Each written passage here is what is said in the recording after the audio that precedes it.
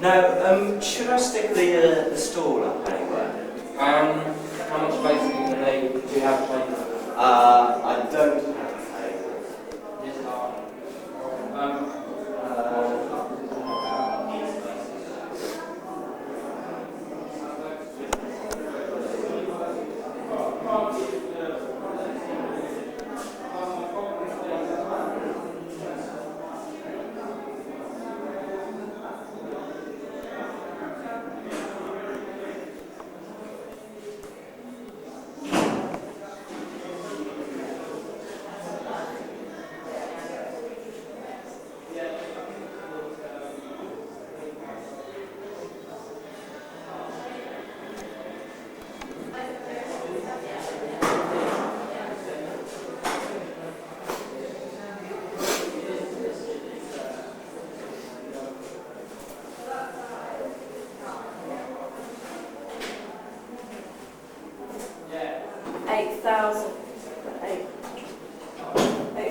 BC. So it's going from the industry starting that long ago, going through basic. That's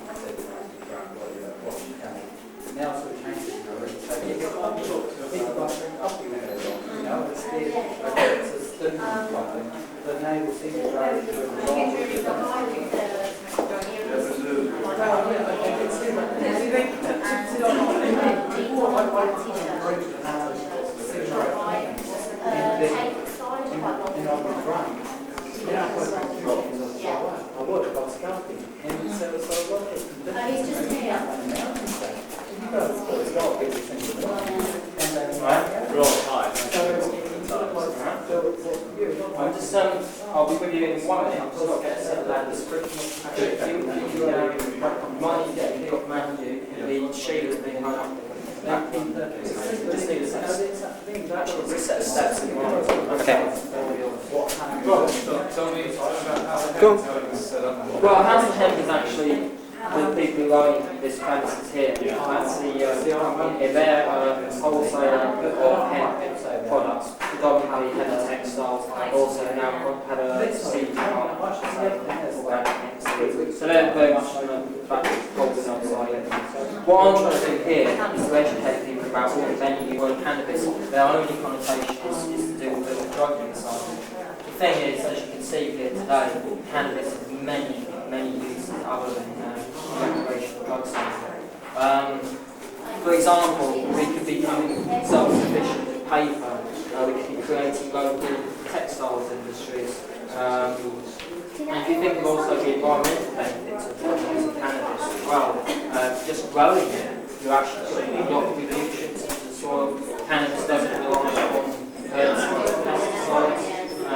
Thinking of clothing, cotton for example, the cotton industry uses about 50% of the world's herbicides and pesticides, which is causing intolerable environmental damage. So this is really what I'm trying to get across here, is that this plant can solve so many environmental problems that we face today. Unfortunately, because of what happened in the States in the 1930s, there is this demonised attitude, different launches on environmental benefits of cannabis. So we have when Matt Hogan started with suede clothing people in here and fashion shows. And so we'll be doing lots of things like that. I'll be doing another cannabis conference this September, on September 14th. And then totally separately from CHIC, this is what I intend to do as an individual, is on the 28th of September, which marks the 68th year of prohibition in this country, is to organise a national turn yourself in day. Basically,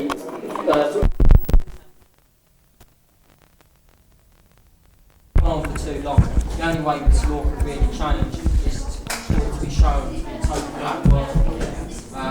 What I'm intending myself is to go into a police station with a hemp plant, i.e. low THC one which has no drug content, and just hand myself into the police saying, look, I agree with this plant, it's totally illegal. The thing is, I don't see why I shouldn't be allowed to smoke it, or with a joint. I haven't seen this whole thing is based on lies, and the truth has got to come out, and that's what I need to do here, is to get the truth out about cannabis. So it's a permanent exhibition? Oh yeah. I mean, things will change. This is basically what I managed to rock up in the last 3 weeks. I've been living up here, working non-stop. And I'll tell you one motivation for me. When I was one night, I was going, oh God, I've got loads more words. And I just looked around at this place and you see people who've been locked up in the States for 10 years for cultivating a plant, which is getting totally insane. And the law which needs to change first, unfortunately, it's one I see most resistance to, is the fact that cannabis is a Schedule 1 drug. That means it has no recognised medical value and it cannot be prescribed by a doctor. Marinol, Nabulone and other products, they're Schedule 2. They do have medical value and they should be prescribed by a doctor. Now it's just so blatantly obvious that that is there to protect the interests of those companies. This plant has just got such amazing potential, but the big thing about cannabis is it is natural.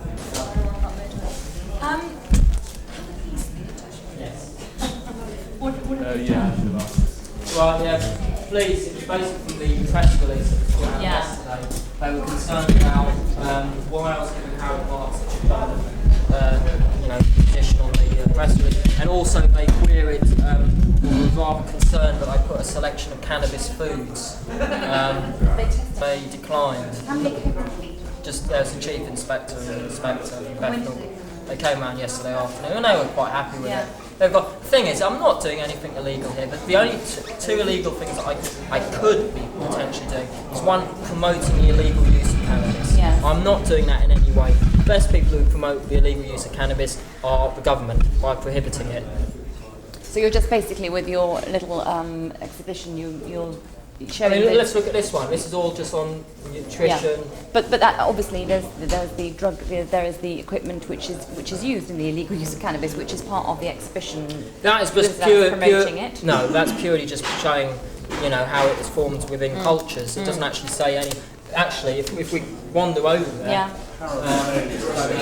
You offered them food and they didn't try it. They declined.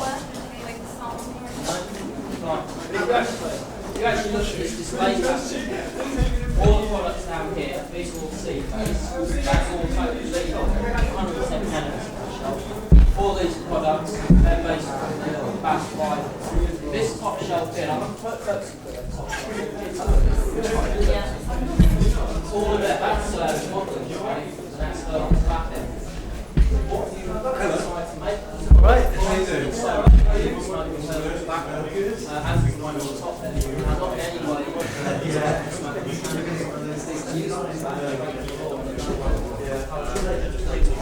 How are you? How's it going? Good to see you. And then you come in?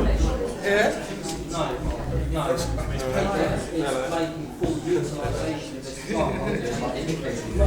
Come down today? Yeah, just go down to the What do you want on the table? Just get a few bits of paper. Okay.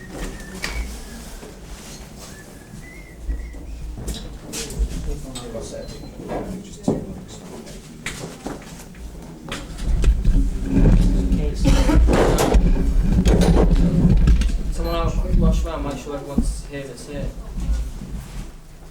Warren? Yeah, just announce it at the start.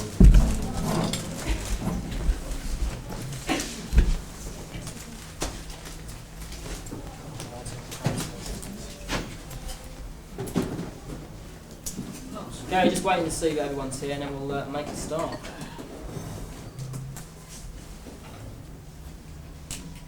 Has everyone found out something about cannabis they haven't found out before? Has anyone been enlightened? No? There's more people just coming. Okay. Yeah, that's space for everyone. Everyone wants to know about cannabis, don't they?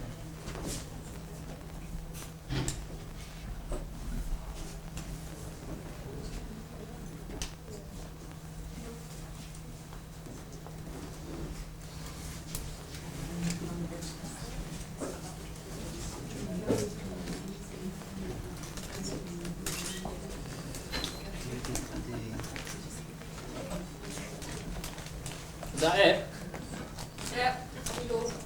Okay, good afternoon. My name's Rob Christopher. I'm the director and founder of the Cannabis Hemp Information Club. The main aim of CHIC is to enlighten people about the many uses of cannabis. Unfortunately, mention the word cannabis and people get this immediate reaction of it being purely a drug. The thing is, as you can see here today, there are many thousands of uses of cannabis other than as a recreational or drug or as a medicine even. Cannabis is such an amazing plant, as you can see, and it's for that very reason that in the 1930s there was this conspiracy to first demonise cannabis. As we can see up there, we had this propaganda campaign about marijuana, the assassin of youth. Marijuana is actually a Mexican colloquialism which was used to con people into believing that they had a new drugs menace. Totally fictitious. All the laws that prohibit cannabis are fundamentally based upon lies and unscientific, discredited hearsay. Okay, so that's basically what CHIC is aiming to do, enlighten people about the many uses of cannabis. Obviously CHIC is also looking for a change in these laws. This will be done through, obviously, information dissemination, which is what we're trying to do here, and also organising things like conferences, which I did last year in last September. I'll be doing another one this year, September the 14th. There's so many things I could say, but I think the best thing is if I actually throw the ball over. If you can say what organisation you represent as you ask your questions, if you want to raise your hands if there are any questions people would like to ask, either myself or Howard. Or I also have Shane here from the Green Party. The Green Party are the only political party to actually fully support the decriminalisation of cannabis. Is there any questions people would like to ask? No questions at all. Give them a chance. Give them a chance. Okay, Shane, would you like to outline the Green Party's policy? Do you want to move around a bit? Yeah. Alright. So I want to talk a little bit about the sort of moral panic that seems to be going on at the moment with drugs in this country. It's a little bit reminiscent to what was going on in the States in the 40s and 50s. Now the main culprit seems to be ecstasy, with marijuana sort of getting in there as well. Basically, there's been a lot of lies, propaganda, misinformation going around about ecstasy and cannabis, and this museum opening up here is one way of trying to redress the balance slightly. In the Green Party, we're forming up a drugs working and action group to try and also get the debate going a little bit more. I'd like to put it to you that a lot of the reasons behind the sort of demonisation of drugs is simply it's a battle over turf. There are various different drug dealers arguing about who's going to buy their drugs. Now, some of these drug dealers get knighthoods and peerages and donate money to the Tory party, and they're what we call the alcohol side of the drugs business. Some of these dealers get short or increasingly longer sentences and don't donate money to the Tory party. I'd like to illustrate this point with two examples. One to do with rave culture. In the mid-80s, rave culture took off in a big, big way, and it worried a lot of the drugs industry who get peerages. So John Bright, who's MP for Luton, also happens to be was Major's private secretary, brought in a bill to increase the fines for people who organise parties to £25,000, whoosh, just like that. If you organise a free party, you could be fined £25,000. This came about in about 1991, I think it was. Coincidence number one, Exodus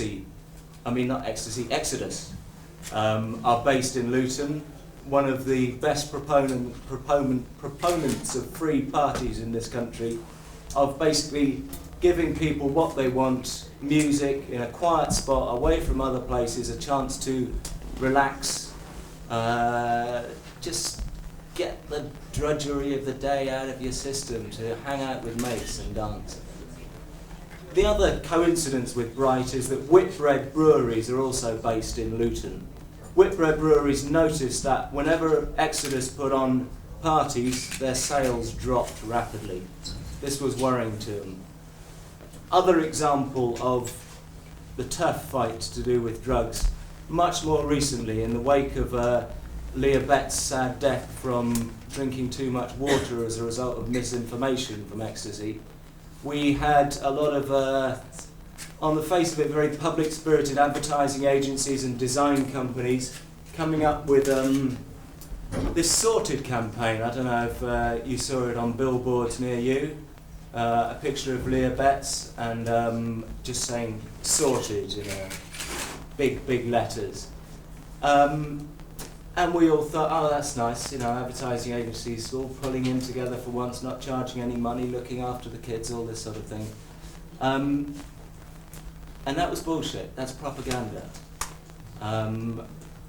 It's probably not a coincidence, but the advertising agency that put this together, Fletcher Delaney, their largest customer at the moment, or one of their largest customers, to the tune of $5 million a year, is a product called Red Bull, which is aiming to be a sort of ecstasy replacement in the clubs, except obviously you buy it over the bar as opposed to a dark corner. Same with the company that got hold of all the billboard sites. They're also employed by Red Bull. All the companies involved in this sorted campaign, their big customers are alcohol companies. So I think that the background to this sort of demonisation of drugs, the background to the sus laws suddenly coming in last week on about 3 days discussion, and Jack Straw's pathetic opposition of, oh, it's okay, MI5 and the security forces have had a word and they say it's okay. The way that Howard is trying to bring in mandatory sentencing for if you're caught 3 times dealing a Class A, which, ecstasy, hash oil, these sort of things are Class A. If you're caught dealing them 3 times, that's 7 years statutory sentence. So I'd like to suggest the idea that a lot of this demonisation of drugs is simply a drug turf war. And in the same way as the Job Seekers Allowance is going to lead to more crime, the police estimates at the moment are between 1/3 and 1/2 of crime is drug related. 1/3 and 1/2. Between 1/3 to 1/2 of crime is drug related. Right, this strikes me that the present way of dealing with drugs, quite simply, not only is it not working, but it's propagating disinformation, therefore more harm from drugs. So I think what not only the Green Party, but most other concerned groups that don't have vested interests are saying that prohibition quite simply doesn't work. There's numerous examples of this, and the most commonly touted one is alcohol prohibition in America, which basically was the best thing that ever happened for the mafia. We're saying that this doesn't work. We're saying that the debate should be broadened on the cannabis hemp issue. It should be broadened far, far on from the smoking and the medical side to it, to look at the rural, industrial sides to it. There are many claims made that cannabis is the only thing that can save the world from a carbon dioxide point of view. This is serious and should be taken up far, far more fully. I think that's really about all I want to say at the moment, other than there's 1 or 2 leaflets around. We are suggesting that to change the law, in some ways the only way to change the law is to break it.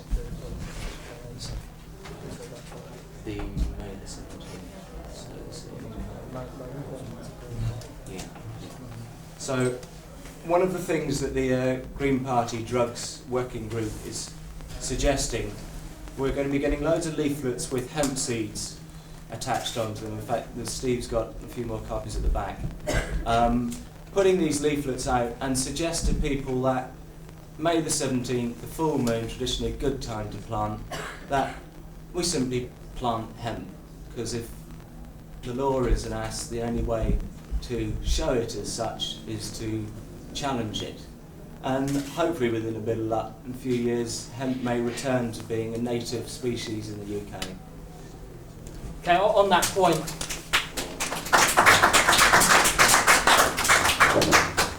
on the point of using hemp, I'd just like to talk a little bit about that and how practically we can be using cannabis to reverse a lot of the environmental problems we have today. If we think about what problems we have, one, we're burning fossil fuels. We're also cutting down rainforests to make paper. And we're also manufacturing a whole range of products from chemical-based, synthetic petroleum-based products. All of the things that I've mentioned could be derived from cannabis. You could be replacing all fossil fuel consumption through cannabis. You could be making paper through cannabis. Now, the thing is about cannabis paper, not only are you going to be saving the rainforest, the other thing is that paper made from cannabis does not rely upon the number of chemicals that wood pulp paper relies upon. It's no coincidence that over in the States, when cannabis was made illegal, it was the same year that DuPont patented their wood pulp bleaching process, which was heavily dependent upon chemicals. The same goes for manufacturing plastics and the whole range of products which cannabis could be made from. This replacement of fossil fuels is unlikely as a viable thing to be doing with cannabis. What we should really be aiming to do is to be making paper from it, clothing from it, textiles, food, all the sort of things that you can see out here. And it's one product I've got to mention this one. This here got it yesterday from a company in Germany called Hemp. This is washing powder. This washing powder is outperforming all leading chemical-based washing powders in Germany. It is fully biodegradable. It is totally safe within 11 days. You could be putting this into water stream and it wouldn't be doing any harm. The problems we have of global warming, deforestation, it's all becoming apparent. People are waking up to the fact that we cannot go on destroying the planet. This plant offers the answer to a lot of those problems. The real problem is that you mention cannabis and people only think about drugs. What hemp, or what CHIC rather, is here about is to actively promote the use of cannabis to save the rainforest, reverse the effects of global warming, and clothe and feed the starving millions who have been suppressed or who have suffered through the suppression of cannabis. CHIC in no way actively promotes people to use cannabis illegally. The best people for doing that are the government. If you want someone to try something, you prohibit it because you think, hang on, why shouldn't I be doing this? The thing is that what drugs are available. Cannabis, in fact, isn't technically speaking a drug. What drug society is on, alcohol, tobacco, caffeine, these drugs cause far more suffering, illness and death than cannabis has ever done. In thousands of years there has never been one single death directly attributed to cannabis. You write to the Home Office or the Labour Party though, and they give such misleading information. Some of it is totally inaccurate. I've been trying to find from the Department of Health what they base a lot of their claims on. I've written to them 3 times, I've phoned them up 4 times and they refuse to answer. The Home Office now refuse to answer my letters. The Labour Party refuse to answer my letters. The problem is they can't base the truth. That is what they're afraid of. When Claire Short raised the subject of decriminalising cannabis, she was immediately cut down by the Labour Party and the Tory Party. The thing is that this law has got to be shown to be unworkable. Now, what I'm talking about next has got nothing to do with CHIC. This is what I'm intending to do, and Howard has agreed with the 28th of September thing. Yeah, definitely. Basically, I'll finish off on this one. Okay then, mate. 28th of September marks the 68th year of prohibition of cannabis in this country. What I intend to do is to go into a police station with a joint or with some other form of cannabis, pass it on to a friend. By doing that, I am dealing. I'm not actually profiting from it, but as far as the law is concerned, I'm dealing. That is a Crown Court conviction. If we get thousands of people doing this on one day, I really don't think the Crown Court system will be able to deal with it. I'm not going to accept a caution because I've done nothing wrong. I can see a lot of cautions being handed out, but I've done nothing wrong. This law, as I said, is fundamentally based on unscientific, discredited hearsay. Once that law is actually questioned, as I intend doing, as you got up there, this is what happened back in the 1600s when the Quakers were arrested for preaching on the streets. They said it was a fundamental human right to be able to do that. It is a gross infringement of civil liberty for someone to be possibly sentenced to, I think it was 6 months in prison and a £2,500 fine just for smoking cannabis. I find that totally obscene, and that law has got to be changed. And the way we're going to do that is to make the law unworkable. And on that point, I'll finish.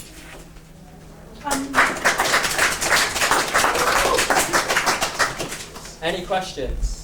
Maxine Frith from the Press Association. It's just to ask Howard Marks what you think of all this. Well, I support and endorse everything that's been said by Rob and Shane. I take issue with Shane on one thing, if I may, Shane, that you refer to crimes being drug-related. I think they are prohibition-related, not drug-related. I don't think there's any crime that's a drug cause. Obviously, I'm here to promote legalization. What occurs to me, and what worries me a great deal, is the stifling of public debate, which Rob referred to as the Fair-Shaw syndrome, and other people have referred to it as that, and the lack of information about cannabis's other uses other than simply getting you high. And I think those, to me, are the most important things to put together. Any other questions at all? Are you going to be joining in this? On the 28th of September, absolutely certain. Before then, if there's any other date. But that's a particularly important date, of course, because it's the anniversary of its criminalisation. Another thing I was actually thinking of doing, because the thing is, if you go in smoking a joint, one, I really don't want to be promoting the smoking of cannabis. It is actually far safer to be eating it. It does come across as a good gesture though, but the problem is some press and media will try and turn the whole story around. So one thing I'm thinking of doing is just getting a picture of a leaf of a low THC legally grown plant, putting it in a frame and saying something along the lines of, you couldn't actually, if you tried smoking this, it wouldn't get you high. Using this plant, you could be making paper, fuel, clothing, etc., etc. However, the law as it stands, a low THC plant, one which is legally grown in the eyes of the law, is exactly the same as if it was a high THC skunk plant, shall I say. So if you're driving along somewhere where cannabis is being legally grown, and in a gust of wind a leaf flutters into the back of your car and you're pulled up by the police, and you sell that car, that you could be facing 14 years in prison for that. That is totally ridiculous, and we've got to show this law to be totally ridiculous. If you go there with these pictures of a leaf in a frame, I really love to see the judge which should actually take that seriously, because I think it's just being laughed out of court, and this whole law is laughable. I think you've already had visits from the police. What's actually happened so far? Okay, the police somehow got hold of my press release. I was quite impressed. I've been doing this for almost a year now.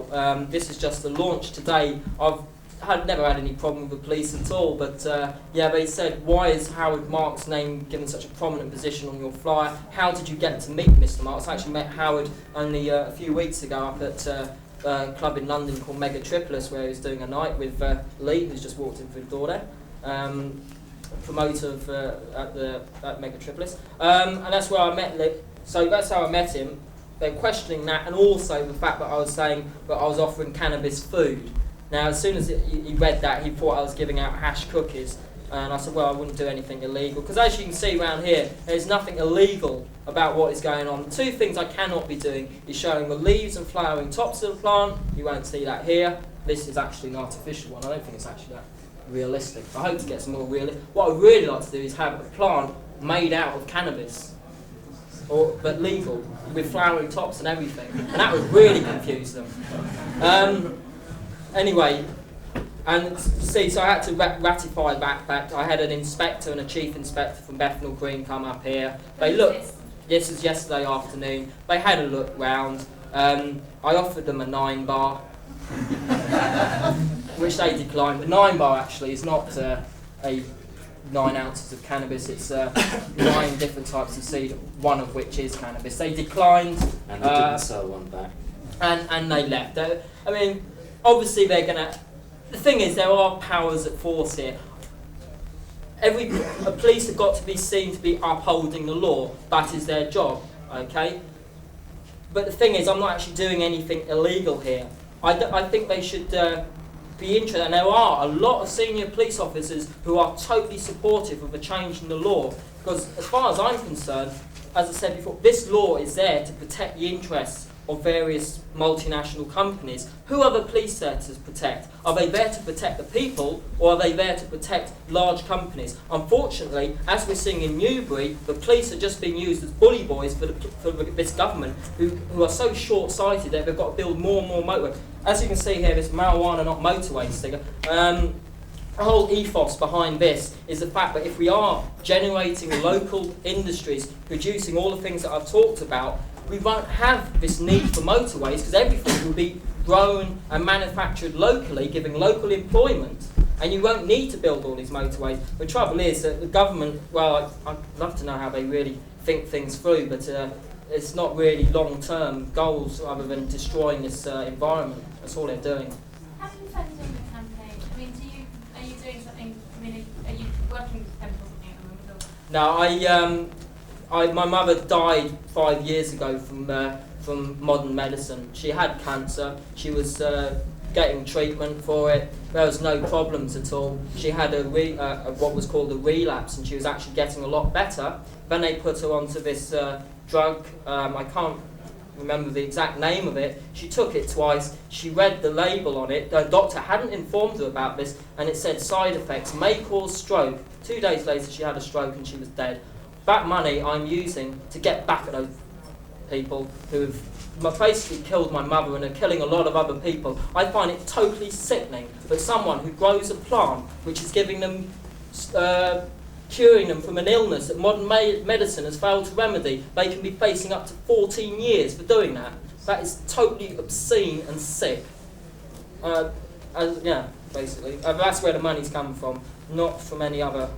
Actually, I will let on. My grandfather was actually a distiller, and that's where a lot of my money has come from. So the bad karma of alcohol has turned around into a lot of positive stuff, which hopefully cannabis is going to be promoting. Do you not drink?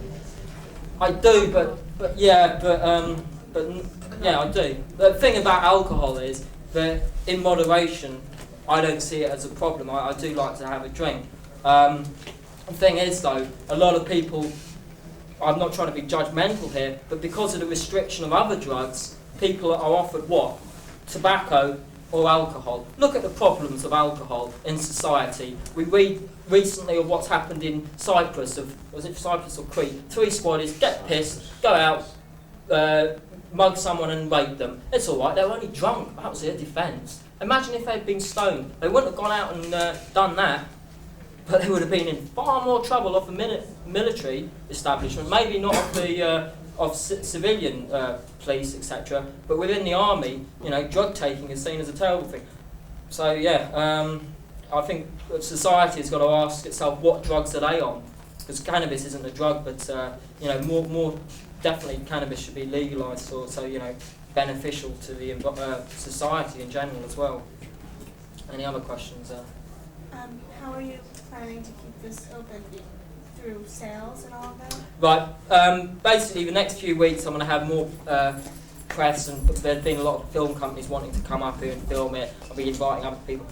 I hope to get some volunteers in so I can be opening firstly, say 1 day a week, and then eventually 5 days a week. And from that, it's going to be run as a private members club. So you can join CHIC, you'll be getting your membership pack, which has newsletters. I've just finished writing a book last year as well. I'll be giving that out. Newsletters, I'll be doing this conference. I'm also doing this thing with the Green Party called the Eco Trip, which will be visiting a lot of festivals, protest sites, to basically pass on information about cannabis. And that's how I hope to generate some money through sales and things like that. And hopefully I hope to get some bands and prominent figures with a bit of money, and maybe I could have whatever band it was, a band with lots of money. We could have a Jamiroquai roof garden. Or that garden I want to make all nice. And, yeah, so hopefully I'll get some funding from people who support the cause. Because there are a lot of people out there who do support it. I used to be with a legalised cannabis company. I don't want to be seen as putting down the LCC. I set this up basically because the LCC was becoming very dysfunctional. It's not really an effective campaign organisation.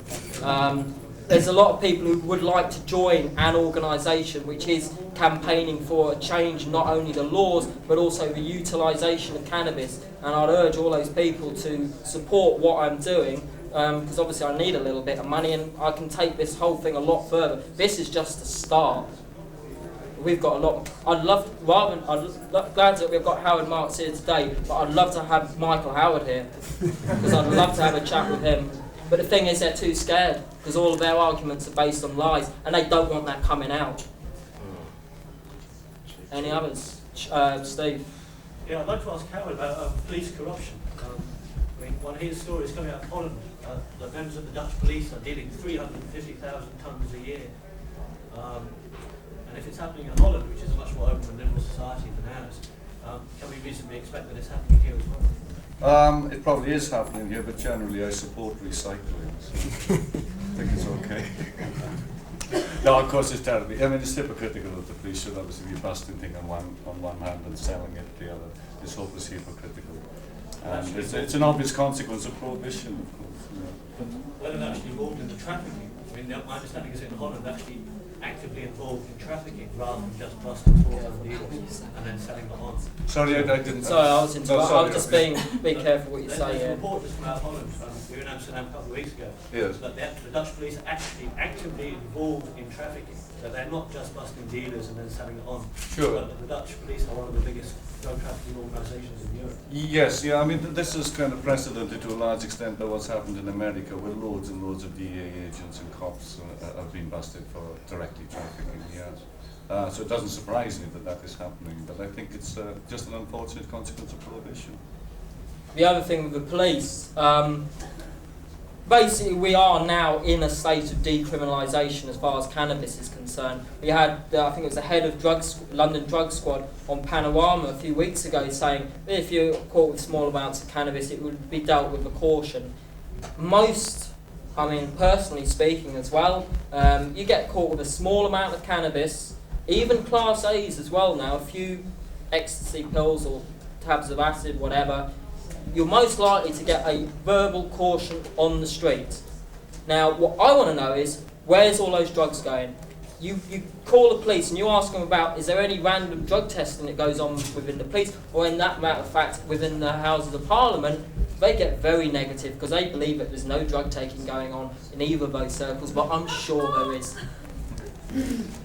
Just maybe worth pointing out as well on the drug arrests for the last year's figures that have come out of the Home Office. I think it was 83 or 84% of drug arrests were cannabis related.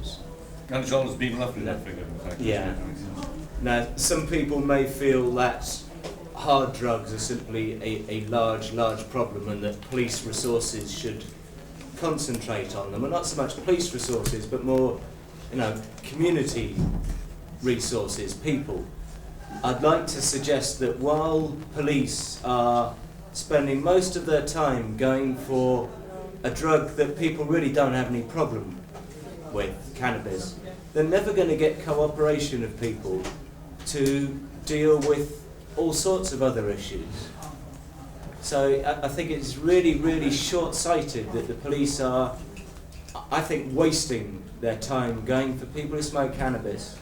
And even if they don't get charged, a caution still gets you a criminal record. Let's remember that. That police basically are wasting their time going for alleged criminals who, the majority of the population now, certainly in urban areas, don't have a problem with people who smoke spliff.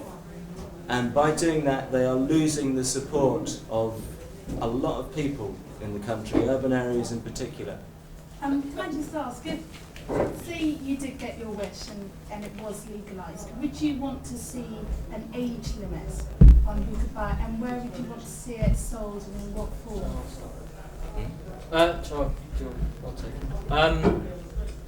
I don't, for the age, what you've always got to understand is by doing that you're recommending an age. For example, alcohol is recommended for 18-year-olds. However, a lot of the alcohol companies are realising that their sales are going down because more and more young people are taking drugs. That's why they have to come out with things like Hooch and Two Star Dog or whatever it is, these alcoholic drinks which are marketed at younger kids. I'd say 16, 18. The thing is that cannabis is far less harmful than any other drug. As I said, cannabis itself isn't actually a drug. How it would be sold, I think the first step, as I said, we are in a state of decriminalisation. The only people who won't admit that are the politicians. The next step I can see happening is that there will be areas where the police accept openly and admit to drugs are being used.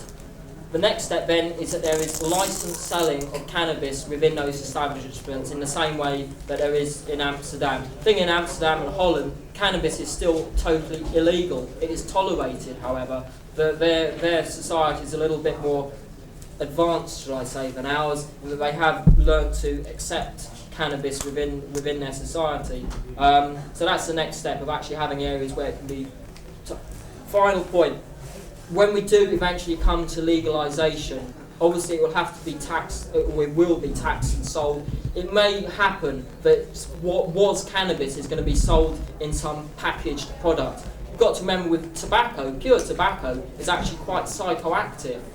What you buy in a packet could have several hundred, if not thousands, of chemical additives, some of which have been found to be carcinogenic and also have radioactivity within them. The important thing is that people should be allowed to grow cannabis themselves. I think that's a very important thing, that you should be able to become self-sufficient within your own drug taking. We're all adults.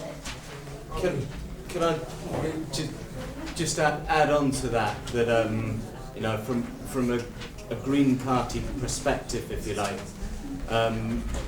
while we do argue for decriminalisation, for legalisation, I think it would be terrible to have cannabis being sold by, you know, your Philip Morris multinational and it being advertised everywhere and this sort of thing. I think that would really be going down a very, very wrong road. The sort of thing we're talking about is basically a ban on drug advertising. Now, this to include, you know, the dangerous drugs, i.e. alcohol and cannabis. I'm sorry, alcohol and cannabis. Excuse me. Take a look at all the people that use cannabis, and we're all really free, easy people that have issues about the world, what's going on, life, and so on. If you take a look at people who drink lager and other kinds of party drugs, they're all totally, you know, idiots that go out there causing trouble and, you know, want to spoil things for everybody else. But if you look at all of us lot, take a look round at us all. We all have the right views, the right morals, the right principles. We go around life. We're the ones that go around, you know, picking the pieces up where all the idiots go around spoiling it for everybody else. And what's wrong with that? Being peaceful and trying to save this planet rather than because of the vested interests. Because of the vested interests. interests. The generation below us, you know what I mean? It's all about education. That are below us. And it's something that's natural. Look at the picture, it says it all. That is the eye of life, going down onto the egg and the sperm. And green has been here since the year dot. It's natural, it doesn't do anything to the ozone, it's the cigarettes and everything else that does. I think we're wrapping it up there soon. Is there any final questions that people would like to ask any of us? Does anyone have a reasonable estimate of the quantity of marijuana illegally consumed in this country? Yeah, I've got some estimate. It's about 2 tons a night. 2 tons a night? 2 tons a night. Well, my main question is, we have so many customs officers, etc. I personally been stopped at airports, searched, etc. How can we possibly have 2 tons of marijuana per night getting through these people when I can't even come back from Amsterdam without being stopped with a rucksack on the back. I have this sort of problem too. The people, people are singled out for arrest. But essentially most of it comes in not through sort of commercial kind of London villain type things. Most of it comes through in a very, very dilettante fashion. You know, a few guys are going out east and bringing back a few kilos, but there are lots of them. An awful lot of people, of course, very, you know, which I like to see, are growing their own these days. Because ultimately, I think we spoke outside, that's the way I'd like to see it go. Yeah. That everyone could afford to just, you know, keep a box full of very nice marijuana in the back and smoke it and then live that way. That would be ideal, yeah. I mean, my main concern is with that quantity coming in and the relatively small number of large busts we seem to see occurring. I wonder Sorry, I missed the last bit. There's a relatively small number of large, successful busts from the drug spot happening. Yes, on yeah. an annual basis, say maybe 3 or 4 large ones that I hear about. Sure, they don't get many of those, but they are quite well organised, you see, by sort of, in the main, fairly sophisticated people that do get it through. Right. You know, by dubious means sometimes, but they are obviously, efficient. I'm my only concern is whether there is in fact any dirty play going on there. Well, in them maintaining that far less is being smoked than actually is, or the other way around? Both. Who knows? You know, I mean, my estimate is that it's done on what I read. You assume about 50 joints to an ounce, okay, and assume about 1 million smokers, and define the smoker as 1 joint a day. Okay, now these are all fairly arbitrary definitions, obviously. But if you do that, you come to 2 tons a night you come to a ton a night in London, and 2 tons a night for the whole of the country. Very interesting, isn't it? That's all the basis of that calculation. There's no other authenticity. Think of the money Why that... is it that police can come into the schools of 6-year-olds and set up a table with Rizla and other objects and say, whose parents do this? But we're not actually breaking the law by doing it at home in our privacy, and they're going to the classes and saying, whose parents has this and whose parents do this, and finding out then who They do it because we let them do it and fail to put an effective opposition to Is it our children that have to go through all that? Unless we do something about it, yes. Yeah. You know, I mean, it terrifies me what they're telling my kids. We can chat about all these things. What I think we'll do is wind it up now. I think people are getting a little bit restless. Thanks for all coming, and there'll be plenty of time to chat. You're right.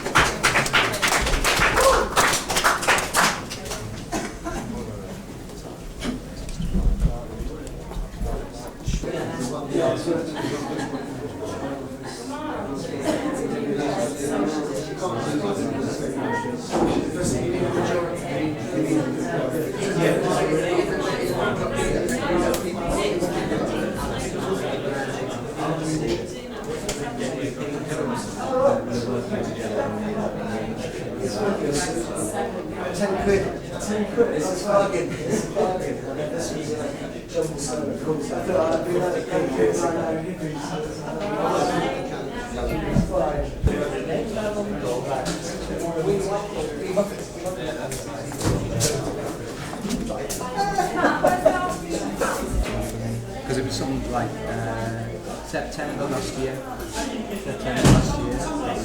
was I've been from everyone to just took pictures of reading mine.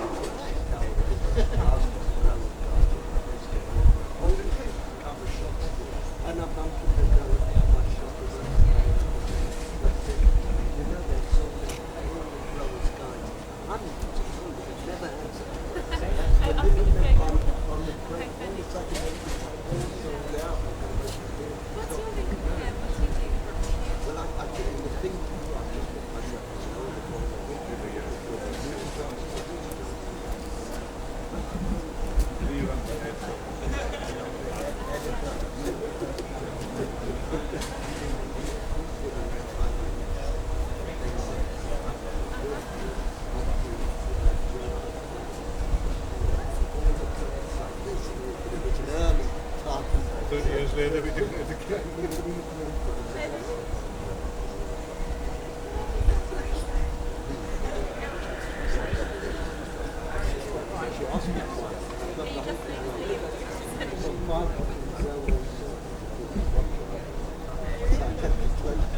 I did work in a two course at the time. It's all right to have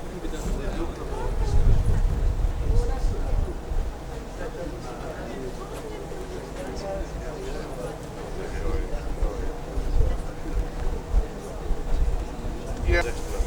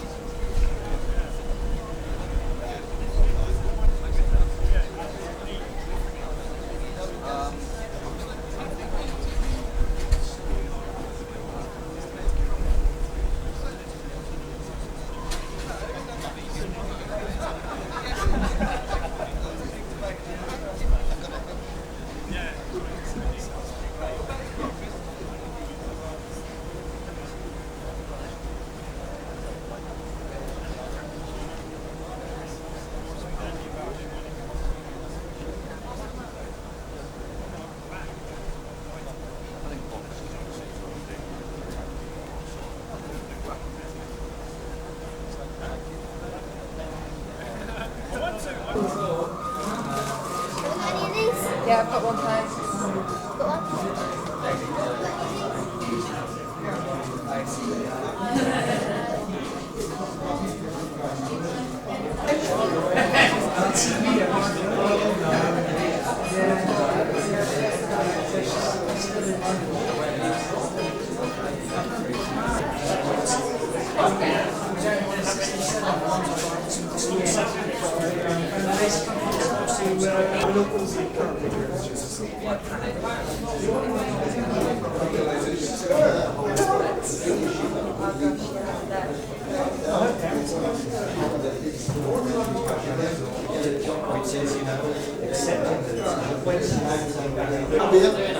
I've got to come right to Norman To say how it's been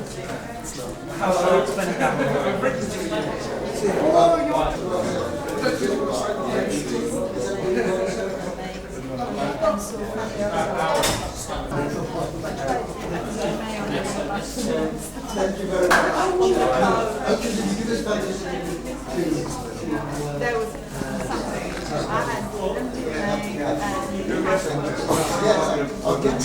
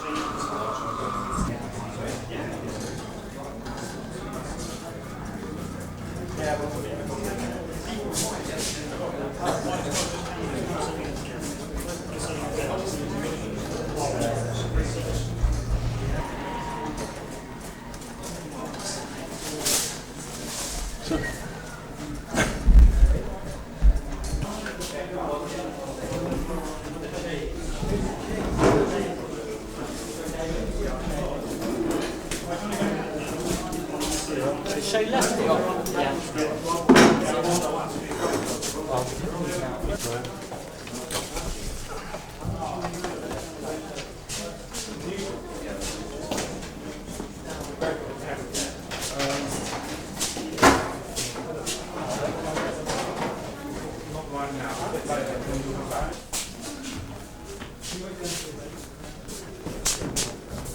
Right, just in front of this plant here.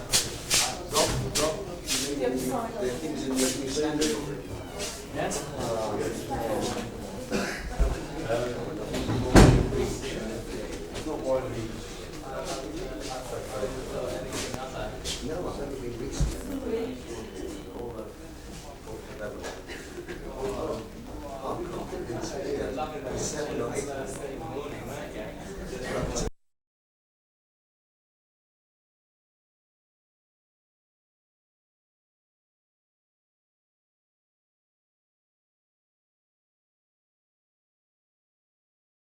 And just I think it's half of the battle really maybe.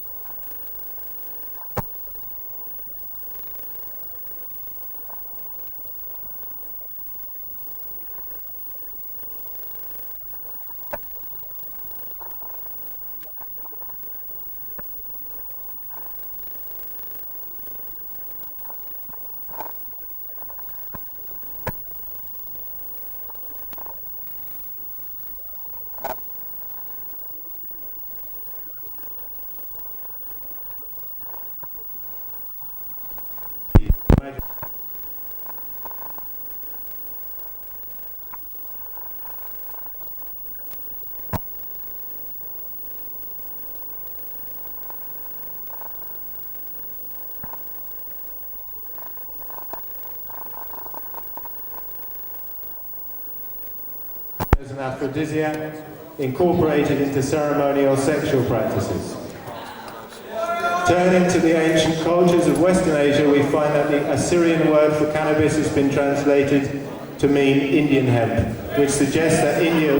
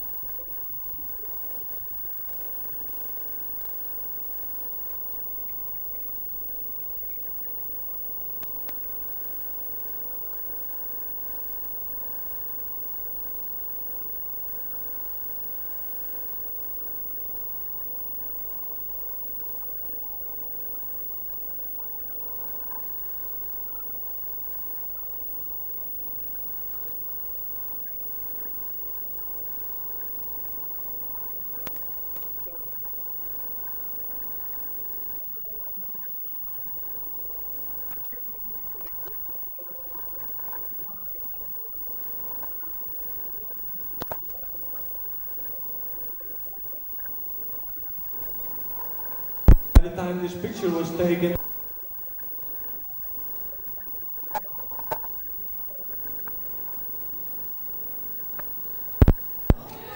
In this picture you can see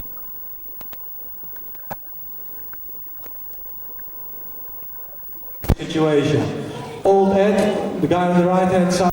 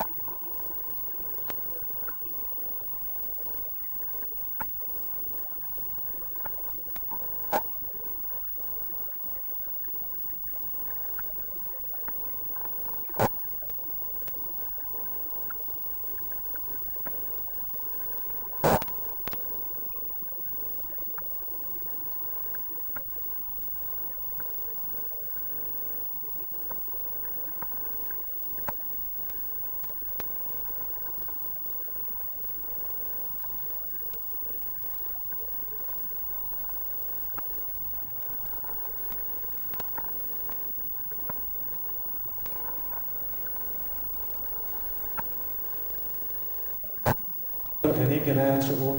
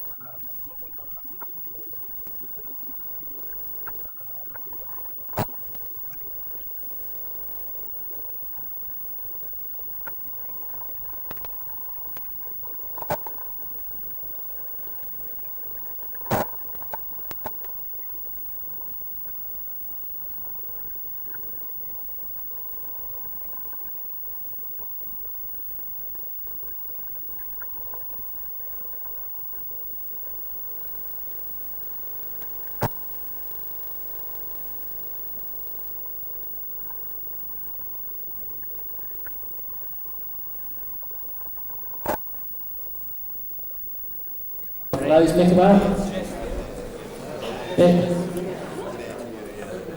Mick's about, and obviously I've never met Mick before, but if you'd like to join us on stage.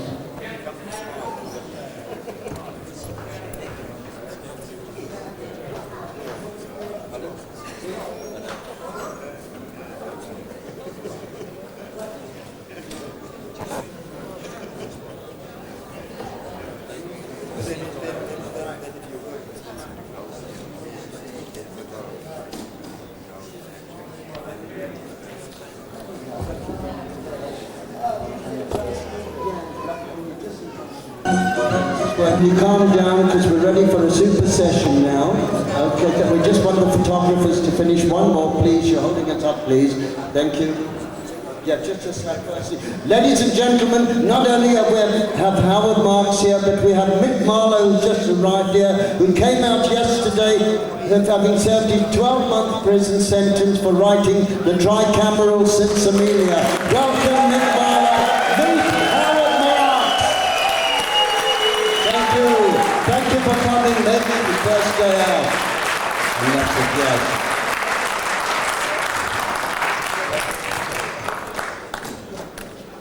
Well, when we get the special ceremonies over, and it's very moving, and we're glad you're out, Mick, and we've sent you a birthday card, Howard and I, and it's a pleasure to see you in the flesh. And if you'd like to come down here, we will introduce you, and we will speak. First what we're going to do, a signed copy of Howard's book, Mr. Nice. And there are a few books later, if anyone wants Howard to sign it, there's very few left. But he'll be signing copies of the Book of Alchemy on Tuesday between 5 and 7 in the Portobello Road. Okay, now... I'm not going to just talk about how I was a Welsh kid and became a dope dealer via Oxford and all that shit. I don't want to go into it, but I'll very happily answer any question, I mean absolutely any question that anyone would want to ask me now. As long as I can hear it or can read it. I'm particularly glad that Mick is here with me. I think his case is probably the most disgraceful example of injustice I've ever come across with regards to marijuana. Okay, he wrote a book about how to grow it. They asked him, don't say it's for growing marijuana, pretend it's for potatoes or something, then we'll sell it. Mick said, fuck you. And they put him in prison, all right, for incitement. Okay, now I wrote a book, and I hope it doesn't entice you to do anything you don't feel is absolutely correct. But now I'm only too happy to answer any questions if anyone's got them. I know it's difficult with the mics and everything like that, and I don't know how it's going to be organized, but if a question can be brought to me, I will answer it, whatever it is. Any questions? Why are there no Jamaicans up there? Sorry? Would any Jamaican please like to come up and join me? Because he's very welcome. Anyone at all? Please, with a Jamaican... I don't know, what do you know, Ryan? I don't know. Sorry? Quite welcome. Would any Jamaican like to come up and join me? Please? Okay. Right, if there's a question here from Simon Andrews, who runs his trips to Amsterdam every weekend, and I believe there's a couple of complimentary tickets at any time you want to go to Amsterdam on the coach. Thank you very much. I went there quite recently. Or we can always donate as another prize, what do you reckon? What's that? With this raffle we've got, we can donate these as another prize maybe if you want. Well, I might be able to make use of them, Rob. Okay, oh, sorry. I thought you didn't want to sit on the coach for 12 hours, because I know what it's like. Okay, this is Simon's question. Does importing marijuana into places it is illegal to smoke help the process of legalization? If so, how? I do believe it does, and certainly believe that it has done. By making it available, enabling many other people to see the effects of it, use it, and of course if everyone's smoking it, the law becomes more and more unenforceable and hopefully more short-lived as a result. What is wrong, of course, and what creeps into it, and is almost unavoidable, is that people are going to see it as an opportunity of accumulating vast amounts of money. I made a hell of a lot of money out of doing it. Okay, but I did care about what I brought in. I smoked it. If it didn't get me stoned, very stoned, I would not bring it in. I'm afraid these days it's being brought in by people who do not smoke, who do not give any quality control, and that's bad.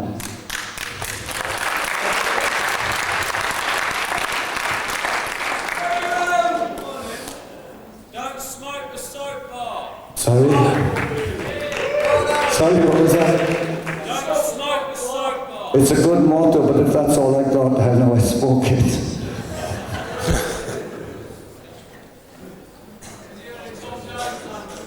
Sorry, I can't hear very well. I don't know if there's some other... If you want to come up and ask it might be easier.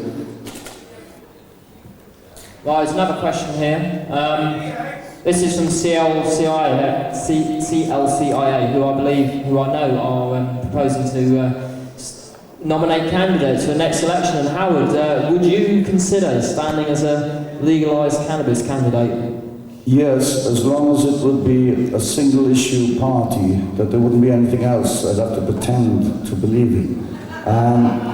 Also, I would, may as well make it clear now, although I'm obsessed with making marijuana legal, my main reason is because I want to get stoned on it. I'm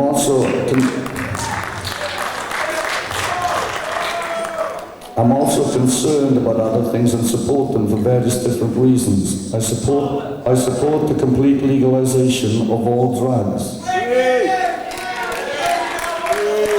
Though I don't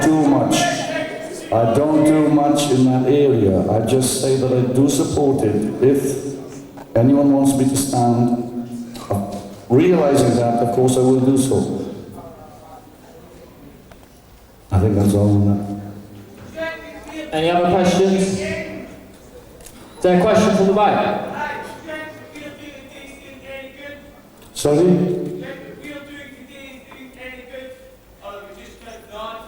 I'm sorry, it's so hard to hear. Do you reckon today is doing any good, or are we just something on?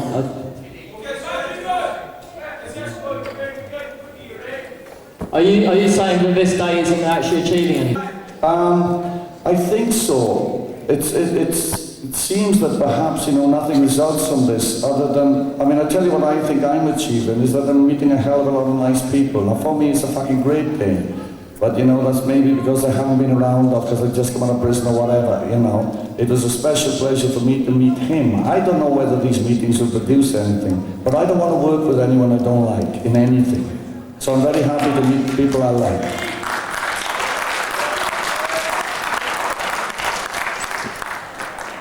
I've got another question here.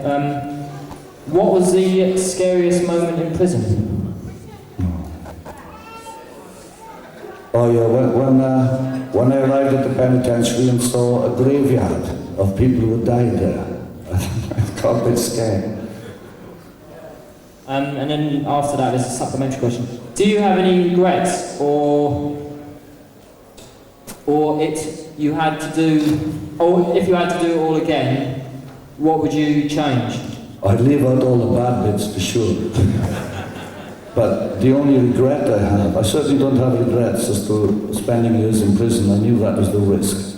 I don't feel at all bitter for the people who put me in prison. I knew they were that way before I started smuggling. I do feel bitter because they arrested my wife and locked her up for 18 months, even though she spent every day nagging me to stop dealing. And that, I didn't know I was risking my wife's freedom. And I have to be honest and say I wouldn't have done it if I'd known I was risking my wife's freedom. Or I would have made sure that there'd be no way she could have ever been caught. But of course she didn't do anything illegal, it's just Americans can say you do. They say she answered the telephone in my absence and therefore contributed to my racketeering enterprise by telling some guy which hotel I was staying in. If I'd known I was risking that kind of madness, I wouldn't have done it. America wouldn't have got a single ounce of dope from me. And I'm never ever going to send any dope to that country ever again, so fuck it.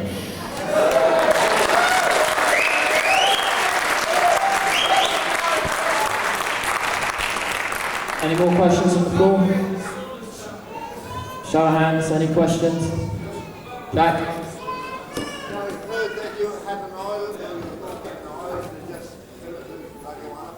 Sorry? Oh, the oil tanker one? Yeah, what you were the idea about the oil tanker and the subs and the torpedoes. Yes, I did have an idea, which wasn't actually done, of growing marijuana large scale on an oil tanker in international waters and delivering to countries in need when and where appropriate. But I never did it, no. I can't remember why I didn't. Sorry? There's another question. What reasons would you give for advocating the legalising of all drugs, underlined all? Well, a friend of mine's son died the other day in a pub. He was about 19, because he went in and brought an unknown substance from an unknown person. He died immediately, and his friend died shortly afterwards. We're still in the coma, I don't know. So one of the reasons is to avoid that kind of tragedy, so that people know what they're getting, from whom they're getting, that they know exactly what drug they take and what its effects are. I mean, if I want to be able to see red dragons tonight, I'd like to go to a shop and buy the drug that would do it. I totally agree. There's certain drugs which I've got absolutely no time for. Cocaine is one of them. Thing is, it's the karma of how a drug like that is produced. If you take something natural and then pour chemicals all over it and then precipitate all that shit and that's dumped into the jungle, and then the thing is, that you can't stop someone's desire to take drugs. No law will ever stop that. And that, as Howard was saying there, we've got to be able to control drugs. I think, along with Howard, all drugs should be legal and controlled. And the places in which those drugs are sold, there should be non-profit organisations where the money made from the sale of those drugs goes into treatment and care for people who may have problems with the use of certain drugs. I won't mention which ones. But yeah, that's the way I feel about it anyway. All drugs should be controlled. And the thing, what I really think we should be doing is aiming to be self-sufficient within our own drug use. We should be growing our own cannabis, cocoa plants, opium plants, and not having to turn to the laboratory and using chemicals. So there's no real need. I mean, I must admit I do like MDMA, but I much prefer cubensis mushrooms or psilocybin or cactus or something natural. Any other questions? Hello, ladies and gentlemen. My name is Peter McDonald. I've been smoking cannabis, I think since I was about 10 years old. It's never affected me in a physical way, not even in a mental way. No. Or other statements.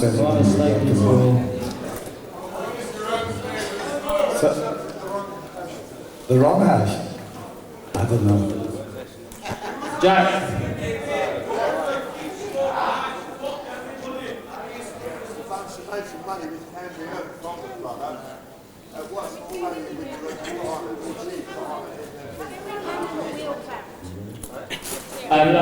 You're saying...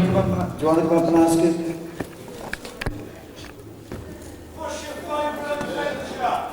My favourite adventure? I am more nervous doing this, talking to you, than I was crossing any fucking border. I feel I've got far more at stake, really. So this one. As I was saying, the value of it, you know, and the money to be earned from it. If it wasn't legal, what sort of price would you like to see per ounce or per kilo or? I'd like to see it free. Free, well, so I would agree with that. Yeah. So I think there's been some objections towards legalisation of cannabis. I know the government will control it, they'll tax it, etc., etc. The thing is, once cannabis is freely available, society will change so much. There will be less greed and want. That greed and want is generated through the use of a lot of other drugs. The government are quite happy for you to be drinking coffee so you can work excessive hours, stressing yourself out, smoking cigarettes which are drenched in chemicals. Tobacco itself is actually quite good medicine, but it's soaked in chemicals, so it's more palatable. And then go and get pissed in the evening so you can start all over again. But if people weren't smoking cannabis, I think there would be a lot more chilled out society, and there just wouldn't be the want for money so much. Any more questions for Howard? There's almost one down there. Yeah, go ahead. Say whatever you want, please. Yeah.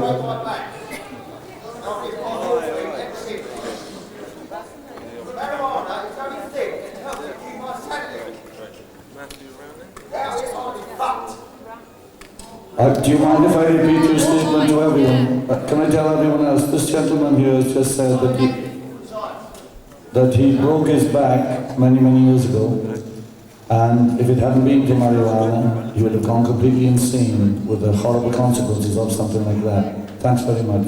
Thank you. Question up the back. Yeah, it's just a question up the back there, sorry. Far away.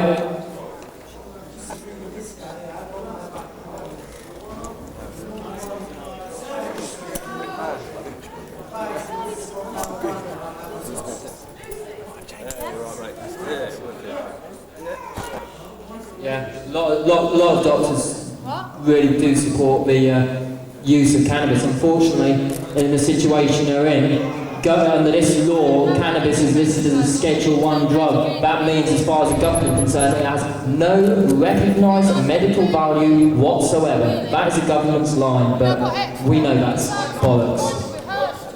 Question about actually, most doctors I think the only survey I've seen and remember is one done in America, and I don't know how indicative that is, but even there, over 50% of doctors wanted to be able to give cannabis to those patients who they thought would benefit from it. Instead of allowing them simply to grow it in their gardens or get it from people who were able to procure it, they would rather spend millions and millions of dollars and pounds trying to get a synthetic analogue that you can take and maybe with a bit of luck cure those symptoms, but it won't get you high. Okay, now the only reason they do that, they can patent their product. They can't patent the herb growing in your garden. God or nature has already got it. And that's what it's all about on that one.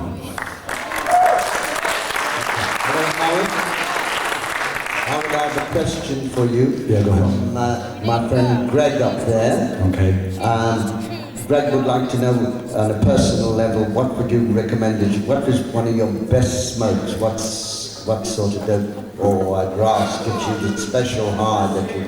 Okay, I can answer that one, yeah. I've smoked an awful lot of strong dope, and people have been very kind to me in that respect, both since I've been out of prison and when I was being shown people's ways.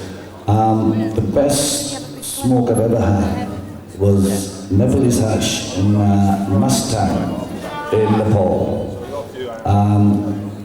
I've seen it here in London, once in the mid-70s. It's without doubt my favourite hash. It's very sort of Himalayan, both in high-end origin and everything. I also like white Afghani hash, which I haven't seen for a very long time. Then I was in prison for 7 years, and there was tremendous advances in homegrown marijuana. And I've had some very, very strong stuff there too. And this seems to be the most promising aspect of everything, is that soon, as long as they change the law or stop enforcing it completely, everyone will be able to grow their own dynamite marijuana, or weak marijuana if they prefer it, for nothing. And that will save so much money all around. And I was very, very encouraged to see it, and I've got no complaints about most of the products that's been a consequence of that. Yeah.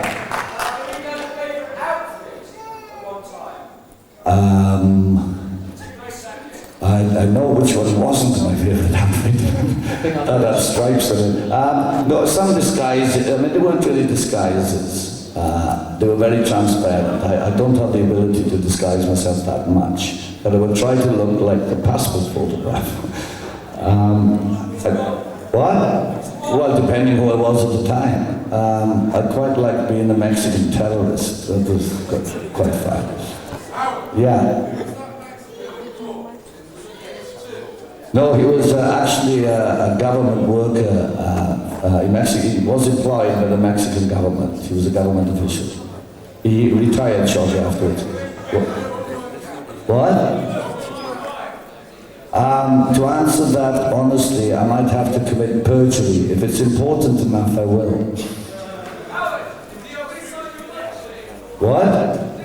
If you come to Alchemy on Tuesday, it's just well, unless you really want to do another book signing. I've answered your question, yes. Whenever it suits everyone. Now, as far as I'm concerned, it's okay. But I just wanted to. Yeah, sure. Incidentally, though, there will be a book signing at Alchemy, which is on Portobello Road on Tuesday between 5 and 7, I believe. Yes, Lee, is that right? Alchemy, 261 Portobello Road. Near the flyover, book signing, Mr. Nice, and there is a book here which will be signed by Howard to the person who wins the raffle. I know I keep vlogging it, but I've put a lot of money and effort into this day, and only 50p each. It's not too much to ask. There's also this to win as well, and which is legalization. Of course, I will not refuse to sign any book, but please, this is not a platform for that. This is not a fucking bookshop, okay? But of course I'll sign any book, but I'm not trying to sell any of it. I will get you back to some questions I have here from you for 3 different. First, from Andy. Why isn't the diversity of cannabis available in the UK as per the 1970s, as is available to consumers in Holland? And second, if you want to answer part of that, you'll see, we should encourage smokers to boycott Rizzler Limited for their hypocrisy in refusing to admit who funds their massive profits. Okay, well there's a few questions in there, okay? First of all, was why is the dope not as diverse now as it was? This is because people, the main suppliers of dope into this country, bring in Moroccan dope, and it's become a commercial, and like any other designer or non-designer commercial commodity, and it's treated like that. No one cares anymore. If you cared enough, there's plenty of diverse hash in the world. Tomorrow you could be in Kathmandu smoking it. You know, it's just because the only people who have the balls to bring it in don't use it at the moment, which strikes me as rather sad. That's the first one. What is if you want to go, and I've got 3 other questions after, but this idea that the hypocrisy of Rizzler, which I've always felt as a person who sells skins, is an utter hypocrisy, because they know who, they refuse their hypocrisy in refusing to admit who funds their massive profits. Then Rizzler's terrible fault is that they always allied themselves to the tobacco industry, and now they're regretting it. But do you think we should encourage smokers to boycott Rizzler? It's an interesting question. I don't agree with boycotts generally. Okay, I think everyone ought to be able to buy what they want. I agree that Rizzler are corrupt and hypocritical and not admitting that most of their products, or an awful lot of their products, are used by people like us for making our joints. I would rather sort of try to open up some dialogue with them and get them to say, yeah, you know, we know people are using it for joints, rather than boycott them. I mean, we do need skins. They've got that act together, okay? You know, and if I can't get any skins, I'm not going to say, oh, I don't want those, they're Rizzler. Yeah. So I wouldn't approve of boycotting. But yes, to try and open some I was in Wales the other day, and apparently they've got a huge factory there. So, you know, I'd just rather go there and get them stoned and wind them up and see if they're going to go for it, you know, really. But I'd rather not boycott. But I understand the emotion behind that suggestion. Thank you, Howard. From girl there, I know it's Simon's lady, would like to ask, just a second, if you were to stand as a legalising candidate, how would you advocate the supply and distribution of cannabis, given that not everybody wants to grow it? A growers cooperative or No, union? it's like, for example, I will probably always want some Nepalese if I can get some. Now, I think there'll always going to be enough lunatics like me who'll go out there and bring the exotic stuff in, you know, that's okay.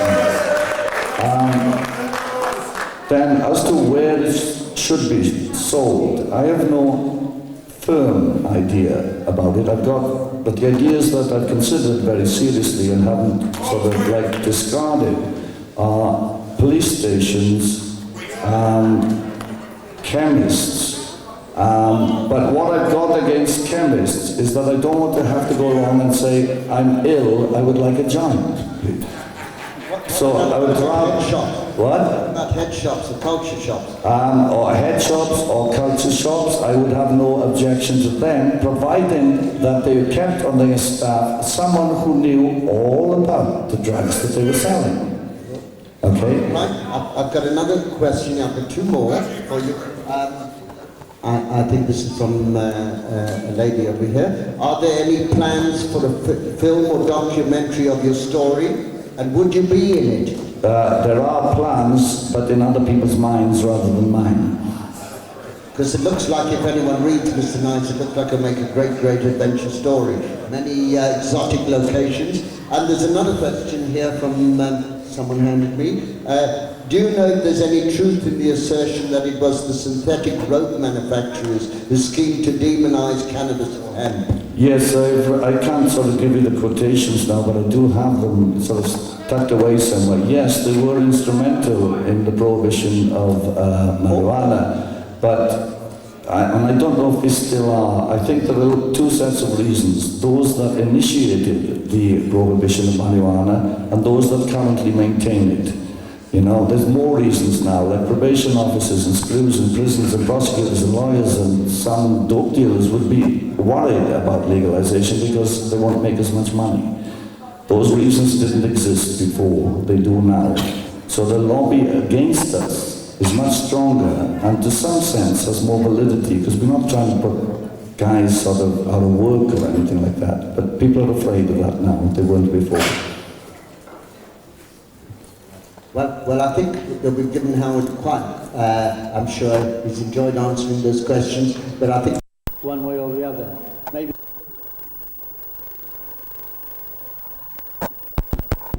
the Labour will then wake up and say, hang on a minute, we got 4,500 votes for legalising cannabis. Maybe we'll wake up. That's what we're trying to do.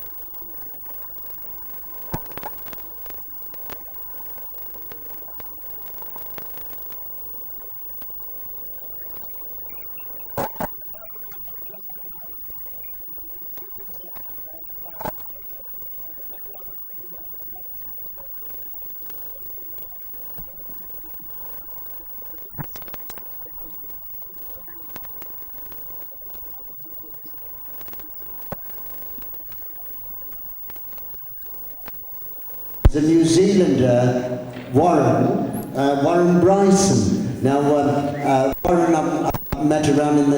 Is that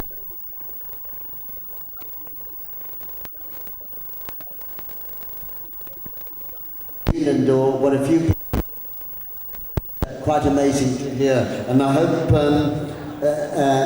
Warren is with the New Zealand Normal, and it's often in places like Australia and New Zealand you find the people who are doing really crazy and interesting things, and I hope Warren here will tell us what he's been doing. Warren, would you like to come up here? Thank you. Give a big hand for Warren Bryson, a great cannabis activist. Hello everyone, hope you can hear me okay, yeah? Just want to say it was a good trip over. Anyway, I've just been involved in Normal, which is a national organisation for the reform of marijuana laws in New Zealand for quite a few years. And basically what I'm going to talk about is we've got to understand that cannabis laws are an inherent part of our capitalist laws. So the laws we've got with cannabis are very much ingrained in our capitalist system. And I think it's very important to understand that because there's a lot of money involved in cannabis, not necessarily in selling it, but in the legal trade, etc. And basically, I know, I'm sure a lot of people here agree, capitalism is the present root of all evil, but you know, out of that will come anarchism, a free society, and you know, we'll get there one day. But anyway, you know, at the moment, the government wants to decide. Instead of having, you know, they say let's have free markets this, whatever. But presently the government and in some extent ignorant, apathetic population have chosen to let black market forces control our cannabis trade. Okay? Now, the part of where the capitalist system comes in with cannabis is through the whole law system, be it the policemen on the street, the court, the judges, the prison system, the lawyers, and there's also one other very important part in this, and that's the person who they arrest, you know, the cannabis user, the buyer, the seller, the smoker. They're a very intrinsic link in this capitalist punishment system we've got going here. Okay? Now, this system can only work if everybody has their role. Okay? Basically, what that means is that, you know, the judge wants to get a salary, the police officer wants their bit, the lawyer wants their bit. In order for that to happen, they've got to have people to arrest, people to punish, people to pay the fines and go along with the system, play along with the system. So, you know, it can only work with your cooperation. Every person who smokes cannabis, if they go along with the system, they're promoting it, they're helping it sustain and live. So one thing which we had in New Zealand was, well, you know, in order to change the system, the first thing you've got to do is not cooperate with it. So we started doing a bit of non-violent direct action. This, you know, initially the first idea that came to me about this was about 10 people went into a police station and they went and smoked a joint, or they smoked many joints. Now, the police, they didn't know what to do about this. They saw hummed and harped for half an hour. Then they said, right, come with us. They put them in the cells. They locked them in there for an hour. Then they said, right, get out. You come back, we're going to do you for trespassing. The thing is, cannabis smokers aren't criminals, you know. You're not harmful people. The police know that. But they just play along with the game because it gives them the power to control you. That's if you let them have that power. So basically, you know, from that took the idea. We had a rally in New Zealand, and they arrested a few people involuntarily. At the end of that, you know, they always leave me alone. I had lots of big plants in my windows, but hey, you know. Anyway, I went and rolled up a joint, I smoked it, and I had to physically smoke the whole thing right in front of them and prevent them from getting into their vehicles before they finally decide to arrest me, because, you know, they sort of know if someone's got no fear of their law, then it can make their law a little bit unworkable. It can cause them a little bit of a headache.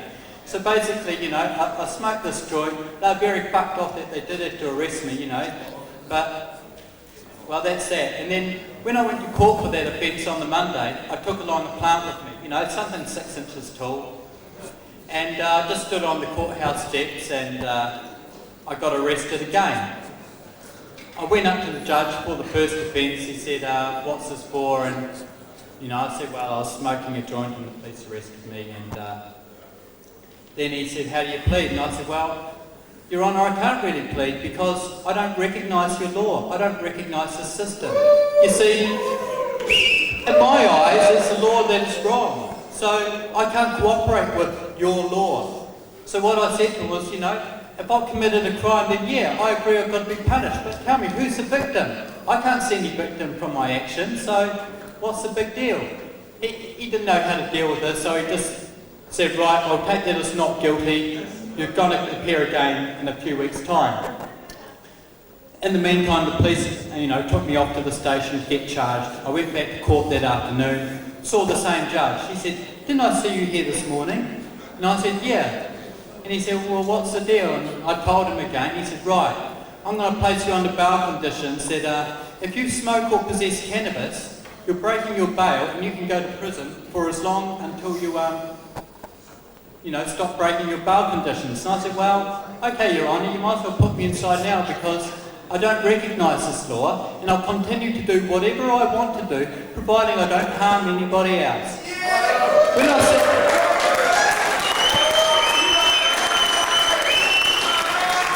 thank you.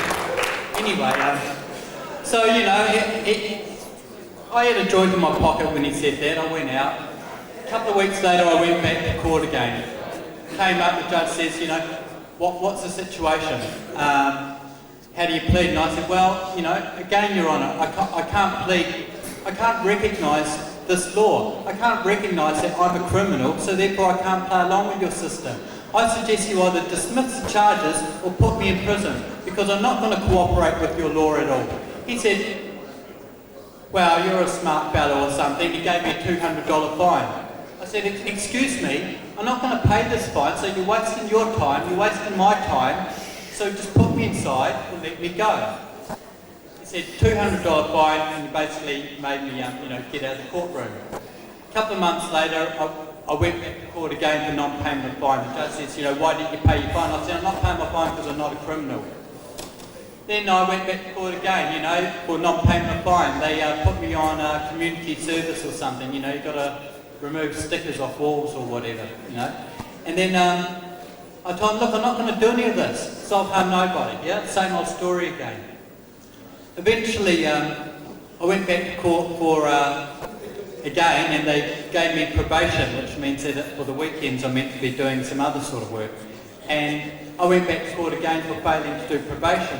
Eventually I came up to a different judge, because all of these judges I came up to, you know, I said, look, I'm not going to cooperate with your system, just let me go or put me away. And they didn't know how to deal with it, you know. Half of them, their blood pressure really rose up, or they just, bang, get out of here. So eventually though, you know, this was coming about 6 months now. I was playing it out, letting it go my way, but I was planning on coming over to this country, so I thought, fuck, you know, I want to get over and done with. So I went up again, I saw another judge, this time for breaking 2 probation convictions. So basically now I had like 3 convictions against me. I've had no previous convictions. And I said to the judge, look, you know, you're wasting my time, you're wasting the court's time, it's costing a hell of a lot of money. Let's just get this over and done with and, you know, let me go or put me inside. He said, well, you know, you've broken the law, and he gave me 7 days, of which I spent like 5 days inside. And, you know, it's no big deal. And that's what we've got to realise, you know, we're all scared of this law, we're scared of being labelled as criminals, you know. I mean, what is the deal? You know, people say, oh gee, you've got a criminal conviction for cannabis, you won't be able to travel. Well, look, I'm here. People say you won't be able to get a job. Fuck, do you want to work with somebody who's not going to employ you just because you smoke a bit of dope? If you do, you shouldn't work with them, I don't know. You know, basically they use fear to control us. And really, when you look at it, there isn't any fear. Sure, there is a lot of fear if you're growing 50 plants or you've got loads of kilos, but for you, the smoker, or, you know, on the street, I don't know, you've got to look at what the punishment is. Does that outweigh the fact that by cooperating with their system, you're letting your system work. And I don't know. So basically, you know, the whole idea is to remove yourself from the system, make it unworkable. If you get arrested, you say to the police, look, I'm not going to plead to this. What are they going to do? You know, they don't want to go to court for another 3, 4, 5 times hearing you say your case. I'd rather be cruising around the streets in their cars, you know, having fun. So if you give them the idea that what you're doing is causing them a headache, then they're going to leave you alone, and you know, and you get a lot of self-empowerment over it. Anyway, I think that's about it at this stage, unless anyone's got anything to ask. Yes. Right.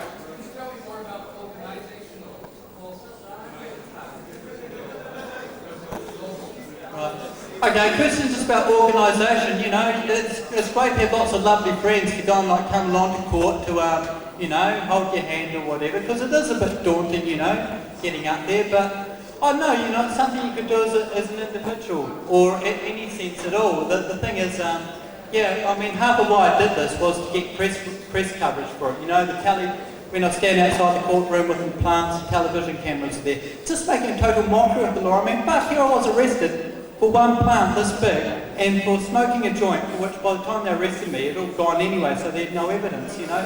But I know, you know, it's pretty easy to organise yourself. I did it with a lot of help. Just make sure you've got a lot of help and, yeah, ring up a few newspapers, because it does make a interesting mockery.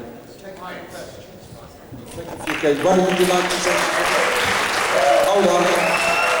Thank you very much, Warren. We'll have a few questions for Warren. You can thank you. Oops, hold on, Ryan. Do you want to quickly say something? I'd like to say there's a big cocaine. I'd like to.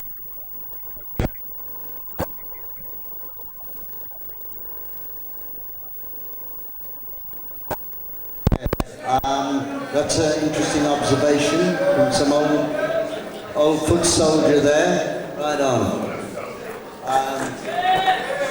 Right now, does anyone want to ask anything about ACT? Thank you very much. I don't know much about Robin except what I've heard and read and a little bit here, and I can just, by way of introduction, do you want to go sit down, Robin? Or in the meanwhile, I'll just finish introducing you.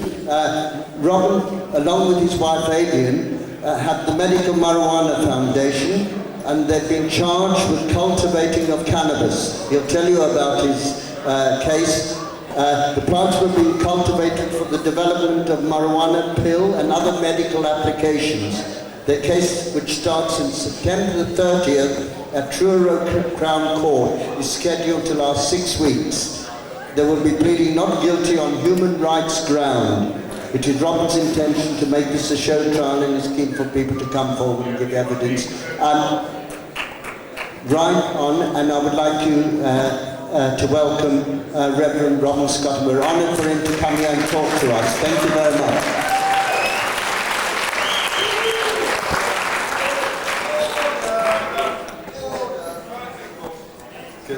Good afternoon, ladies and gentlemen. Can you hear me all right? Thank you for such a mellow welcome. I appreciate it very much. Is that better? Just before I talk a little bit about our situation, which I hope will be of interest to you, I just thought it would be appropriate for somebody to mention Rob Christopher and his most excellent efforts today to put on this very interesting and worthwhile event.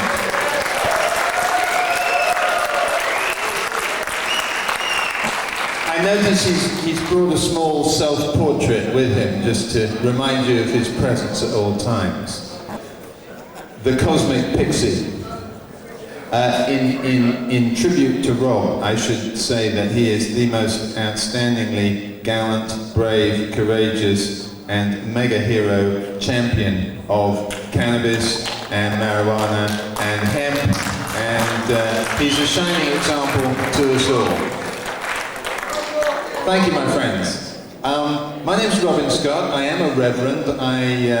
I've been an ordained minister of religion for more than 20 years now. I was involved in the 70s with the Church of Scientology for a number of years. And before that, I was a philosophy, politics and economics graduate from Oxford University. I graduated in 1970, and I first smoked cannabis or marijuana in the Haight-Ashbury district of San Francisco in September of 1967. And I'm a relic of the 60s, I'm proud of it, a hippie still grooving on.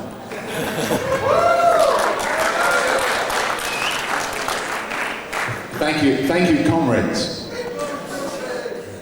So here we are, nearly 30 years later, and would you believe it, they still haven't legalized cannabis. Something that we thought back then would maybe take, 18 months, couple of years top, and we're still arguing about it 29 years later. It's unbelievable. However, the fact that they've kept it criminalized for so long tells us so much about why it was criminalized in the first place and who done it. And I think it's true to say that the fact that it is still illegal is one of the most interesting puzzles about current life, and I think by getting it legalized, I think we will remedy many of the ills from which we all suffer in different ways. And my own personal opinion is, on a political level, that the legalization of cannabis is now the one crucial, pivotal, essential political issue, not just nationally, but internationally. And I'm glad to say that the Green Party of this country recognizes that the legalization of cannabis is an important issue politically, because it opens the door to the rest of the green agenda, not just nationally, but internationally. And I think under the legalization of cannabis umbrella, we can bring a lot of very interesting people together who might not otherwise necessarily agree on everything else. Now, our particular situation, I will just run through very briefly. It's an interesting situation which I hope you'll find entertaining. I've got an article about it. So if anybody wants, after I've given this little talk this afternoon, if anybody wants to know more about it, wants a little detail, come and find me afterwards. I'd be happy to give you more written information about ourselves and the Medical Marijuana Foundation, which is how we constitute ourselves. So if you want more information about the Medical Marijuana Foundation at the moment, my wife and I, my wife Adrienne and I, have been growing cannabis for about 4 years now. And we were largely quietly minding our own business, growing quietly at home, making a modest living out of it, and getting involved in a number of other interesting activities, particularly around the medical uses of marijuana. I was collaborating with an interesting man called Dr. Roger Pertwee, who, like me, is an Oxford graduate. He's at Aberdeen University. He's had a Home Office license to research into cannabis for 28 years. And he and I were collaborating on the development of a marijuana pill. So we've been particularly focused on the medical applications of marijuana. We were in the business of actually setting up a vitamin pill factory in Wales, which would have been able to produce a marijuana pill with added vitamins. And we felt the best thing to do was to ignore the government prohibition, but simply go ahead with the manufacture of this pill. And by the time they found out about it, hopefully we'd have so many people using it and enjoying it. It would be, our strategy was that they would find it very hard to prohibit it at that stage. The proof of the pudding being in the eating. However, we got busted in December of last year, and since then we've started to fight a much more open battle, if you like, with the authorities. And I think one of the things that I noticed from Warren's excellent talk just now is that there seems to be a lot of agreement amongst everybody in the audience that really the problem here seems to be the legal system and how we handle the legal system, what's left of it, and not only in the area, of course, of cannabis legalization, but across a broad spectrum of other ideas, and I'd be happy to take a question. Yes.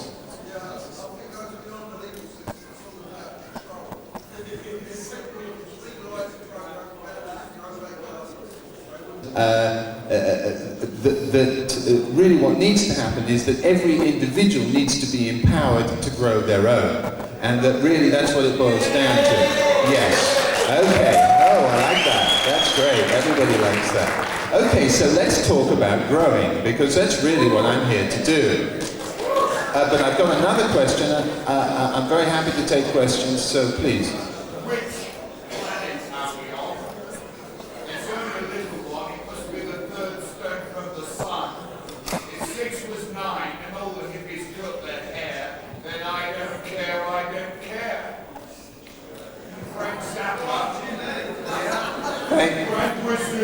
Yeah, thank you, my friend. That was a quotation from Frank Zappa, but I'm being advised to take questions at the end, otherwise we'll never finish, probably. Speakers, if you really have a question you want to ask, as you can tell, it's a bit difficult to shout from the back. Come up to the front and we'll bring a mic down to you. Yeah, I appreciate it's not possible for everyone, but anyway, carry on. No problem. I think what was interesting from that exchange, though, was that there seems to be a lot of interest on the subject of growing. And so, to something formal, which starts on the 30th of September, it's scheduled to last for 6 weeks. We intend to plead not guilty. We consider that we are not guilty of any crime. As Warren mentioned earlier, there are no victims. There are no victims of our activities. And we're basically going to defend ourselves very robustly, largely on human rights grounds. We also intend to bring a civil suit against the police and the authorities for violating our human rights, for harassing us.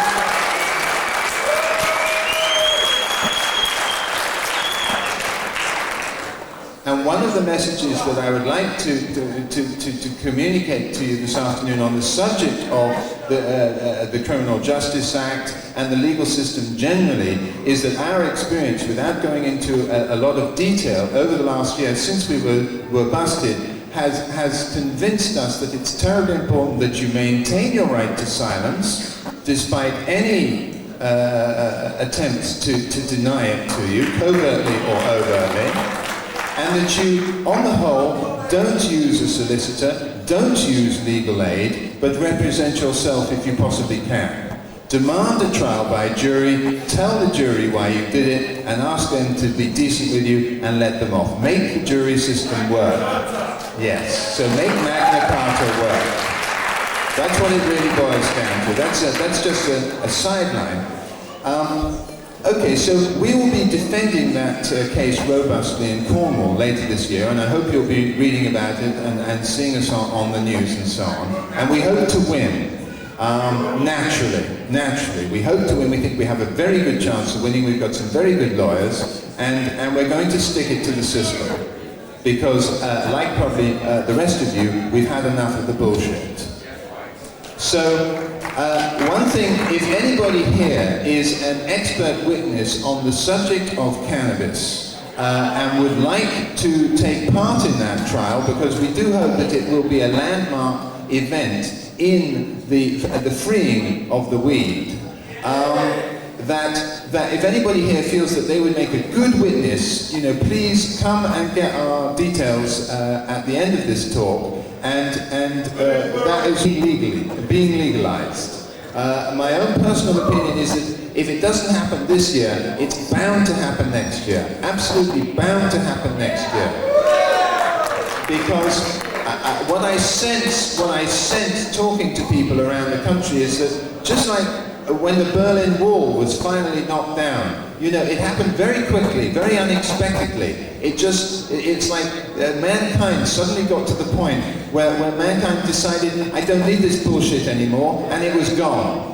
And I think as a group, we're coming to the point where we just have made that decision. That's it. So many of us now, particularly Rob and his associates, are just saying, that's it. We're just not going to live with this restriction on our personal liberty any longer. And the best way to express that is by growing.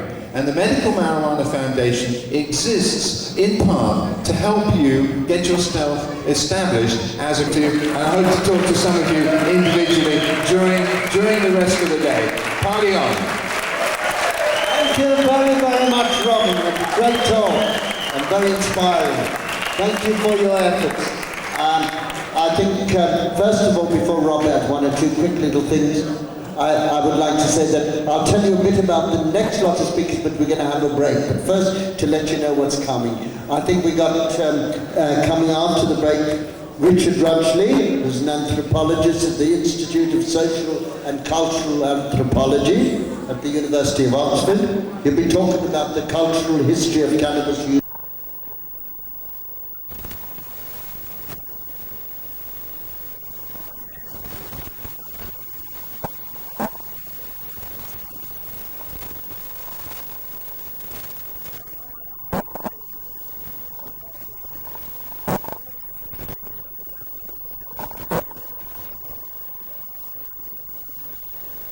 And in the midst of it, there were a bunch of American and Canadian.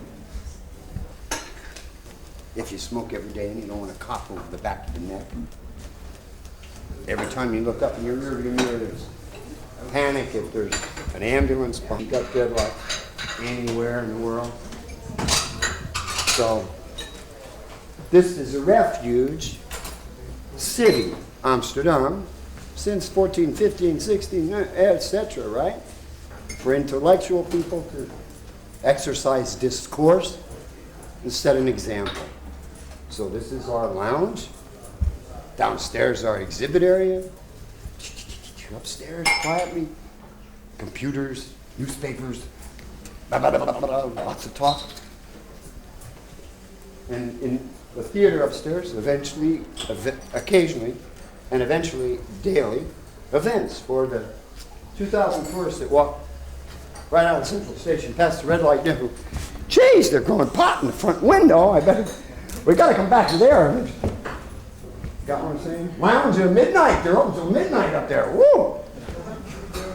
Geez, what a nice place to hang out just before you vaporize and get on that train to go through France to get to wherever you're going.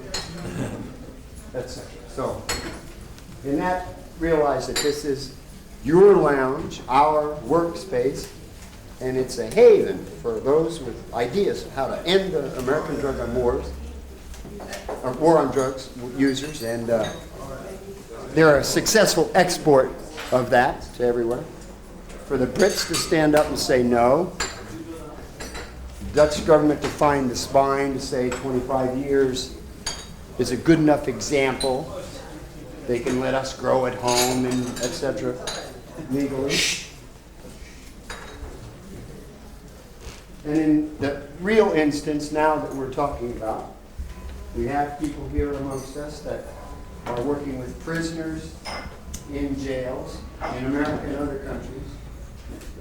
And now we're working with a couple, as you read in the newspaper here, Les and Cheryl Moring, a friend of theirs from Arkansas, who came over here years ago and on account of his invitation came here, established themselves, got their tax stamp, are legal residents, and suddenly are being arrested and taken back to the States for growing 100 and some odd plants of his own for bolts in his leg that, you know, bikers fall down, Vietnam vets, all kinds of people with pain. And she doesn't even smoke anything, wasn't even there. The guns are registered, and one's an heirloom. And they're trying to take them back for 25 to 40 years under the mandate. Would you say a few words to everybody from Den Haag, who's been living here since 5 years. Thank you, Mike. I'm really not a speaker of any kind, so I don't know what to tell you. I've been a friend of Les and Cheryl's for the past year, and they're just very good, honest, hard-working people. These guys came from the hills in Arkansas, and hippie-type mentality, but just real good country people. They were growing a few marijuana plants to help out with their farm. That's as loud as I can talk. We'll try.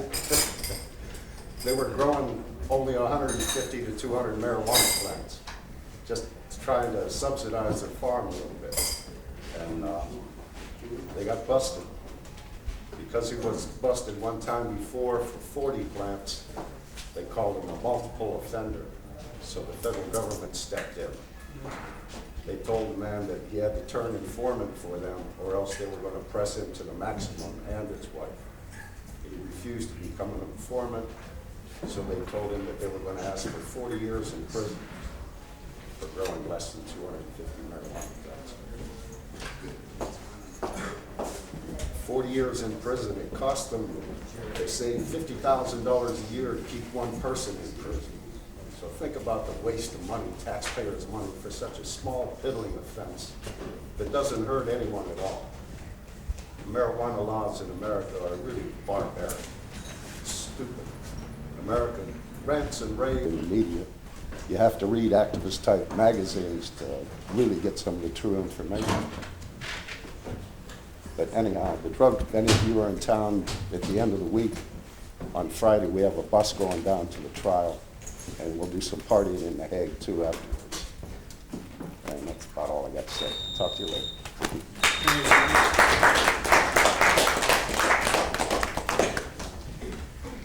Well, apart from Mike and Jerry, there are many more Americans here in Amsterdam. And Canadians. And Canadians. Thank you, Mike. And many of them here are in one way or another, as far as they're activists, concerned with what the house is doing or trying to help the house in one way or another. We have, for example, this new newspaper here, Cannabis, that's closely working together with the house. We have monitoring for this and helping intensely with the case of Cheryl and Les Moring. And he's going back in a few weeks to the States. We hope he'll be back to Europe to help us further with the fight we think we have to wage here. And is Walter Nunes, and he certainly is going to tell something about the rights of the drug user in the United States, and perhaps even the rights of these people over there compared to the rights over here. So Walter, go ahead. Thanks. I'm going to sit down. If you don't mind if I sit down here. I've been downstairs with Eagle Bill too. You should know I'm from Boston, Massachusetts. I'm a Northeastern University law student. I'm in my third year. I came to Amsterdam because I was here in Amsterdam a year ago, and I had a good time for a week. And I could never afford to come to Europe for any length of time, so I thought, oh, I'll be a transfer student. So I came here, and I've studied at the University of Amsterdam for one trimester. My experience in the States has been in legal services. I do medical issues, access to Medicaid, Social Security. In Massachusetts, we have something called Common Health. It's to get poor people medical care. And Les Moring faced with 40 years imprisonment for growing, in fact, 257 marijuana plants in Clinton, Arkansas, which I think is a little humorous if you think that they're living in the president's hometown. And he had grown pot before, and he was busted before, so he is a career criminal. And under the sentencing guidelines, because he is a career criminal, he is allotted certain points for that. The sentencing guidelines is a numerical tally, and the numerical tally is fit in a grid. And if your grid says 40 years, or your grid says 35 years, or your grid says 20 years, or your grid says you're free, you can go home. It was an illegal search, which it probably was in Les and Cheryl's case.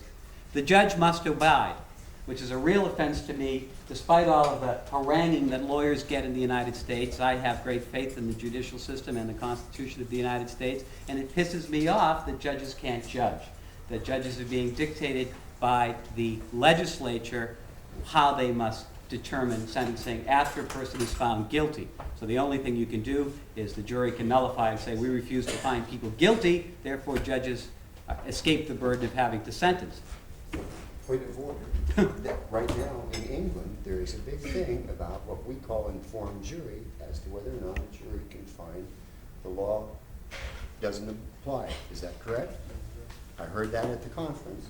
So that's a point that any of us from America know full well is part of that corner that holds the government at bay at your door.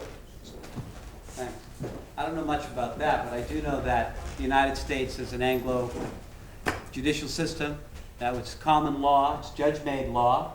The judge can't exercise discretion, the judge is going to have an awful hard time making judge-made law. And what you have is law. And John can correct me on this, but it seems to be a separation of powers issue. It seems to be the case of the legislature determining to the judiciary. I think it's actually my own opinion that it's the legislature's response to what they called judicial activism in the 70s in the States. They felt that the judges were making laws, so why can't the lawmakers judge? Are you familiar with the book Emperor Wears No Clothes? The real one? The Jack Herer's book. No. Well, basically there's a case in the back there about the Quakers who were preaching on the streets in the 1600s, I think it was. They were incarcerated for the crime, or as I said, preaching on the streets. And when it went to jury, they wanted to question the law itself. Could they actually be prosecuted for preaching on the streets under Magna Carta, I think it was. And they were cleared. And I was just wondering, could you do the same thing with the law of smoking a joint? I think Is there any law that says you can? Well, I think I'm talking about civil rights laws there. Well, I think you'd find it, and again, I'm a law student, not a law professor, but I think you may find it in constitutional law. You'd find it in your rights of privacy.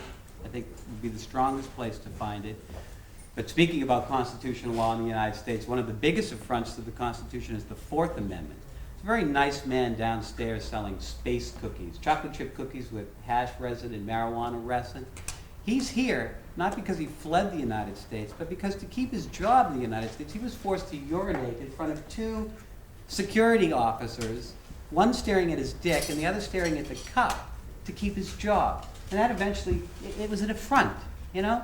Women in the United States, a little gender bias there, they get to close the door, but they too piss in the cup to keep a job. Now, I think that's an infringement of my right not to be searched.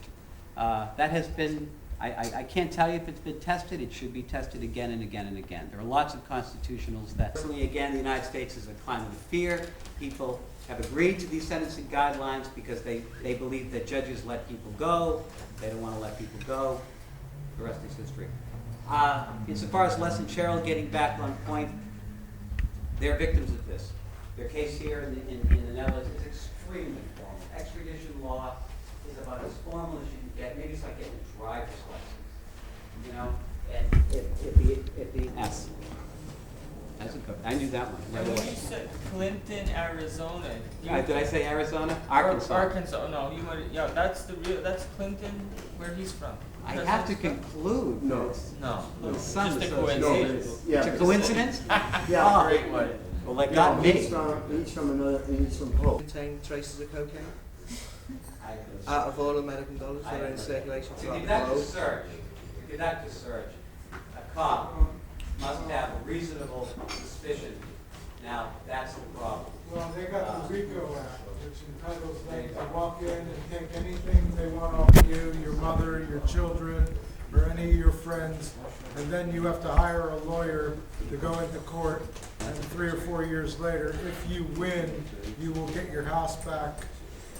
9 times out of 10, it'll cost you the value of your house to get it. What he's talking about is the racketeering statutes, federal racketeering Thinking statutes. about dealing drugs 30 years from that point in your life. But, They can say they think you are conspiring to sell drugs. And you have profited from selling drugs in the past. It is your obligation to prove you did not. Thanks. But in regards to what, just a regular stop, they're supposed to have a probable cause on the street for you or me or anybody else. But a probable cause, like for example, my law school, the dean of my law school is an African American. And he told us in my first year of law school, he's teaching us contracts, he says, I never run down the street. I said, what do you mean? He says, I never run down the street because a black man running is probable cause in the United States. And that was pretty powerful. Black man running is probable cause. Somebody with deadhead bears on their van could be construed as probable cause. A lawyer with 3 earrings, definitely probable cause. No, not true. But it's a lot of discretion. A lot has to do with how you're acting. Furtive behavior. You know, what's furtive? I can't define it. But routine drug tests, urine tests at work, there's no probable cause for that. no, That's they just guarantee, to keep that's a your very job. good point. They're looking for a safety issue. Oftentimes, employers have a government contract or some portion of their business is from government money. So the government imposes this condition. We want to make sure that everything, it's a pretext for drugs, obviously. We want to make sure that every baby bottle is, you know, absolutely thoroughly scrubbed and no one is smoking dope when they're cleaning those nipples. We want to make sure.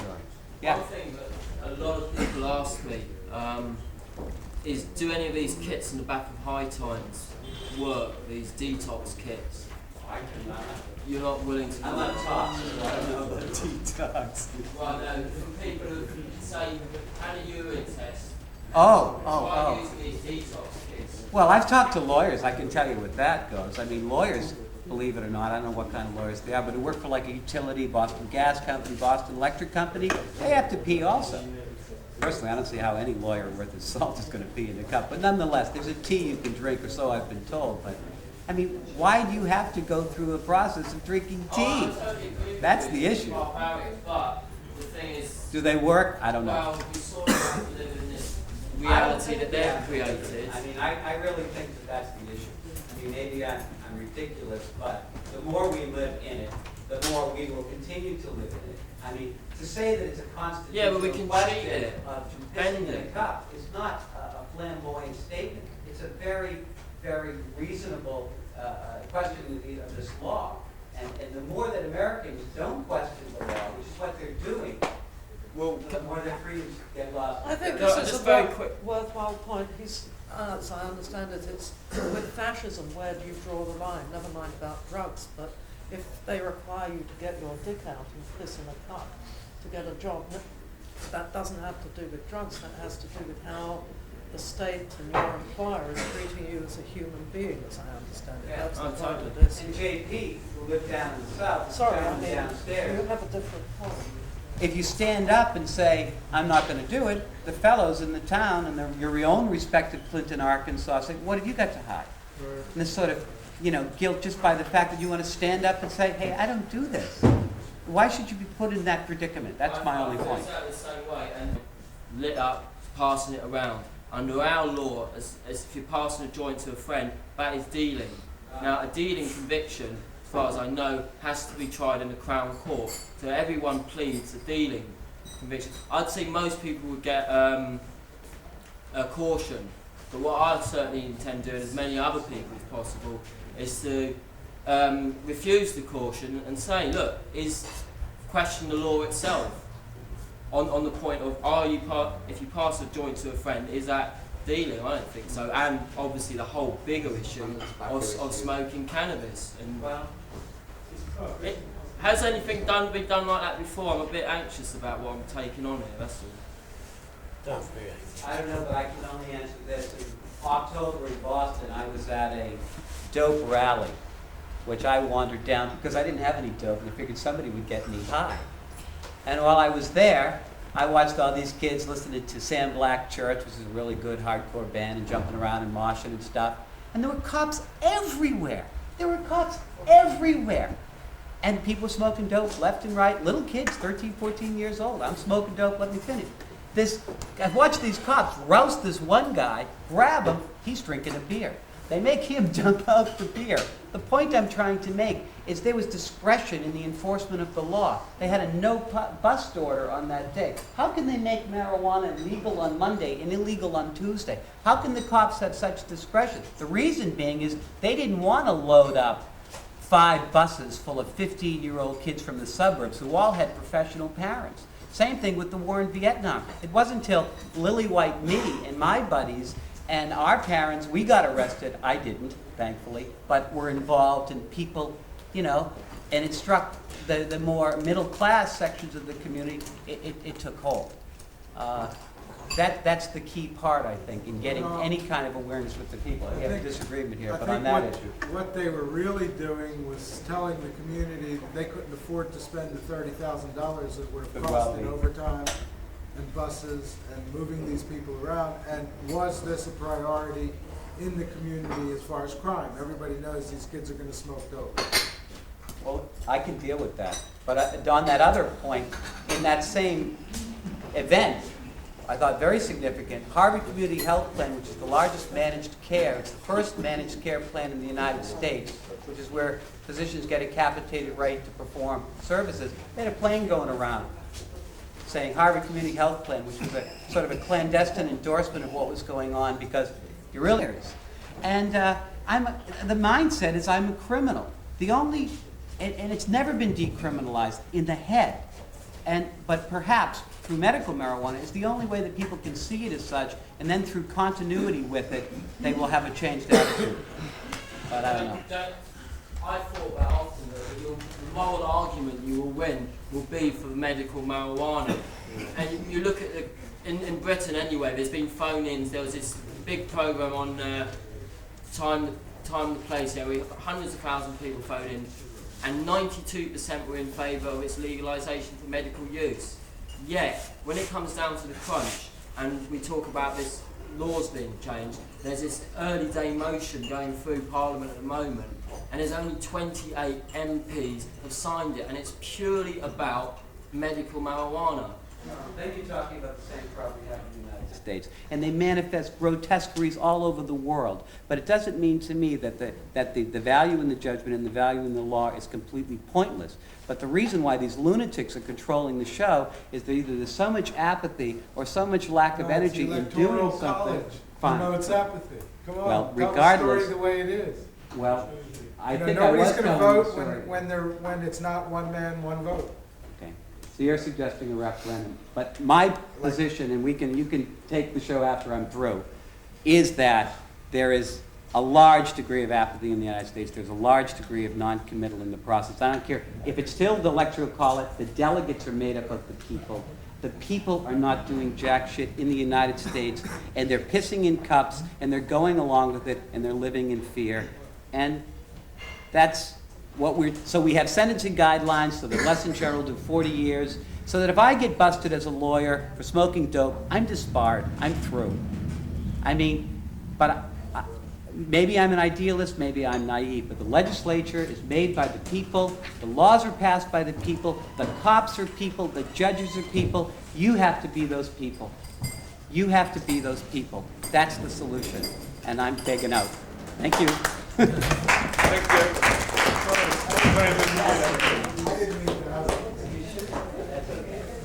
No, you didn't mean to perhaps, but perhaps you would like to tell your side of the story as well, so it would be great. Simply put, my side of the story, I think a lot of what is being presented is a very biased point of view about American politics and its drug policy. First of all, we have to realize that we have 50 states with 50 different drug policies, of which there's about 10 that are tolerant to drug use. That's like saying 10 countries in Europe are tolerant to drug use. Well, I don't see that. I see one. But you have in Germany, for example, you have 18 different Länder, and in Bonn, these people speak as if the whole of Germany is in favor of prohibition, but 11 of these Länder are in favor of a tolerant policy. So you have perhaps the same phenomenon and even on a bigger So scale. the media isn't really representing the issue well. And they're leading the people to believe a particular point of view. I mean, I know in America, you think about a joint in Michigan, the city of Detroit, you know, where all the cars come from, and you go to jail for life. You know, just thinking about it. That's conspiracy. I know in Florida, some of the good old boys got a couple of acres of pot and it gets sold to New York. It's tolerance. I mean, the local good old, y'all seen the Dukes of Hazzard? Well, that's the scene in some places in the country. Other places, cities, it's tolerant. Some places it's expensive and tolerated. But it's a different policy in different parts of the country. And we can't say that all of America is one way. But as long as the federal government takes over the case, it's the same fucking. Well, in actuality, if the federal government takes over a case, in most cases, You'll get a more lenient sentence. It's far better to do time in a federal prison than a state prison. I mean, you get sentenced in... Les was looking at 8 years on the state imprisonment. And the federal authorities took it over and stacked this extra shit on them and wanted to give them 40 years. For the same goddamn offense, they took it away from the court. They went to the courthouse and tried to plead guilty. And the judge says, I can't accept your guilty. I You understand. have to wait and face federal. There are cases and there are situations that are all have its particular aspects. But I do know that when the big boys go down, they'd rather go down in a federal route where the judge is going to say to them, please report to, this California prison, and they're sitting over in Georgia, and they say, hell, I want to go to Eglin Air Force Base where I got a beachfront prison and a tennis court, and I'll let the government transfer my ass to wherever they are at their expense, and everybody knows the government can't afford it. So the manipulation of the system is knowledgeable in certain situations, but federal time is always easier because they're not going to hold you that long. I introduce you to a few people that would argue about that.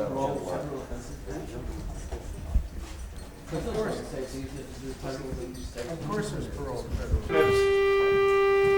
To hear what he has to say. John, would you like to do us a favor?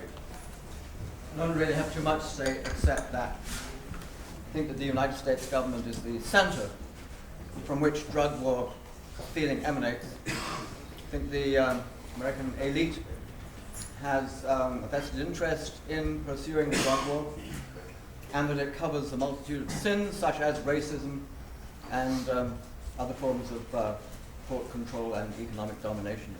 I see the drug war as a modern form of inquisition in which many different questions coalesce, and they all come under the name of the war on drugs or the war on people who choose to use drugs, and consequently people who are liable to the vehicles of dissent. I think it's basically a war to control people who don't like falling into line. Other speakers have said things about the American authorities who pursue the war on drugs. I don't want to go into that. But I do want to say that in the view of prisoners, and I work with prisoners, drug prisoners in the United States, and by working I mean I go into prisons and I talk to such people and I correspond with a fair number of people at great length, and I have a fairly large file accumulated of letters and correspondence. I really know the system pretty well from the prisoner's point of view. Prisoners say that the war on drugs represents a form of latent fascism. And prisoners, many prisoners, view the same, voice the same comments quite independently. These are people who don't know each other. But it's a common feeling that circulates in the prisons where American drug prisoners are held, that they are political prisoners and not criminals. And that they're political prisoners of a governing elite that is manifesting the signs of fascism, that the United States is perhaps going through the same critical period of self-examination of the question between order and freedom that the German people went through in the early 30s, and that much of Europe suffered from as a result of, that the United States is going through the same kind of fascist infiltration of public institutions by an authoritarian mentality. And so I say, let's look out and make sure that it doesn't happen here. I think that we need to have a Declaration of Independence against the United States.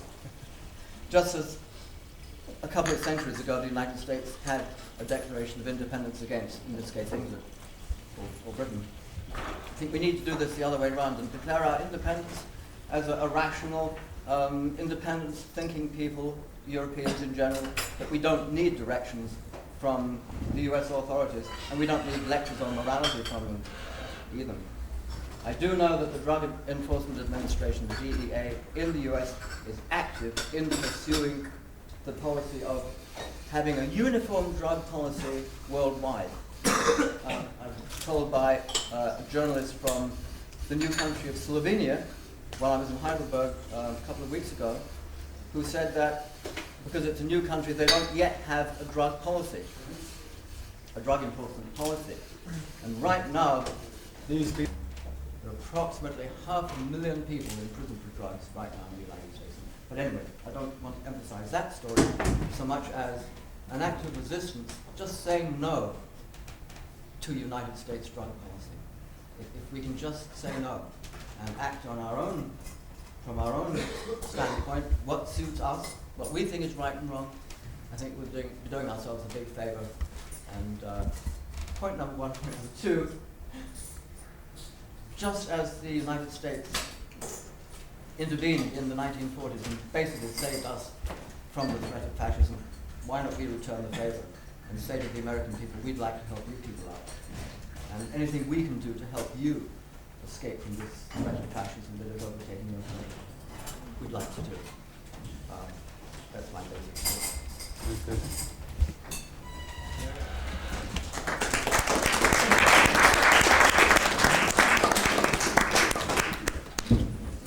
We thank you very much, John, for the situation there.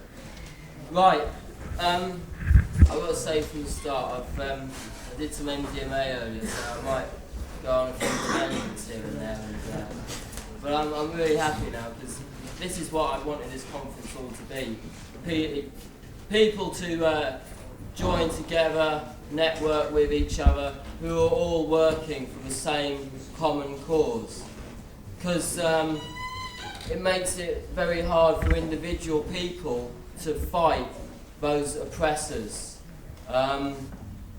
Jay's under a lot of stress putting this event on. I was under a lot of stress and things didn't quite work out here and there. But this event now is really coming together.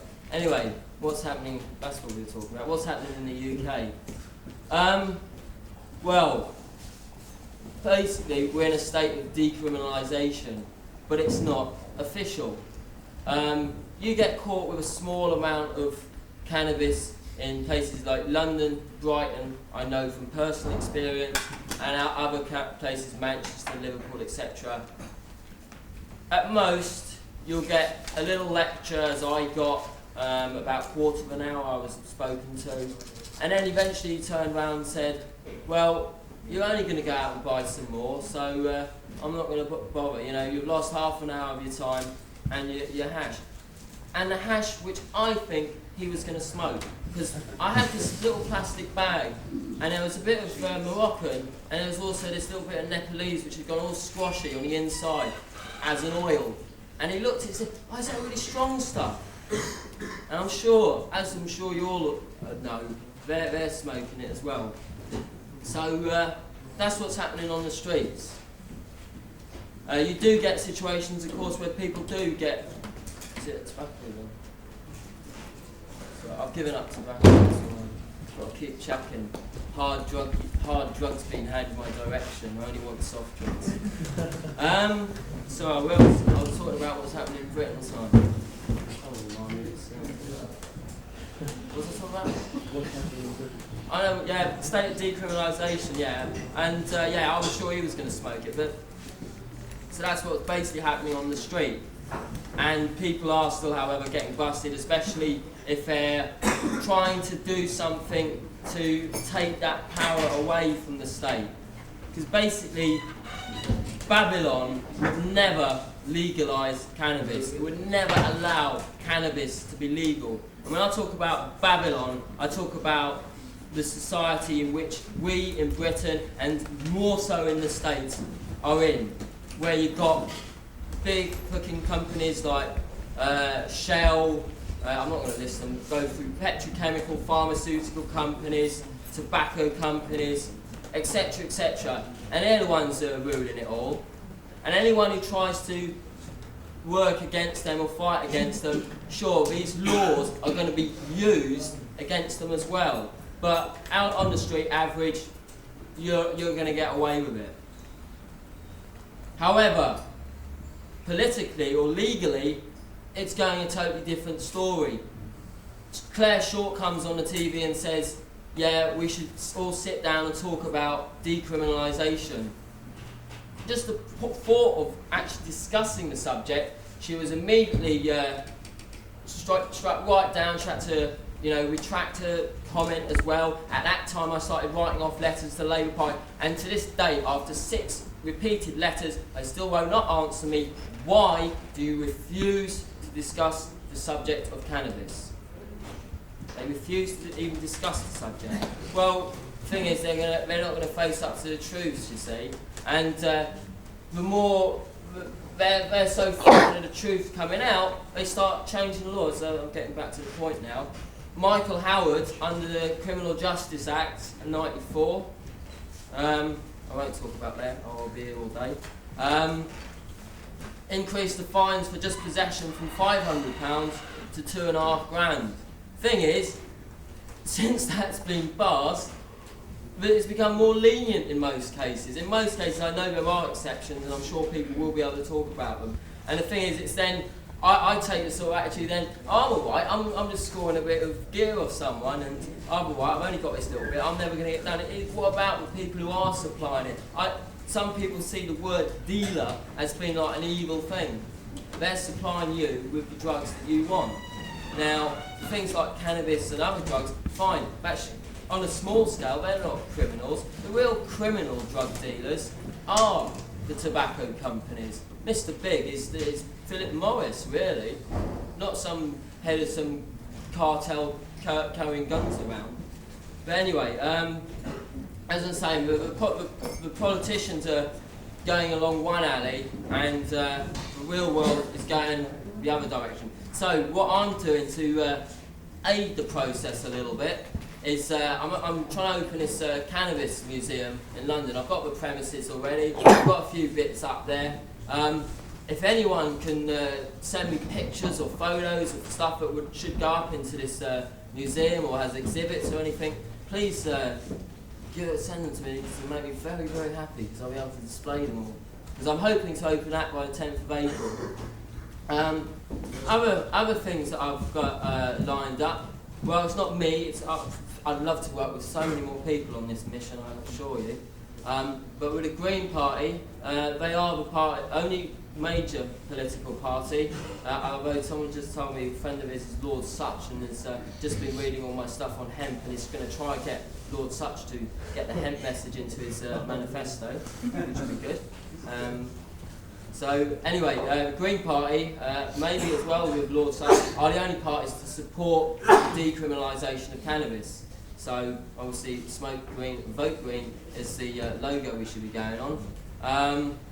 And what we want to do is really heighten the awareness about the whole subject of cannabis and hemp, with the two being identically the same. So we're planning to do a few direct actions. Now this is being taped and I don't know who's here. I'm not going to go into the full detail of what these events are going to include, but they are going to raise the consciousness of people about the subject of hemp, because the politicians refuse to talk about it, so someone's got to make people talk about it, and this is all what I'm doing, is basically DIY. Last September I organised this cannabis conference in England, and because no one else was doing one as far as I could tell, not to access to everybody, so I thought put a cannabis conference, did that, a good few hundred people came along.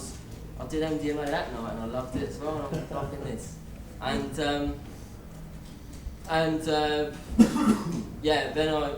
Basically it's all DIY culture basically. We've got to do it ourselves. Don't let you can push on the politicians to change it, but it really is going to take us to do something. Join us with these direct actions. I'm sure if we can entrust you into Green Party Activist Network, we'll let you in on the plot. But it's going to be interesting. Another thing, I'm sure I've read somewhere that hemp seed used to be fed to the birds under the full moon. So, new moon, under a new moon. So the next new moon, what we're going to be, lots and lots of us, I hope, are going to be doing. It's May 17th, isn't it? May 17th, going out and scattering hemp seed for the birds to enjoy, because apparently since hemp seed has been suppressed in the way it has, the average age of, I say encaged birds, because effectively that's what they are, has lowered 10 to 15 years, 10 to 15%. So for the benefit of our wildlife, we're going to sprinkle loads and loads of the most nutritionally balanced seed down to, I always say man, but I hope you don't take offence by it, to mankind, for the birds and also for the enjoyment of the earth, because hopefully then we'll have fields of cannabis just growing everywhere. And the government are going to have to turn around to the people and say, well, hang on, it isn't the stuff that actually gets you stoned. And then we're going to be able to say, yes, and we could be making paper out of this, fuel out of this, textiles. And if we built all those industries regionally to where those products are being, you make all the products regionally, for a start, that's going to create local employment. And then also, this whole motorway madness that we are surrounded with wouldn't be necessary, because half of the stuff is because of the fact that hardly anything you buy from your shops is grown locally to you. It's been coming from all over the world. You know, I'm not saying, oh, don't buy from so and so, because that's obviously racist overtone. But a lot of the stuff we can be making ourselves. We all work in communities together so that we can live alongside nature, which is a big, because it's all these drug laws, all related to what we're trying to do, and that is destroy those people who want to work with nature. And it's particularly how they go on people with psychedelics. I mean, I don't really feel, well, one thing someone said to me was, make sure you get a visa or whatever to go to the States before you do this thing on the 28th. And I enjoy taking acid and other drugs, and I don't want to go to a country where I want to run the risk of losing the rest of my rights. At least in Britain, I feel quite confident. The amount of drugs I keep in my house, yeah, I've got drugs in my house most of the time, but it's such a small amount that luckily we're not in this madness of the States yet. And it's a war, it's really a battle that we're gonna be confronted with. We're seeing what's happening out in the States, and that can be coming our way. And I'll finish on this. I sometimes get a bit down and dejected and think, fuck, I think to be the only one who's doing this, and I get a lot of stress. I've been sleeping a lot and I've been working late at the office and all that. I'm just getting some sympathy here. And but then I think, fucking hell, what's the problem with you? There are people who are standing in trenches with rats running around their feet, fighting for some battle. What have they achieved? Killing other people. Yeah, this is a war, this is an eco-war, and people are going to be sent to prisons. But the thing is, why should we wait to come and attack us? I say attack them, and the way we do that is to take the whole issue directly in their face, and that's what I believe in.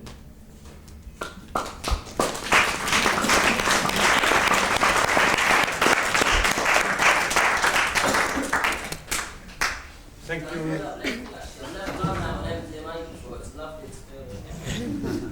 Thank you for your lovely intervention. Please go on. My name's Steve from the Green Party in England, a close colleague of Rob's.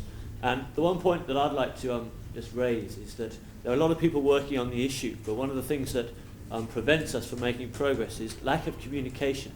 I think we all need to basically go away with an address book full of contacts, internet addresses, how to communicate with people, cooperate.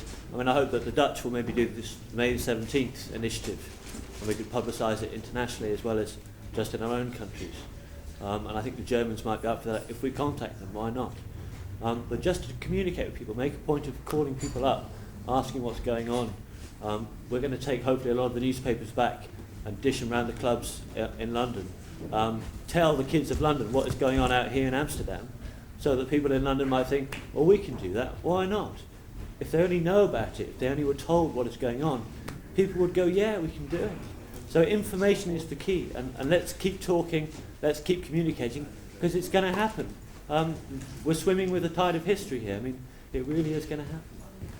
I feel because of the lack of communication, I mean, look what happened in like 87 to 88, we had Acid House come in, and the phenomenon was people raving in fields and stuff like that. And soon as society copped on that we had a little bit of freedom, look what happened then. They suppressed us seriously, to the point where it was, you know, when you got pulled up in a car, it would only be the driver that was asked questions and stuff like this. Nowadays, everyone's out of the car.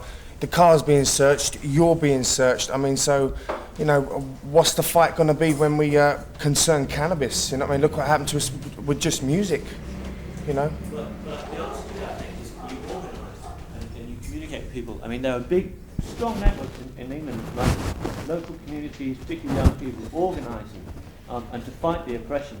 And the Criminal Justice Act, which was hugely and monstrous piece of repressive legislation, has galvanised people together and has given the Green Movement in Britain a lease of energy that I don't know if you see here so much in Holland.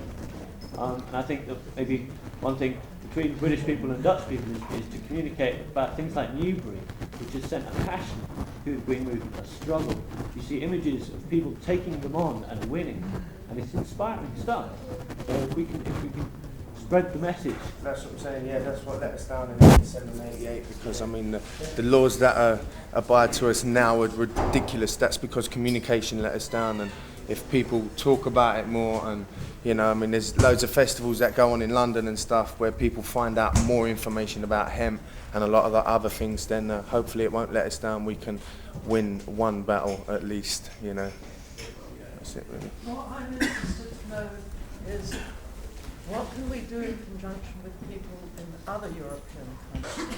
And it is, as far as I can record, the first time that drug users or users of illegal drugs in the world have been able to invite the top of a whole political party to come to the forbidden city of drugs in the world, Amsterdam, to stay with them for 2 days, to witness the whole process through tours to the coffee shops, and through the fact of having been vaporized by Eagle Bill over here on this same table. Some of them really didn't feel too well, but anyhow, we have to learn from our failures. And these people went back home, and we're damn sure that they have a new, more clear idea about what it is to be a user, and that we as users are just ordinary people too, and that you can live with us and have a good time with us and get away without having been, let's say, bedeviled, as people would like to tell us. So one of the ways of communication indeed that we here at the Drugs Peace House try to keep open is the communication towards political parties too, one of the examples only. And well, perhaps I shall go on a little bit on what our experiences here is, as we as a Drugs Peace House do have and do invite quite some people to pass here through the house and to come and visit us. And we do have, I think, some sort of examples that may be of interest to you. We have as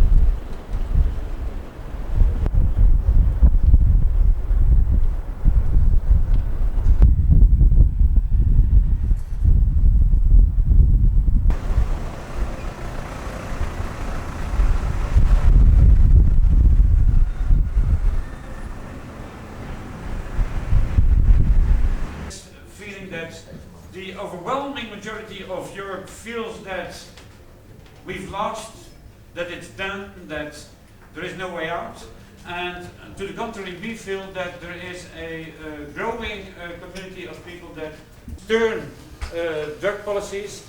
The example of France is that we had and have regularly here visits from French doctors and groups of people, professionals, involved in the war on drugs in France, involved in treatment of patients and the like, and putting them behind bars. And these people normally, when they were in Amsterdam here for the visits, they would maintain their stand even after having gone away. But this time, these people were here in Amsterdam a few weeks ago, and at the last meeting where an evaluation was made, they started to shout at the representatives of the French embassy, telling them that these people were a bunch of liars, as they had told a complete different story as the truths they had seen here in Amsterdam. So you see too that in France things are changing, even rapidly, and that people really get enough of the permanent lies that are being told, and that of which they feel they are a victim. So, as with regards to the unification possibilities in order to arrive at a larger anti-prohibitionist policy in Europe, I think that the chances are indeed very good. On the other hand, the more our chances increase, the harder the repression will be. And one perhaps has to say that it's the thing that you can expect at such a time. That's perhaps true, but we're dealing with human beings being the victims, and therefore I think that each minute that we can win in this war is a minute that we must win, because it's a moral obligation to see to it that no lives are lost and no happiness is lost in this arbitrary way, in this discriminatory way. And we therefore feel that it is an obligation of the activists, at least in Europe, and the activists, I hope many of you are activists being around here in the House and forming the nucleus of the House. We feel that's important that we start with telling the most basic thing I think that counts for us. It's not first the politicians, it's not first house mothers in Holland or other groups in society, but it's first our own user group that we have to motivate in order to become aware of their obligation, and their obligation is to stand up at the moment that another guy is, or another person considered again, but has been reintroduced in certain cases already in the United States, which means that it may easily come over to Europe, which, as everybody here is aware of, I think, has always been the case with regards to the export of American drugs policy. I think that we should be aware of the fact that the more we actively are getting involved in this fight, the more we may indeed help our own community from being terrorized in the way we have been terrorized. So I think that this is what I'd like to tell you, that the main motivation is behind what's going on here in this house, trying to create coalitions and trying to create ways of communication. We have ourselves opened a domain on internet too, and we are certainly willing to create links with whatever British group are interested to do likewise with us. So that's one of the things I really feel are important. So. Yeah, I got about Steve, you were saying about everyone's got to write down a bit of paper. You're a very organised man. The trouble is, a lot of people take a lot of drugs, and I realise that fact, and I go around clubs giving out these little stickers with like a name and address on, and they put a little gold little leaf on it, and people tend to keep hold of them. And networking in that way is a good way. Bits of card get roached or thrown away. A nice little sticker people keep hold of, and I'd like to give you one actually. Recognised Cannabis campaign in England, and I've been working with New Zealand Law also. I wanted to reply to something Rob said earlier about in Britain with how it's kind of decriminalised. I agree that to a degree it is, in that maybe if you're found with some herb in your pocket, you know, they might leave you alone. But I think a fundamental right to do with cannabis is the right to grow a plant. And in a way, I think it's more fundamental than medical marijuana, because who's going to say who's suffering an illness that they're medicated for a start? Because I think a lot of people self-medicate. And the other thing is, I'm not interested in THC analogues and this kind of shit. You know, natural herbal medicine has got to be the thing. So, but in England, they're really busting people on that, and people are getting years in jail for growing plants, you know. So that's an important point. I wanted to say that I think in England, a thing that is starting to happen, is that different groups are starting to work together, and I think that's the vital thing, because an individual group has got some kind of resources and skills and another group's got another. As with individuals, it's coming together to organise things. And like in England, I think that's starting to happen different. So that's really cool. And I want to say that in New Zealand, the campaign there is really good, and I think that there's a potential for a law change, but they're probably going to be looking at spot fines, similar to the Australian model, which to me is unsatisfactory, because why should you pay money for smoking herb anyway? You know, prohibition fundamentally, as we all know, is, you know, it has no redeeming qualities.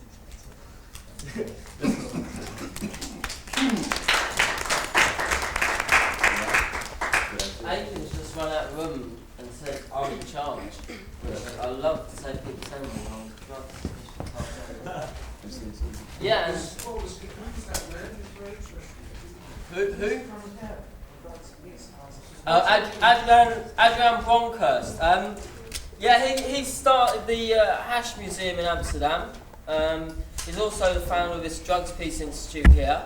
And I had the pleasure of his company for a few days when he was over doing this conference on, well, it's called the first UK conference on prisoners of the war on drugs. Where he has an identical twin, Franz, who's not here right now. And they and a bunch of other users, a handful of them, signed a mortgage for the place. And it's up to us to make enough events happen and help pay for the place. So that was it. We have a sandbox to play out of, and we're trying to make the most of it. One of the things that I don't know if it's been covered or not, and I'm glad you're here at the same time. Wally, can you tell me if Adrian covered the Dutch Parliament thing on March the 18th and what we've been thinking about that? Do talk about that. That's the thing with most people, I think, over here, the general word in Britain is 5 grams. But it's actually going to be legal then, so there's a legalisation move, so it's back straight onto the phone saying, no, that's not true at all. This March the 18th date, is it? That seems to be the critical thing. So I'll let Michael. While he's getting for 6 known restaurants, the London Times has written reviews about going smoke. Well, nobody's smoking illegal substances in it, they all claim. But the tobacco is really, well, yes, if they had been declared at customs, there probably would be a reason to have charged them up to 60 pounds, but then they got away with it. And here we're saying that you should be able to vaporize in a clinical situation, especially if you're a chemotherapy patient, and you can't eat or swallow or without, under your doctor's prescription, without a whole bunch of police wondering where you got the herb, what quality it is, or how much THC is involved. It's none of their damn business. And in that essence, if home cultivators could be cultivating for personal use for an injury or self-medication for Vietnam syndrome or stress syndrome of the 20th century bullshit, and they're functioning as an adult, why bother them? Pepsi-Cola written on them, and inside are 200 clones, and if you snare one in a week or 10 days, you'll have 200 little plants growing in your backyard. From Canada. Run this one past me again, what do we have to do? From Canada, here he is. What is alleged might be done by some people, not I know who would do that. Litter. Watch. From Qatar, a photon torpedo. From Canada, Vaughan. He came here for the High Times Cup, and he's been here long enough to be growing pot in Amsterdam and helping others do such as that, so that they can.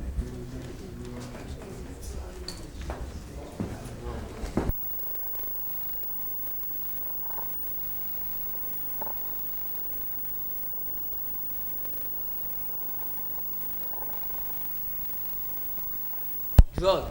Yeah, but I'm saying this is all part of one. You try to call it marijuana to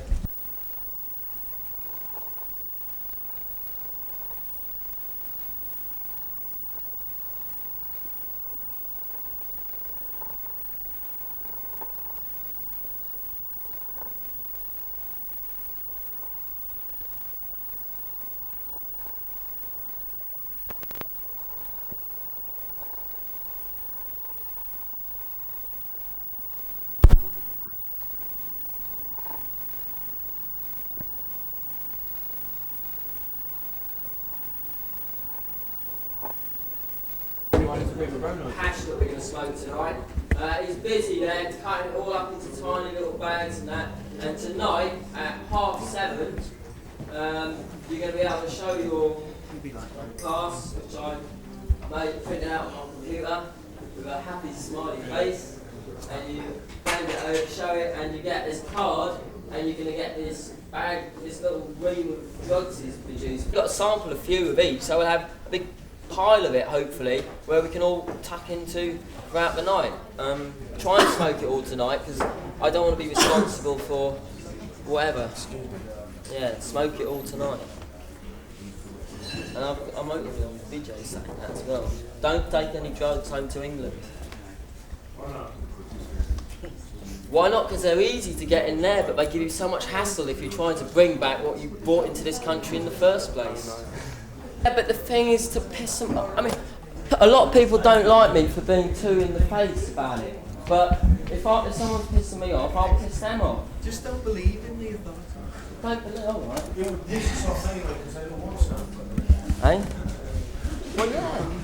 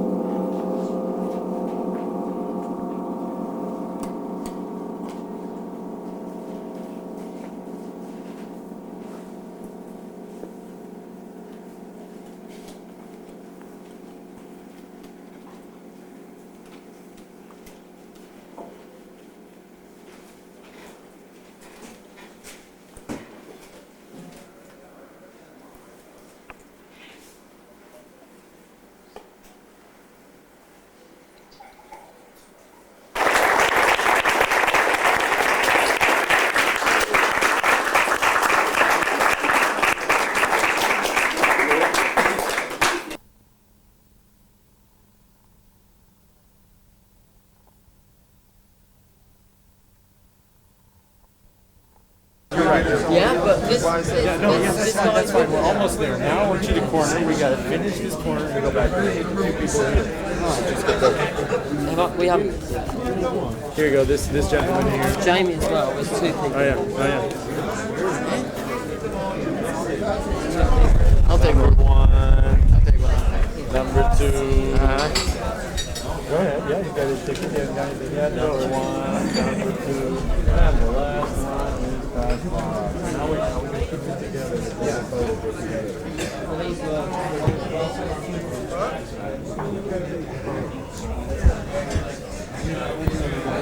I want to go home.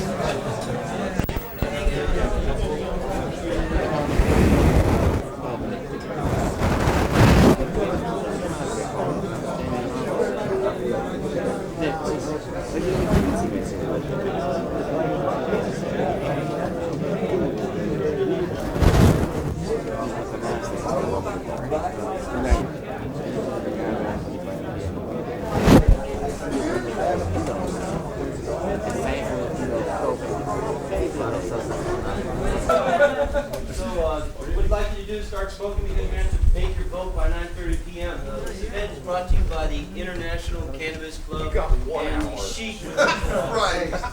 the Cannabis Hemp Info Club. 1 hour. Start now. And we've got the Welcome to the Drug Peace House. I'm a little confused as to what's going on, maybe you are too, but I'm supposed to guide the evening, tell you, hey, this is the next thing that's happening, and kind of warm things up. Hey, how you doing? You got a camera there, huh? Not so bad. I'm a little connected with the cannabis scene. Maybe you've seen me if you've been to the Cannabis Cup here in Amsterdam last year and this year. I do a bunch of shows.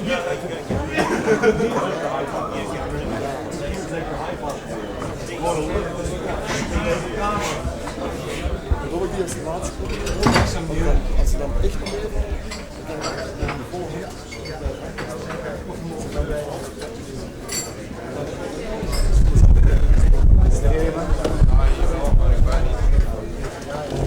Je zit wel. En maar één kaart.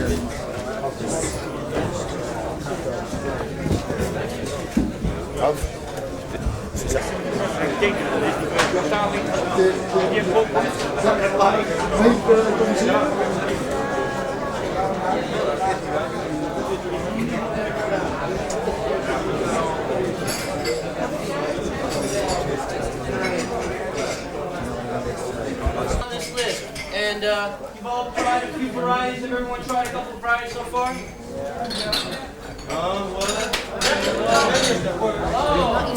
Not enough. Okay, so I'm going to go down this list. And if you like one of these hashes, well, you know, I'll just go down the list. You can voice your approval or disapproval, whatever sounds you want to make. Because on page 20 of this little guide here is a list of different coffee shops, the domestic and the imported. So we'll start with the domestic, okay? And I'll go down the list. And if you've tried it, you can, you know, shout, hey, I liked it, or whatever you like. Let's start with the Coffee Shop Brothers Speakeasy. They've got the scuff. How about the scuff from the Speakeasy? This was Oh, no one's tried that, huh? Yeah, I tried it, but it's How not. about the California Pio skunk? Never got that. Never got that. Oh. Okay, I'm gonna ask this real slow, but I do need your focus for a minute. Yes, this is nice. I'm not sorry, yes, skunk. Okay, how about the White Widow? Okay, from the boat. The scuff. Anyone tried this stuff from the boat? The scuff, is that alright? Dutch flowers is better. Someone likes the Bavardi skunk. You like that Parvati skunk stuff? Italian stuff. Yeah, okay. Alright, from the Cannabis Genetics Bureau, the KGB. The micro laminates. Have you tried any of those? Yeah. They look really interesting. They okay? I like that. Nice packaging, okay. Now remember, you're going to vote on this. So I'm asking you now so you can think twice about it. Make sure you tried it. I guess the way it works is you get one card and then you can buy the rest. I'm not really sure. You have to figure it out over there. Okay, so the dump ring. We got the bubblegum skunk. Yeah. Kush Bio. From the Willy Wordle. Anybody? How about the California Gold Bio? What's the old Moroccan? All right. Here's the old Moroccan. Okay, for the book. You like that? Okay, here comes the next one. The Super Paula. You like that one? Yes, we like this. We love it. That's also okay. Sounds ambiguous. Okay, in the Nepalese temple. Where you're from? Don't go back and tell everyone how fucking stoned you got and how much pot you got for so little money or how you could choose your pot. Don't tell this to your friends who smoke, because they know this shit. Tell this to the people who don't know this shit. Go and tell your neighbor who's talking about the anti-drugs and how there should be no drugs. Go and tell it to the judge. Go and tell it to the doctor. Tell them about how you went to a middle-class place like Holland. You know, because Holland's a really middle-class place. It's one of the most middle-class places you can go to. It's a middle-class fucking dream. But here in this middle-class dream, they actually allow this to exist. But when you go and tell people about it, be careful about who you tell about it. Because, you know, if you just tell everyone who smokes, it doesn't change anything. But if you go around and you say, no, you should check it out, you should go to Holland. These people are very conservative, but they tolerate this thing. And then talk about why they tolerate it. If you don't know why, go out and ask Dutch people why they tolerate it. Get a little more in depth with it. Don't just come here to consume. Come here to find out why you're consuming, or why the Dutch are doing their consuming. Get a sense of what's going on here. Because it's really easy to come here and decide that, yeah, I'll stay in Holland, I'm going to grow, or I'll go back with some seeds and I'll grow and make some money. But the truth is that it's a little deeper than that. It's about, you know, it's about a world that is trying to stop you from having fun. It's that simple. You want to enjoy yourself, you want to be able to change your mind at your own will. In different places, that's not cool at all. And it's kind of an obstacle to your fun. So go back, tell everyone, have fun, make your votes on the hash. I'll come back to you a little later. My name is Cyril Boy. I'll be back a little later. Enjoy yourselves. Don't forget to vote. Take a look through the list. You know, if you work for a coffee shop, vote for the other coffee shop, right? Hey, my name is Cyril Boy. I'll see you all a little later.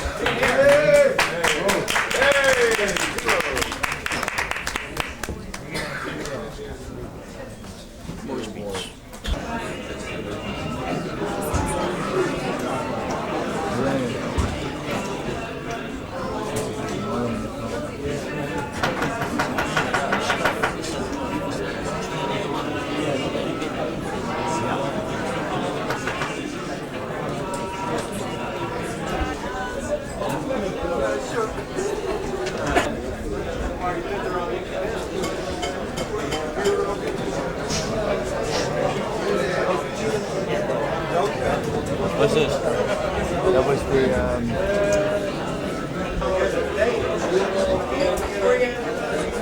we only smoked so far the double Moroccan. That's the only Moroccan we smoked.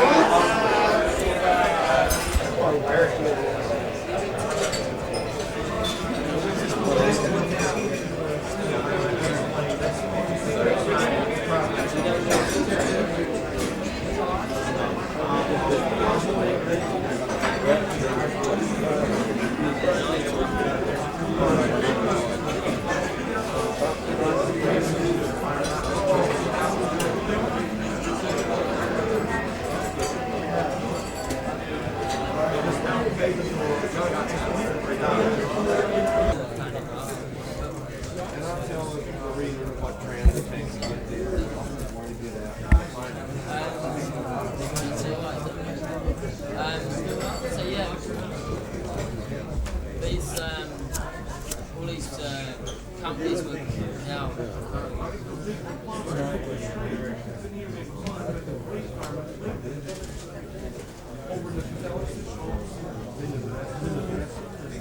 that's it. That's it.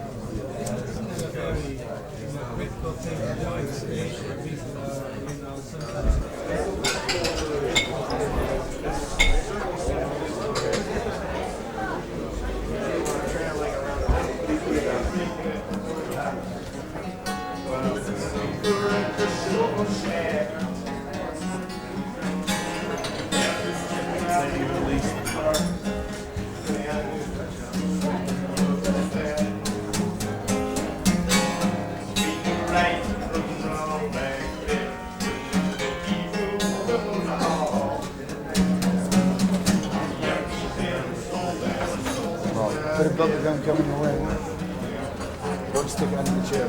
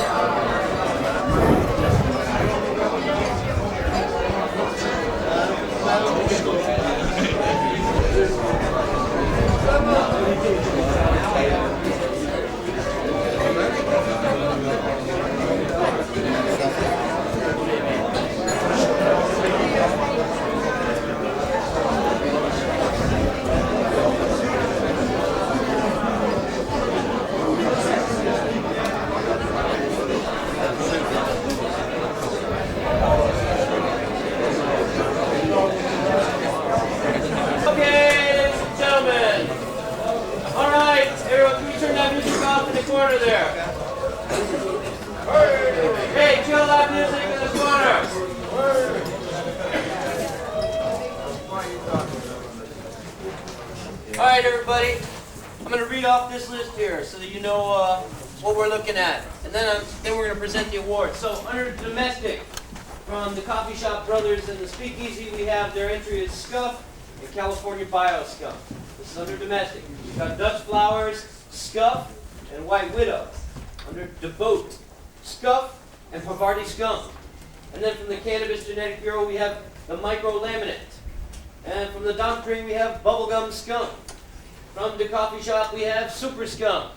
And from the Billy Vertle Workshop, we got the WWW, we got the Master Kush. Hey, you want to pull that thing a little tighter there? You guys are losing it there. What, are you smoking some hash or something?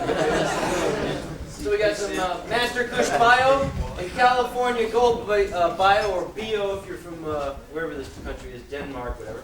And then out of your head shop, the Crossroad. Now, under the imported, pull that tight there, Phil. We got the Tweede Kamer, has the Afghani Temple Ball. From Chocolata, we've got the Super Palm Deluxe. From the Dutch Flowers, we have the, now let's get this correct, there's been a name change. There's a little mistake on the names here. I believe it's Double Old Moroccan. Is that correct? 00. 00 Moroccan. From the, No, Double Old Moroccan. From the Dutch Flowers, that's correct? Okay, so 00 Moroccan. Everyone got that? So you're not looking at the old Moroccan, you're looking at the 00 Moroccan, a cousin of mine. My name's Zero Boy. So, from Devote is the Royal Nepal. And from Rick's American Cafe, hey, listen up. I don't want to talk, I'm not getting paid enough to scream my ass off there. So, Rick's American Cafe. Now, you got to be quiet. Because I'll read off the list if you're quiet. If you're not quiet, I don't want to scream anymore. I'm in a good mood. I don't want to get all pissed off because I have a Crossroads Skunk from the Billy Vertle Workshop. Hey, let's give a round of applause. Is there anybody here from the Billy Vertle?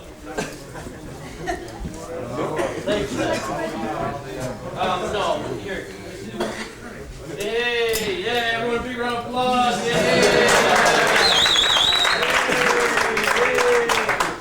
Okay, number 2. Okay. Number 2, hey.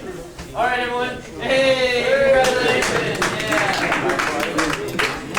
They must have smoked some of their own hash and this good. Okay, and now, is everyone ready for under the domestic? The grand prize winner, the number 1 winner, is Bubblegum from the Dump Cream.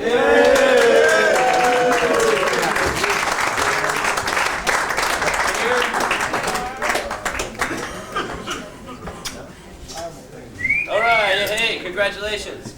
No, I want to say,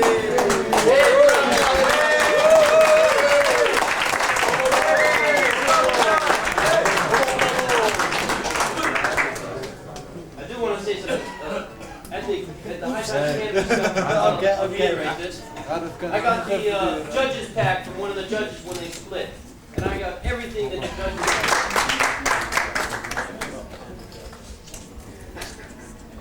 Whoa, congratulations. Yeah, hey. Big round of applause.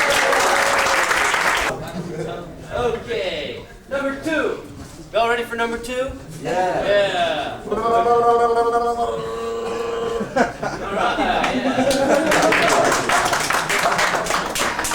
Obviously, he tried number 1. Okay, number 2 is a Super Palm Deluxe from Chocolata.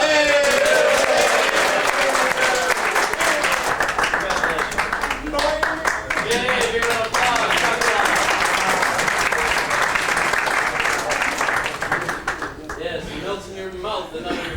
Here I am. Okay, the main prize for the imported hashish at the hash batch is the Afghani Temple Ball from the Tweede Kamer.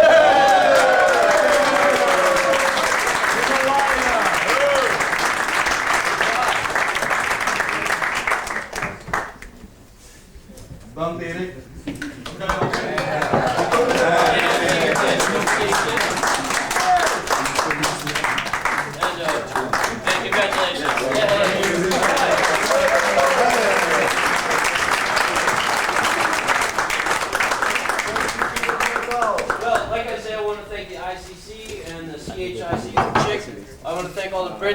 along. Let's give a big round of applause to the Prince. Come and check it out.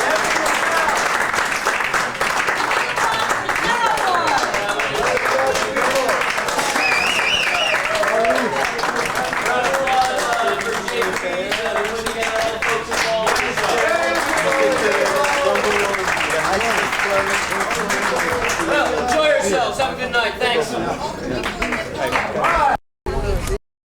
People I've met with, some of them actually have been receiving the Nabi, the synthetic cannabis, and they've described it as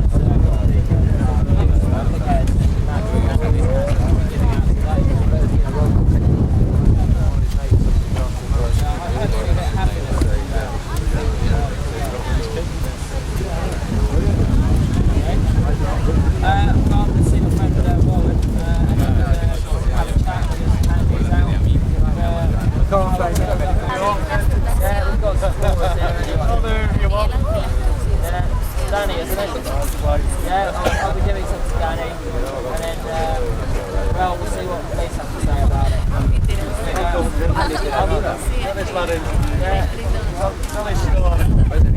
Yeah, but some people who, I will be handing it to people, as I said, who are presently using cannabis as a medicine, and that's why I'm going to give it to them. I'm just exemplified the fact that the only way you can do it is to break the law. And I'm challenging that law by doing it. Warren.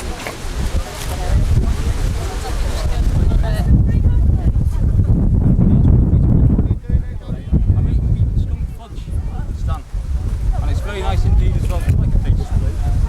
How long does it take? Oh, well, now, half an hour. It takes 10 minutes to do. 5 minutes to do.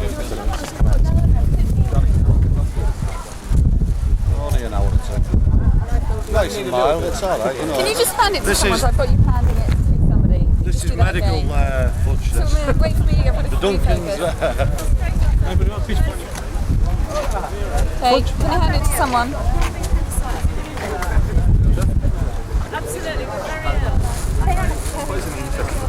I also believe this lad's got problems with the police over medical marijuana as well. This lad has, that lad has, I have. Can we have our medicine, please? Just hold it go there to just jail a second so for- I can focus up on you.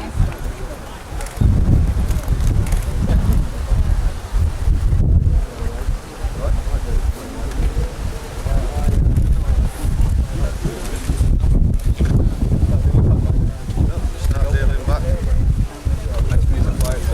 Again? Anyone else like some? Anyone Not else? if it's got tobacco in it.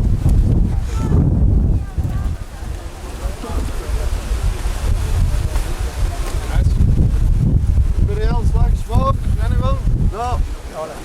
Yeah, love it. Cheers.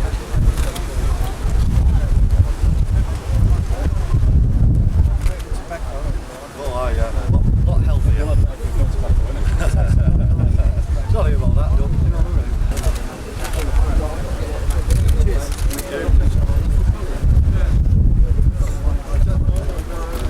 Adrian, did you phone up? Yeah, they should give it another half hour. Thanks for that.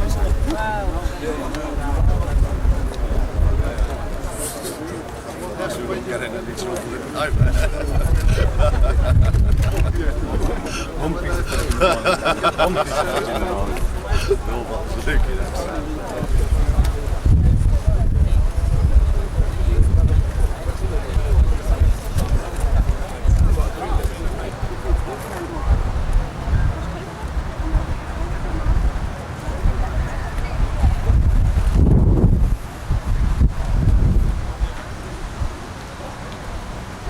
Court offered me in the end because my brain surgeon and stomach surgeon had agreed to go to court and back me up for getting a prescription of cannabis. The court told me the week before the court case was due to come to trial that I was going to be given a caution, which I told them to shove up their arses and little Dixie. They then came back to me the week later and said, well, if you won't take a caution, I'm going to find you not guilty. End of story. You can't go to court. There's not going to be a trial. Your story's not going to come out and the truth will not be told. And to a certain extent, I believe that if anybody gets arrested today, the same thing will happen because the law and the government stinks. It's just lies. Take as much opium as you can do, take as much heroin as you can do, and don't have anything that isn't going to do you any harm. They don't want us to live, they want us to die. They'd rather not fund us being up. It costs money to keep people up in society at the moment, and I don't believe that the government wants it. And the sooner Michael Howard gets off his arse and signs up and starts giving us prescriptions, the better. That is right, Roger. Most of the drugs are mainly under control. Cannabis isn't. It's not allowed at all. It's on Schedule 2. It's not prescribable. If it's prompted, yeah, they're available on prescription. You can go to your doctors now, and you can go to a clinic and you can. That's legal though, isn't it? Yeah, it's legal, right? It's also Want me to grind some up very for rich you? in GLAs. I'll put some. Fatty acids that they use for things like PMT and women's complaints. I mean, my medical thing says eat lots of GLA for endometriosis. That's another woman's complaint. Would you like to? No. You know. Do you want this guy here? Is sorry, do we? I could tell you a little bit You about pay this here. £10 a bottle if you buy things like evening primrose oil, and this is like, you know, this can be in your food. But I mean, it's important that the information that's, you know, I mean, it's very well. Cannabis became illegal was fundamentally based upon lies. It was back in the 1924 Geneva Opiates Conference where Egyptian and Turkish delegates convinced all the delegation there at a subcommittee, which incidentally Britain abstained from, but the use of cannabis led to the breakdown of all bodily functions and eventually insanity. On the strength of those lies, this delegation put forward the idea that cannabis should be controlled on international levels in the same way as other opiates such as heroin. And so that happened. The Dangerous Drugs Act 1925, which as I said came into force 68 years ago today. Now when it was made illegal, no one really knew much about cannabis. It wasn't really used that widely. It was only until the 1950s where its use became more widespread with the influx of other cultures. It was then in the 1960s when cannabis again had an increase in use right through to the summer love of '67, which forced the government then to hold its second ever research paper, Royal Commission, into the use of cannabis. The first one, which was back in 1894, warned of the problems of cannabis prohibition, and many of the things that we are experiencing today are the very things that Royal Commission warned of. And then the one in 1968, which, as we're talking about cannabis, I will specifically point to the fact that it advised that all preparations of cannabis for medicinal use should remain available for the doctor to use. However, with that year, cannabis was listed as a Schedule 1 drug. That means that as far as the authorities are concerned, it's deemed to have no medical value whatsoever. Cannabis has been used for thousands of years medicinally. The first medical text dating back 28th century BC, all refer to cannabis. It had many, many uses, including Western culture from the 1850s onwards, right through to the 1900s, until the advent of the pharmaceutical age and pharmaceutical companies being concerned at the fact that cannabis is such an amazing medicine, had to get in league with the government to pass this legislation which made cannabis a Schedule 1 drug. Incidentally, the synthetic cannabis, which companies like Eli Lilly have been producing, things like Merinol and Nabilon, those are considered to be Schedule 2 drugs, and they are deemed to have medical value, and so can be prescribed by a doctor. The thing is, cannabis, as I said, is a Schedule 1. Part of the 68th year cannabis prohibition, we're actually going to be handing out cannabis. Now, the thing is, it's not a recommended thing really to be smoking something when you could be ingesting it. These flapjacks, which were actually made this morning, I've got hemp seeds as well. The thing about the hemp seed is it's the perfect carrier oil for the THC, which is the main psychoactive ingredient within the cannabis, and it's also very, very good for you. And I know there's a few people, Danny, for one, who'd like to come forward and receive some hash. I think it's full up. Would you like to have one? Oh, yes, please. Actually, we've got Thank you very much. Yeah. Great one now. Anyone want to say it back about it now? Can you come forward and take some medicine, please? Come on, Duncan, get over here, lad. This lad really needs it. Yeah, people who it's obvious that everyone has a need for cannabis.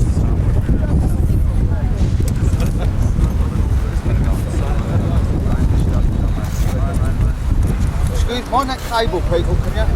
Okay. That's all right. I've got some other ones though. These, the thing is, I was cooking away this morning and the phone rang and it's GLR and Kate's got a little bit burnt.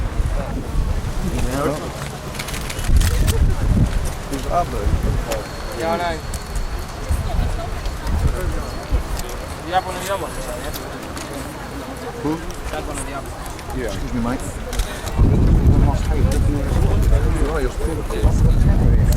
Did anyone else bring any cakes in? It's Cadmonte. Well, what I said was, we'll go up to Malibu and we'll just explain what we've done. Okay. Is that it then, Rob? Yeah, we're going to, as I said, we've made an appointment at 3:30 at Malibu Police Station. So anyone else who'd come along who would actually maybe like to challenge the law themselves. If there's anyone who'd like to come along with us and confess their sins to Malibu Police with myself and Howard, then do join us. Malibu. Apparently, I think it's just up that way. Is anybody coming along then? I think it's up that way. Have a quick word with you. Sure. Sure. One more then. Advanced the date of legalization of cannabis. But I mean, you don't have a very good reputation. You perhaps aren't the person to be here for the cause, basically. Why are you doing Sorry, no one has suggested that. Is that a suggestion for you? So? Yeah, I'm just asking you. I mean, Why am I doing it? Because I want cannabis to be legalized as soon as possible, because I smoke it, because I eat it, and because people need it to alleviate their suffering. Not just for medical reasons then? Not just for medical reasons, no, I like in stone. And are you prepared to go to jail today? Yes. That makes two of us then. It's a free country, surely cannabis should be legalised in this day and age and a proper taxation paid on it. You know, like we don't want to break the law, we're only using cannabis because like we enjoy smoking cannabis. You can go to a pub 24 hours a day and get alcohol these days. Surely cannabis, we can pay taxes and probably help with the drug problem at large, like there is a big drug problem. And you know, other sorts of types of drugs, like there'll be a lot of money come off cannabis to help with all that. Pay your taxes. What harm are we doing to anyone? We're not doing no harm. Are you just talking about cannabis, no other drugs? Yes. Yes, we're just talking about cannabis. How do you think actions like this are really going to make any difference? I mean, government positions are pretty entrenched and the arguments really... Well, they are very entrenched, yes. I mean, I think it's nearer legalization now than it ever has been, but it has taken a terribly long time. But more and more people are used to the fact that when people smoke cannabis, get stoned, they aren't actually doing any harm to anyone, including themselves. This protest is not meant to be antagonistic against the police force. In fact, I think many senior coppers, I think about 80% for chief constables, oppose legalization. They've seen it all, they've seen the streets, they know what the real problem is. It's not about a bunch of guys smoking dope. And do you think if the facts were really presented, the economic arguments, the health arguments, etc., that governments would change policy, or are there other factors preventing them from changing it? I keep thinking there must be other factors other than the obvious ones, but I can't isolate them. To me, it's hopelessly irrational and actually quite sinister and evil that we aren't allowed to smoke cannabis. I mean, Europe has to take a direction. It's standardizing its laws in every area. Sorry? And Europe has to take a direction. It's standardizing its laws and has a choice between, say, the Dutch model and more extreme positions of governments in Europe. Britain's in the middle. Where do you think Europe's going to go in the next 5 years? Well, towards legalization, obviously. I mean, it might take a few years. I mean, the main intention that I have today is to just not to take so long. Total availability is here. The only rational way to deal with it is not through prohibition. So, accompany you to the station. Okay, let's go. What are you up to now, then? Yeah. I don't know, Marylebone. It's just like, it's not your roll up. Is it? Oh yeah. Sorry, I just pegged it in the taxi. I am sorry.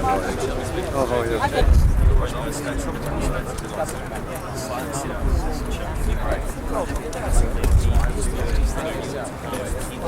Make this.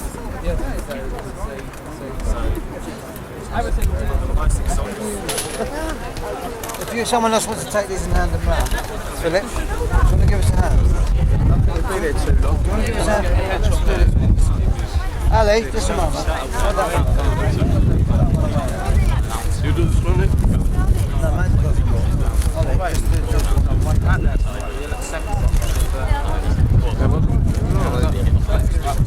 Sorry, you guys, it's just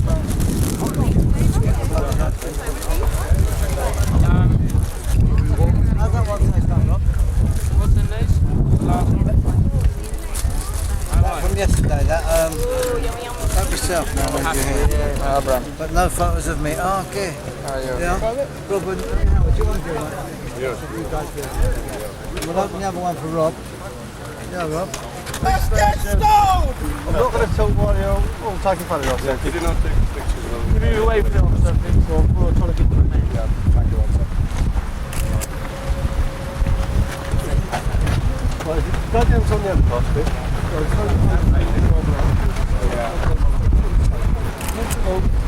come to Yeah. up there, you'll come to see. Why is it left in full Marks and Spencer? It'll be up there. Thank you. It's right parallel. Right parallel. Take it. Thank you. Yeah, no, it's up.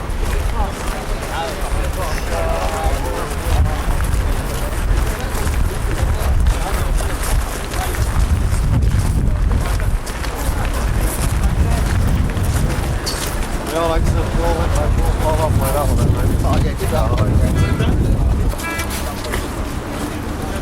Cute one.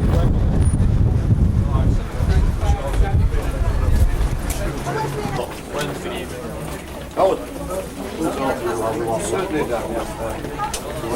Hi, Oliver. Well, I'm going to get arrested. Kind of like folks to sell them. Red first chapter. I would have got this side.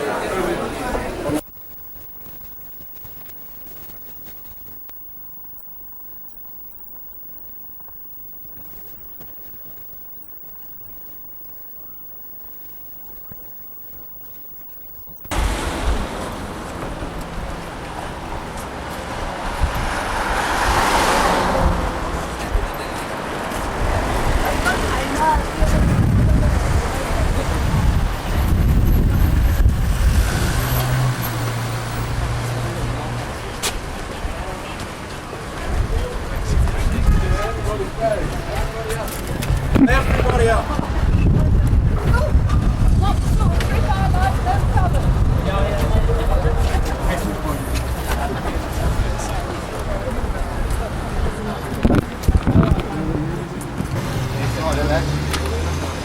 Don't you want to see the manager?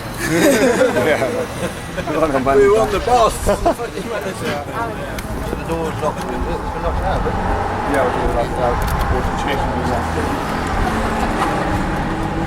So let us know what's happening then. Tell us we're going to talk straight out at the moment.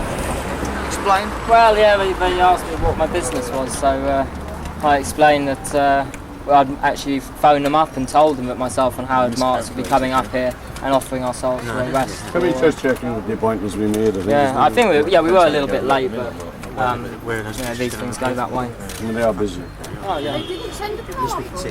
No, I wouldn't actually like that. I was thinking of offering myself a rest in the park itself, but the thing is that may have meant that they would come and get a vehicle. I don't want to cause unnecessary drive. It's just very, very little focus. No unnecessary pollution, you mean? Yeah. Birds of war.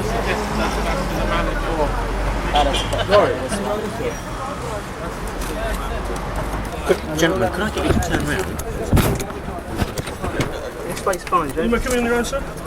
You be coming on your own, sir? No, come with me. Come with me, mate.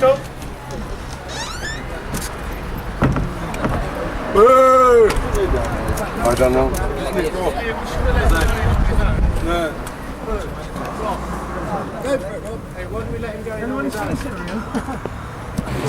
No, it's the government. Yeah, indeed, yeah. He's not carrying anything anyways, he's... Yeah. I think Rob is, yeah. It's got some of this.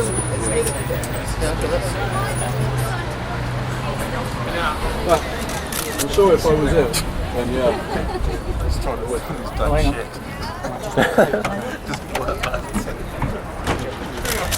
How'd you go, Rob? Well, this is exactly what I was expecting. The thing is, the police just don't want to know about it. I explained exactly what I did. In fact,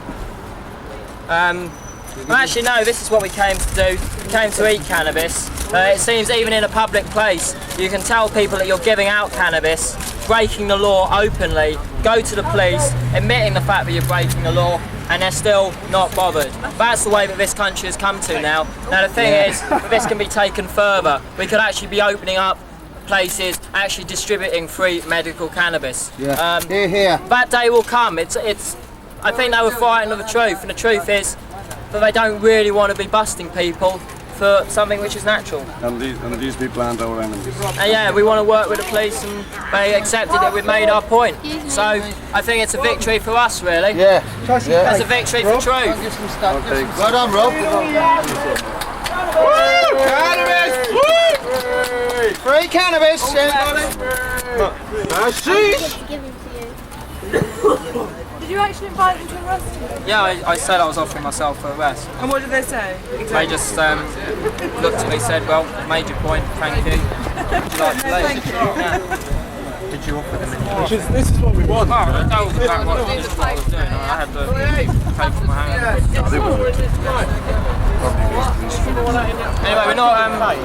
Have any questions anyone would like to ask us all about why we did this? In fact, I think we should actually. We don't want to.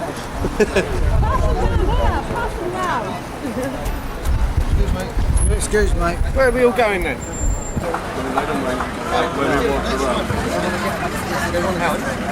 Well, that's fine, Once cannabis is actually made use of, both as a medicine, as a recreational drug, and then also all the other things it can be used for making clothing, paper, fuel, food, all of these things we're going to have to be using so we can aim to live fully sustainable lives, and this plant is right for all of that. So we get to grow it because I want to know. Is that what you expected, Rob? In a way, yes, because I mean, it was to prove a point. Maybe even a few years ago it would have been a different story, but now they just accept it as a political gesture. What would have been your response if you were charged? Well, then that would have been what had happened, and they would have had to face all the truths that would have come out in court, because I would have been quite happy to speak about it in court. I put myself in the hands of fate, and I think today's been a victory because it has shown the situation is changing. Who knows? They let us go out do this, then they can let us open up places distributing cannabis on a regular basis. So do you want to build on this? What's the next step? Well, yeah, it's going to take people to stand up and do it, to actually believe in the truth. And the truth is that this is a miracle of nature, which is ours to enjoy. And it's not for the authorities to try to restrict us using it. It's a real, as I say, miracle of nature. And I think we should continue to build on what we've gained today. And people need educating. What's your address, Rob? Sorry? What's your I'll give you that address? in a minute, don't worry. My address? Yeah. Give them the address for the museum. Tell me your address. Well, the address at the museum is the House of Hemp, first floor, 3139 Red Church Street, Right. just off Red Church Street. So have you got a commercial instinct? Cannabis is one of the safest natural medicines that we possess, yet it's a criminal offence to give it out to people.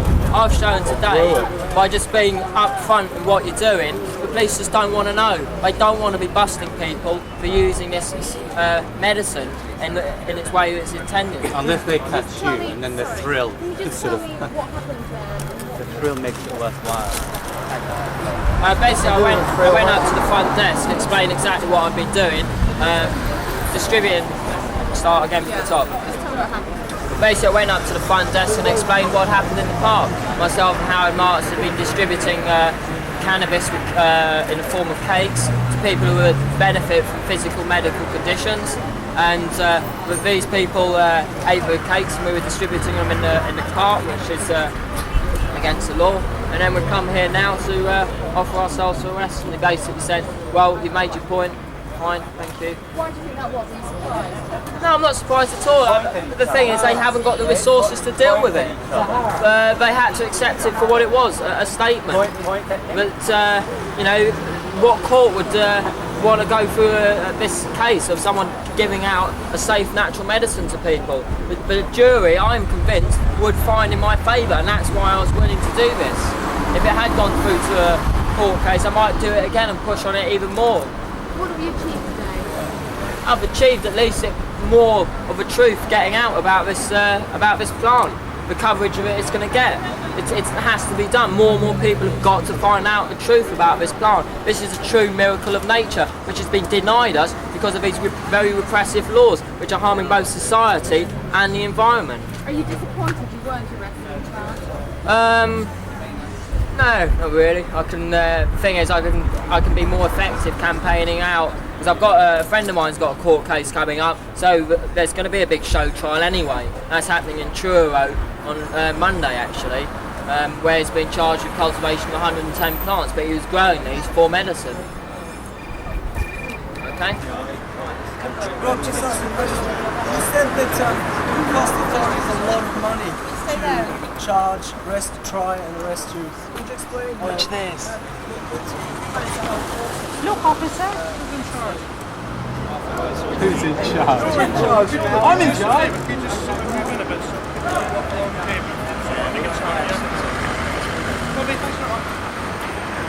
Excellent. Well, we can go just there on the platform.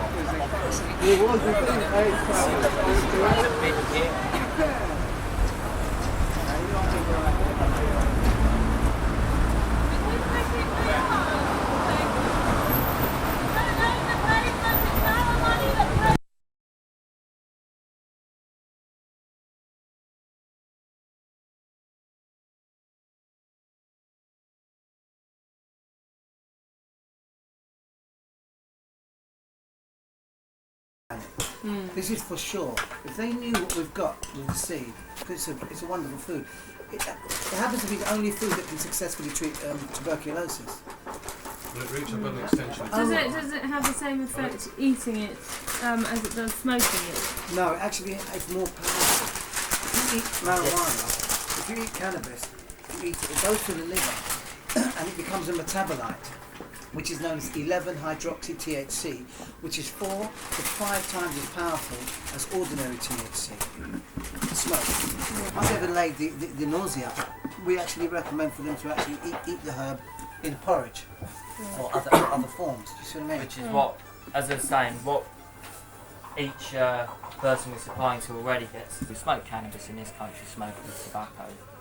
Which is obviously a bit of a... Yeah, exactly. You're smoking something which is responsible for hundreds of thousands of deaths to something which is never, I haven't given it up totally, but just once a month, which is full moon, which is when Shiva's birthday is traditionally celebrated. Then that's what I'm trying to keep to. I haven't had a smoke since the start of this month. Now cannabis is one of the best natural dilators of the airways. Now if you've got all this toxic crap accumulated a joint of cannabis or a bong or whatever. But none of you have got MS or anything like that. The other thing is, stress is one of the biggest killers in mental. Because that would be, what you might find is if I didn't consume cannabis quite regularly, I might be a lot more unhealthy than what I am. So we've got to look at preventative health care, and that's the most important. So that's there's that angle as well. You know, it's a homeopathic remedy. Do you know of anyone? Because I've got access to the information of it. It was a 1955 Czechoslovakia tubercular nutritional study, and they found that the seeds of the cannabis plant were the only food that could successfully treat the consumptive disease tuberculosis, which is a wasting disease, very similar to AIDS. Because a lot of people with acquired immune deficiency syndrome, they don't actually succumb to AIDS. What they actually die of is opportunistic infections like TB, for example. and by consuming hemp seeds. Mm. Mm. I mean, they're all using marijuana for pain relief and other reasons, because THC has got wonderful pain relieving and psychotropic benefits. But the CBD and the seeds together, if you use the plant holistically, what we're saying is to use the plant holistically. Stop looking at it as a drug to smoke. Look at it as a whole, as a plant, a holistic plant. Speaking at the moment. And use it that way. Speaking on camera at the moment. No, not on camera. And it Well, won't. that's what I asked before, and Yeah. I thought Rob said it did. No, it was twice no. as- It was this guy. What he's saying is when you eat the seed it comes from a skunk plant grown in hydroponically in Amsterdam or a hemp plant grown in Hungary. No seed has any THC. Just pure. But it does. essential fatty What people acids. do find though is they come, because we sell a lot of seed at Spitalfields. They've got an organic market there. And people come back and they say, "Are you sure there's nothing in there? I got really high," and they do, because it's got a lot of wonderful I can energy. see your fingers. Yeah. It's because medicinal qualities are also Are doubled. enhanced. Yeah. well, more than that, it's because THC is fat soluble. Now, the perfect carrier oil is the oil found within the seed. So if you combine together, you're going to get the maximum efficiency and maximum uptake. I can give you one of these, and one of obviously these. How many comes with a headache? And then you give them a pill, and you say, hey, how's your work situation? Thank What you. food are you eating?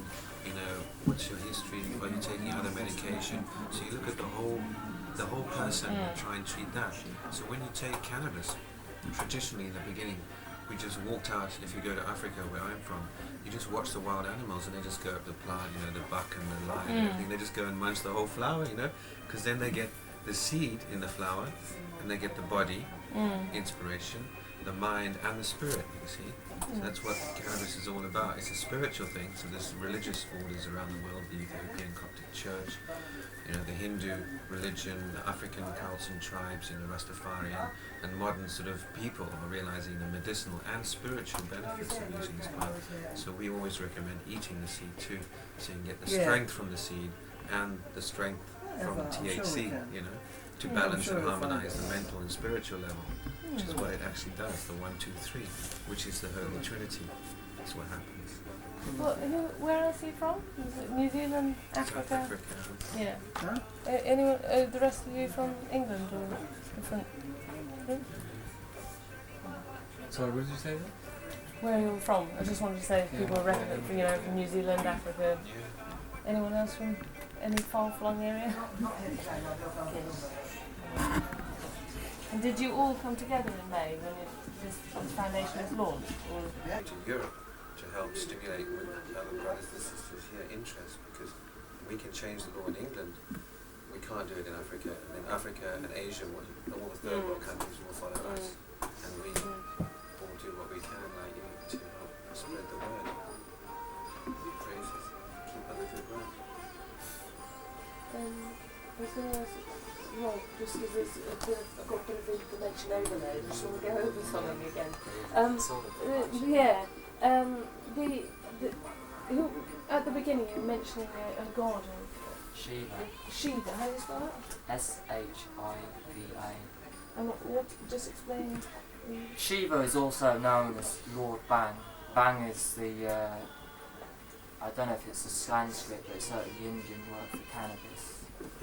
And one of the Indian, what's the books they have? Not the Bhagavad Gita. Anyway. Well, can I say it's the god of cannabis? Yeah. The Indian, Well, Indian god. Well, he's known as the Lord of cannabis rather than God. Because God actually means generator, operator, and destroyer. It's a universal great spirit or whatever. And that, if you have. But in this term. Yeah, what we want to do is actually, because I've been trying to get a year and a half. I must admit, I did say once I've included hemp seed. Once I went away partying for a weekend and just danced for about 10 hours. I took lots of psychedelic drugs and didn't take my bag of hemp seeds, and I had a bit of a cold after that. But that's the only time. Otherwise, I'm. And you don't need to eat very much. In a day, I'll have. What do you do? Juice. What sort of food do you cook? I'll have a juice in the morning because that balances your stomach, as Warren was saying. I'll then have a bowl of gruel, which is actually oats and hemp seed, water, and then later in the day I'll have some marzipan, which is literally translates from the Chinese ma, which means cannabis, seed, and pan, ground, so it's ground hemp seed, to which I'll have a bit of garlic and olive oil. It's cannabis. Yeah, right, okay. On the subject of start. cannabis though, you see the thing is that every independent research has always said that this is the safest known therapeutically active substance known to humanity. That actual quote was from a judge who oversaw 2 years of investigation looking at all the evidence that could be placed before him, and that was his opinion. Judge Francis Young. That was in 1988. 1988, the most. Okay. Do you want to? Should we see a bit of packing? Yeah. And basically the government say that it's dangerous and it leads up. That's because the people who fund that research are the pharmaceutical companies. It's in their vested interest to keep this illegal. I've had my life threatened by them. Honestly, it's been happening It's a long really time, man. Alex. Directly. Honestly, because You carry on with legalising cannabis. Even we used to get into the circle. Because it's 30%. Unless if you know people what's can, happening, it's very difficult because you're fed particular information. I mean, this study that's just come out, you've just told us about. If teenage girls drink half a glass of milk extra, I mean, who funded that study? Half a glass of milk more than what? From cow's milk. Cow's milk is for cow's children. It's for the cows are for the totally young different cows. from It's not for humans. us. It's just not natural. But anyway, just on the nutrition side again, we were over in Copenhagen the other week, and there's a conference on cannabis because it's happening a lot over there. And Denmark actually does the highest use of cannabis in Europe, so they're a bit more enlightened, and the lowest use of many other drugs. Yeah, I'm just saying, it's and like this guy your arms about flying hemp, about, I so don't want to be all electric. Did you get some of the ones? Was it? I'll get some. There are two up there. Just to survive sound vibration. No. I'll get some. O Great Spirit, we gather today in this circle to give thanks and pay homage to the holy herb placed before us, created in heaven, manifest on earth, and brought to us by His Divine Holiness, Lord Shiva. O Lord Shiva, we channel all your loving energy into the bountiful gifts before us to bring the healing of the nations. Om Bharanat Ketanat Ketanat Pushpatinat Om Shankar, and at that point go Om Shiva, which is praise Shiva, Om Ganja, praise. At that point, raise to the heavens, bringing all the loving energy of the heavens down and forward. And are we going to reach? We're not going to reach, are we? Could you see that? Yeah. Okay. The Hunab Ku thing freaks people out as well. What is it? Yeah. Yeah, fly on the wall. Is what you're thinking of. Come round on the wall.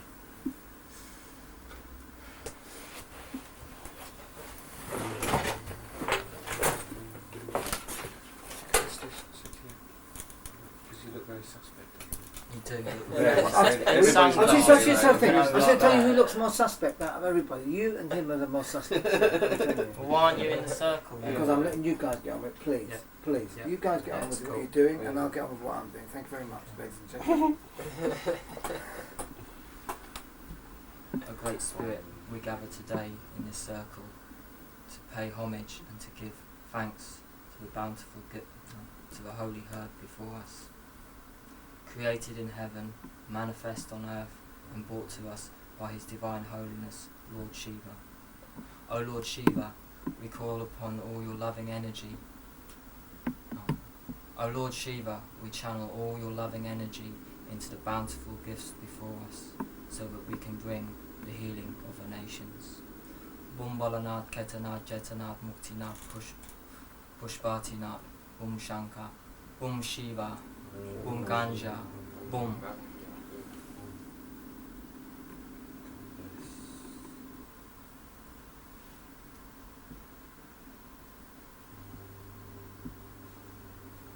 And then we'd get onto the packing. Right. Can you do it once more for me? Oh yeah, because I've fluffed my lines in the circle. To pay homage and give thanks to the holy herb placed before us, created in heaven, manifest on earth, and brought to us by his divine holiness, Lord Shiva. O Lord Shiva, we channel all your loving energy into the bountiful gifts before us to bring the healing of the nations. Bum Balanat, Ketanat, Jetanat, Muktinat, Pushpatinat, Bum Shankar, Bum Shiva, Bum Ganja, Bum.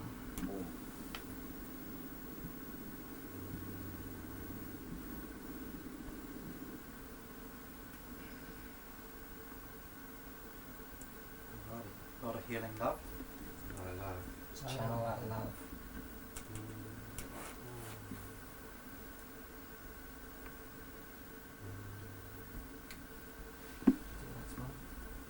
Is that okay, Tom? Yeah, you can do it again. Yeah, because it was like, I heard that rubber band flicking halfway through me doing it. It distracted my attention. Distracted, sir?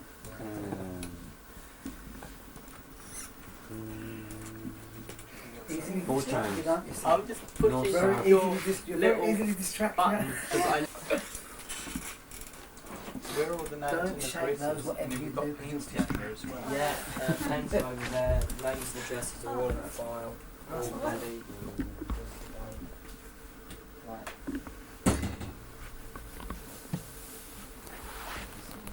Actually, yeah, because then you'll be able to get cutaways on each north, south, east and west. I'm facing north anyway.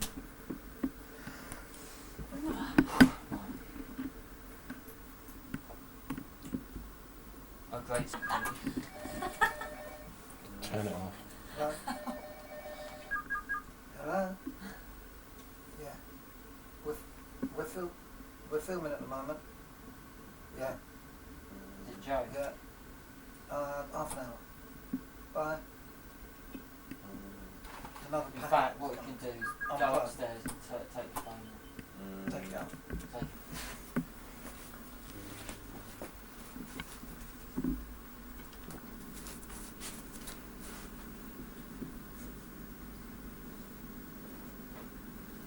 Sorry, percent.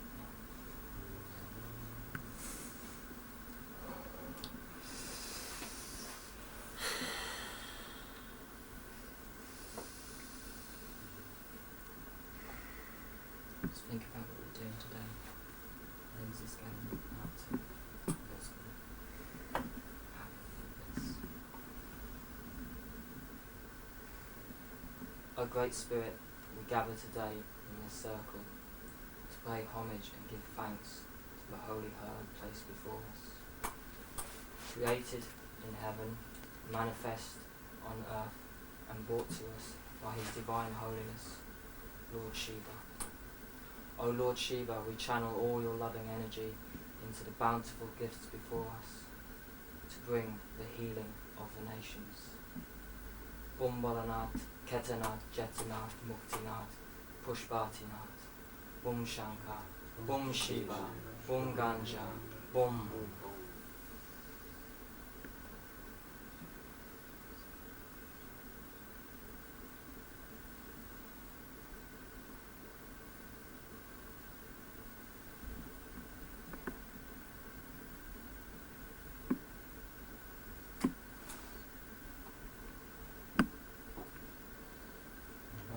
Do one final take and then we'll start packing in. Okay? Right. Last one.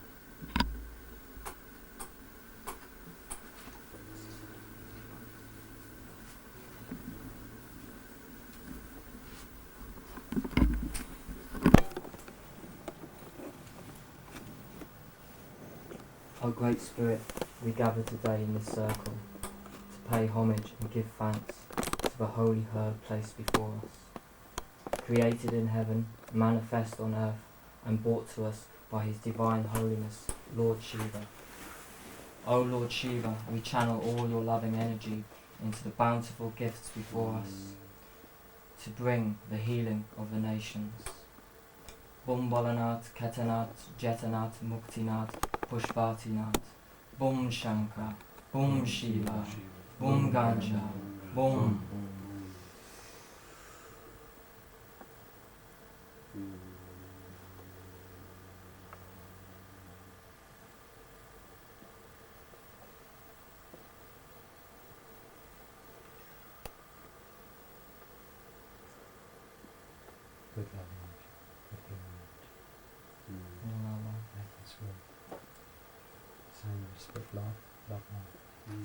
Love the planet. Healing the planet. Connect green again. Sanity. Sanity and age. Greed and chaos.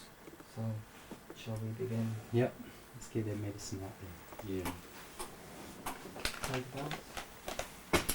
Which ones? I thought you were going to use I these. said put this up into and then put them into these. After I would take it down. Put them into and then put them into there.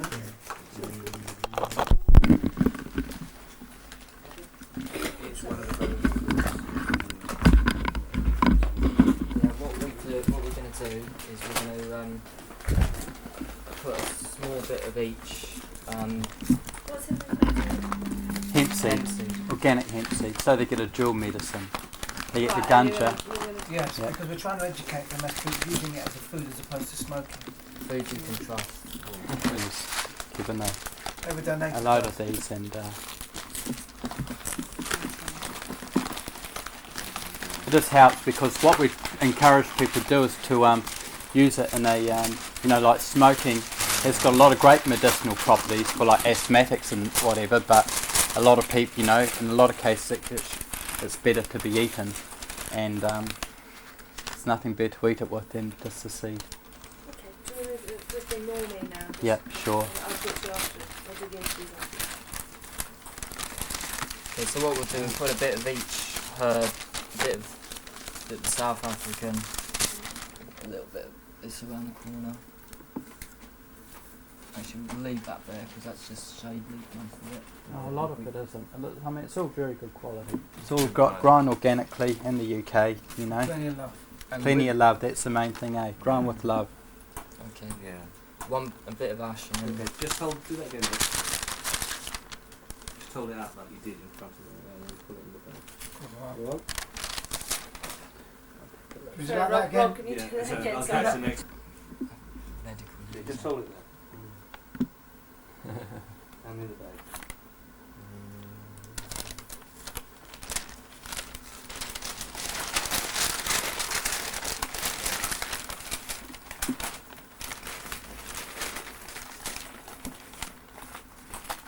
And then this is going to 13 people. Tom, can you get them actually put in the big bag, not just hold it up, you're going to putting it into the little bag as well. Will do, yeah. Because that's part of the story. So we're giving them the seed and the weed as a sort of, a health food. We're not just giving them hash and lizards to make joints. So we're giving them food to eat, and we're giving them the information that tells them how to use the food as well. This is on cannabis paper as well. This is cannabis, the paper mason here. Some of these, yeah. And his clothes that he's Like wearing there. Every one of these. Everyone will get one of these. In fact, if you guys want to concentrate first on just filling the bag, then we'll do the envelopes later. It's basically approximately a couple of grams for each person of each kind. So There's 13 people to supply for, so if we bear that in mind. Here's a so we'll put all the completed bags. Finished ones over here. What we can do is actually, okay, we'll let 8 take control of the finished one. And those green envelopes, Rob, which Right, what's going to happen then is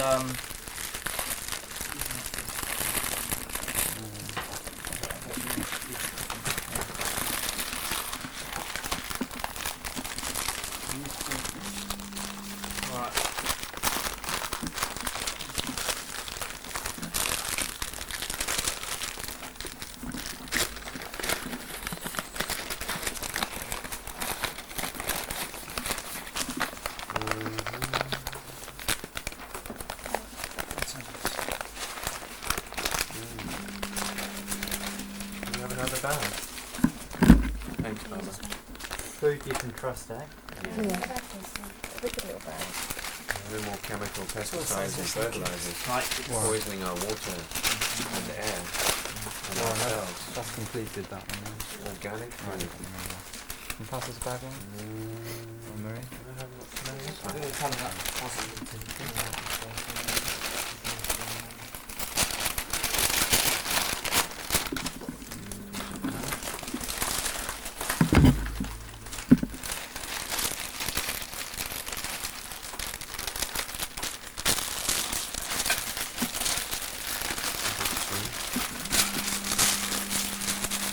count on the band at the moment. A little bit less Got than 1, 2, 3, SA. 4, 5, 6 so far. Brother. Still got a few more to go, you know. You better save a little bit of that. 2 more 5, yeah? 11 pieces, 11 here. Oh, well then that's okay then. Yeah. And there's a piece there for 1. You wrap this up and stick it inside the thing. Yeah, there's enough. Fill it all up. And here's one more. Yeah, there's enough. Well, there's 13, that's right, that's right. Yeah, you can stick in that one. We've got some left over for next time. So this is the 13th piece. Well, you want to stick it into that bag? Yeah. Here you go. Oh yeah, it's that one over here. Alright. Well, we should be able to drive it out. 9, 10, 11, 11, 12. 13. Oh, so we've actually got One extra. bag of seed going in there and then you're fine. We've actually got extra one. We've got extra. Alrighty. Well, I'm not doing seeds. Yeah, I was. Tobacco addiction. Maybe we should have a smoke break or something. I prefer if we weren't being filmed smoking while we were it's just perfect. We'll have a praise afterwards, have a praise. Some holy herb. Right, who feels that they've got neat handwriting? Girls, well, I'm a boy with neat handwriting. I'm a boy with neat handwriting, yeah. Unless it's a girl's It can only be the job. envelope Who'd like to basically write some names on Well, envelopes? I think, Yeah. I'll do one too. Yeah, I think the soil's not quite right there in the southern point of England. It's not we saw draining enough, so you get too much moisture in the plant. Oh, More it's just around gonna here. go One like was that. saying that around London they should be growing hemp. The corner sheep company. And Hampstead, here was Hampstead. Oh, no, that's No, it. It used to be, they used to grow hemp all over Also, the Hampstead. seed, I went and saw the seed growing as Yeah, it's well. nice and dry up there. Water filters away nicely. You Well, have good plants. Okay, what we should also get into is sending out some good growing seed as well to people. Well, yeah, this is... so that they can grow their own. Well, that's inciting people to grow, you see. Was that's getting a bit Well, beyond our no, limit? the other thing is also, in here, it does explain how to cultivate cannabis. Yeah. Very basically. Does Hamish get one of those? Yeah, he's already got one. The thing is that people I'm already supplying to have already got this one. Okay? The people who are newly supplying to, which is just on those lists, they're going to get... Actually, I'll keep hold of these, because these are for new people we're just starting to supply to. Okay. What we'll put in that would be... It'd be one of the people we're already supplying to, isn't it? Dave, and yeah, he gets a newsletter, Hemp Seed for Life, and a bag of medicine.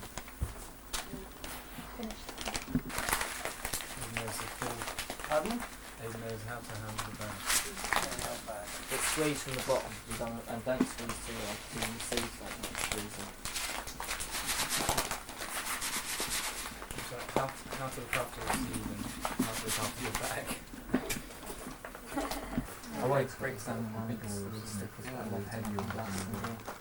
That's why I want to stay in England What for the we do moment. is take Anyway, that because one, it's part of my turn roots, that so one. I can carry my seed around. Johannesburg, there was a lift of some bag. Do you think it's running a mission to the top of the road? No, Not running mission, walking mission. I heard that too, but you know, rumours are right. 3 years ago. Can I get you to do a bit more actually putting stuff in bags? Yeah. Sure. Yeah. Can you pass me your there you go. Oh, I think. You want to see some more stuff going in back? Yeah, actually, if you've got some more envelopes to seal, that's.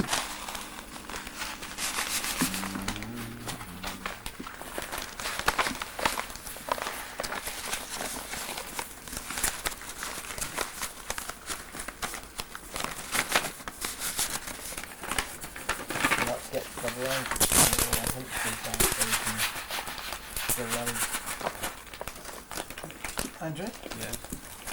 Haven't these got weed in? Yeah, they've all got weed in. Well, we want to get some more because we're putting more weed in He said Tom's not ready yet. Oh right, okay. When he's Well, ready. hang on. When he's I'll get an application form for cannabis.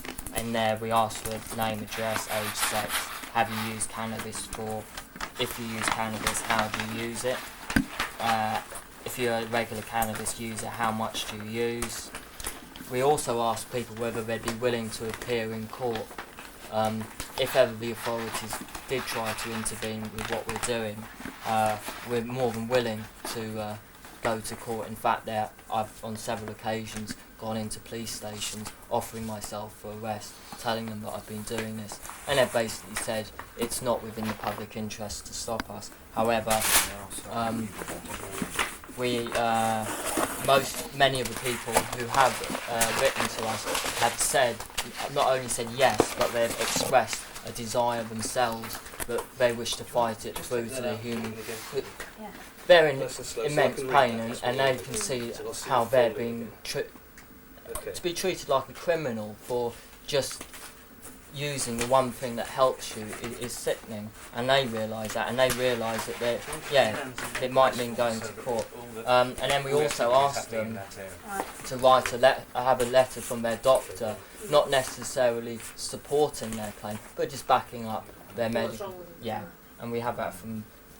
Unfortunately, I didn't word it that clearly in the first letter, and it said a supporting letter from your doctor would be helpful, though not essential. Many people are reluctant to actually tell their doctors they're using cannabis. Some people do, and in one case we have this guy. I had it out a moment ago here from Praying Clinic.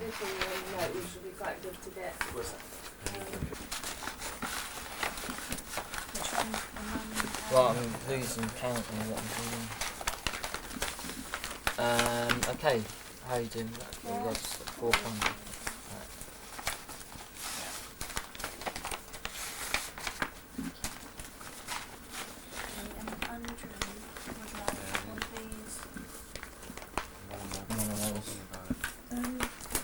Right.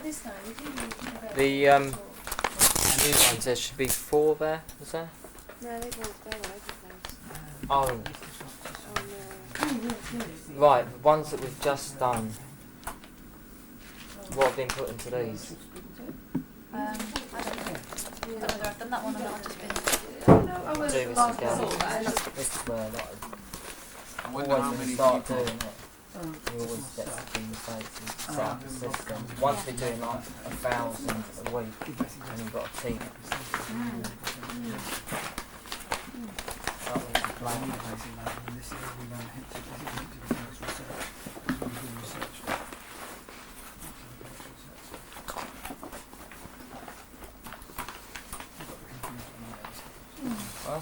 Alright, Lawrence, Carly, Martin, Askey, these still need filling with. That's with the bacon.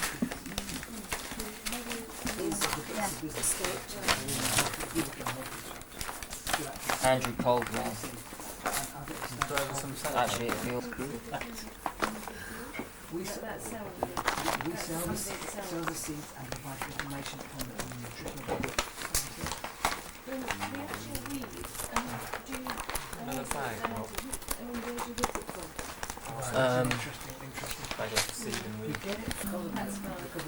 Can we move the other cameraman to the one with Yeah. bag? Shot now. It's really nice. Would you like to see some hash as well, Tom? 769. Sorry? Would you like to see some hash? I've seen some hash. Yeah, let me see a bit more. Yeah, sure. not so. Lovely. A couple of weeks until the heat's off.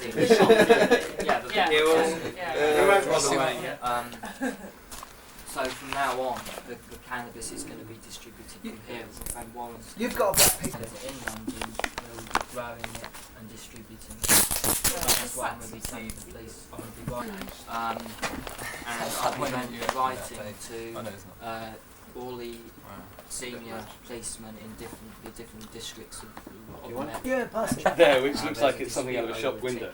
Yeah. The police might just think, oh, come on, these guys are going like this. No, we're not going like that. We're not. No, I know that. You stick the price up for it. funny news, later they have this car. Yeah. Alright.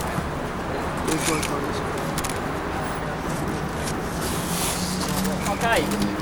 Put that down again. Yeah, over here before you do that. Just one this way, mate. Yeah, straight into me. There you go. Straight ahead, straight ahead. What a beautiful plant. What a beautiful flowering plant. There's a female one as well. It smells beautiful. You can do with that. Cars on it, with animals on it. Sorry, can I just come past you, Jeff? Can I just stand there for a second? Okay, I will be picking up again anyway, so hold it all the time. Okay, what I'm basically trying to draw attention to the fact, what I'm trying to draw attention to today is the fact that cannabis remains illegal in this country. It's deemed to be a Schedule 1 drug. Drugs placed in Schedule 1 are deemed to have no medical value and cannot be prescribed by a doctor. That is despite overwhelming evidence that cannabis has wide-ranging therapeutic uses for the treatment of people with glaucoma, arthritis, multiple sclerosis, asthma. The list is quite endless really, but as the law is at the moment, the way the law is at the moment, cannabis cannot be prescribed by a doctor. This is despite the fact that, well, from a recent BMA review, they found that 75% of doctors actually want cannabis to be legally available. The thing is, the doctors to a certain extent are restrained by the law, more than I am. It's for this reason that I'll be handing these cakes out, which actually do contain cannabis indica. This plant here is one of the babies the big mother produced the weed which is in these little cakes here. Friend here, Duncan, do you want to explain sort of the medical condition you have and how you use it? Yeah, I've got Barnacle-Window syndrome. I've had brain tumours, digestive problems for the last 15 years. I spent the last 4 years of my life feeding intravenously through a tube in my neck. In January this year, I had a liver tumour removed and I started being able to feed again normally. The only thing that's kept me going for the last 4 years through all the sickness and illness and pain has been marijuana, cannabis. I've been eating this every day for the last 4 years. It's kept me alive, it's stopped the pain where opiates have failed, and I mean, what more can you say? It's not done me any harm, I'm still here and I should have been dead. Thanks for the medicine, Rob. Nobody else has been bothered to give it for me. The thing is, it's also quite personal to me in the fact that, well, 6 years ago my mother was diagnosed of having cancer. She was then treated with cancer chemotherapy. She was then put onto this stuff called interferon. The doctor didn't actually realise that one of the side effects was the possibility of stroke. She pointed out to the doctor and said, oh well, that's something they put under the labels, don't worry about that.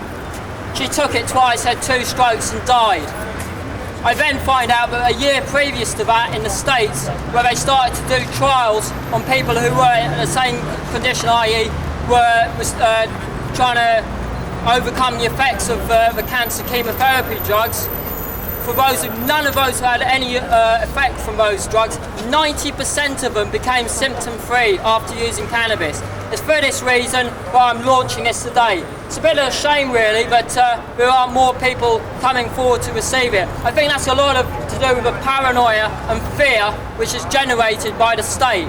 The thing is, for being standing here today, what I've been doing, technically I could be serving up to 14 years in prison. I have no fear whatsoever, because the truth is the only thing that exists in my reality. All the laws prohibiting the use of cannabis are fundamentally based on lies, and that is why the politicians... Hello, I'm right in the middle of the press conference. Oh, cheers. I'll switch it off actually, I should switch that off. Modern communication. Anyway, as I say, the politicians are too frightened to talk about it. Hopefully in the future there will be centres which will actually be growing cannabis and distributing it to people who need it. Until that time comes, myself and hopefully others will be taking direct action on this issue and actually doing it. Growing cannabis and prescribing it to people. What I really would like to do is take this to a much higher level, being able to prescribe it to more people. At the moment, I'm pretty much funding this myself privately. So if there are any pop stars, media people, or basically people with lots of money or a little bit of money who they would like to donate to this cause, it will be much appreciated. Because as I said, I'm funding this myself. Just to give it on record, if anyone would like to make a donation to the Free Medical Marijuana Foundation, our address is PO Box 2223 Glastonbury BA6 9YU. And if you can make any checks payable to CHIC, who is the Cannabis Hemp Information Club, which is this organisation I set up several years ago, basically to raise people's awareness about cannabis, why it was made illegal, and how it can save the planet. Because it's not just about the medical issues or the recreational use of cannabis. Someone mentioned there earlier the number of things that can be done with this plant. For one, we don't have to be breathing in all this polluted air. Henry Ford actually made a car out of cannabis and fueled it from cannabis. All the clothing I'm wearing is made from cannabis. The food here, not only the cakes, but these contain hemp seed. Hemp seed is nature's most perfectly balanced food. It contains all the essential nutrients, the essential fatty acids needed to boost your immune system, actually prevent a lot of illnesses. What does it taste like? Very good. Would you like to try one? This is actually called marzipan. It's a direct translation from the Chinese ma, which means cannabis, si, which means seed, and pan, which means to break down. So it's simply the hemp seed ground down. With these, we have added cannabis indica from same with this plant here. I'm not actually eating cannabis at the moment. We've got a few left here. There have actually been a few journalists who've come forward, so all these have been sort of spoken for. And I think it's quite good in a way that they're taking cannabis rather than consuming large quantities of alcohol or caffeine or nicotine, or maybe in some cases coke, but I won't go into that in too much detail. But anyway, are there any questions that people would like to ask before we cleared away from behind the biggest drug dealers in the country, the drug dealers which are selling drugs and forcing drugs on people that kill people? I don't think people should be buying it. I think people should be taking the initiative and actually growing their own. What I'm trying to do is give this out for free. I'm not into promoting the sale of it because that encourages crime. The biggest promoters of crime in this country are the government, because they promote greed and they also try to make crimes out of things that aren't crimes. It is a natural desire for people not only to feel relaxed and enjoy, but also to a certain extent to commune with Mother Nature. This is a gift of nature, and it's not for the authorities to try and restrict our use of it in any way. They're never going to stop me from doing it. I tried to get arrested before. The gentleman behind me would like to come forward and arrest me. I'm quite happy for them to do that. I'm not making any, I would not resist arrest at all. But I think that they've been just sent here to watch what's going on. Any questions at all? Can I have one? Yeah, okay. Go on. Seeing as you're media people and you're better off than drinking alcohol. Do you mind if I help myself to the Yeah. You're absolutely gorgeous. Thanks a lot. Yeah. Okay, so if there are any other questions, I think we'll. Wow, better late than never. Wow, what a box load. Well, they're here. I'll leave them here. If anyone wants to come forward and help themselves.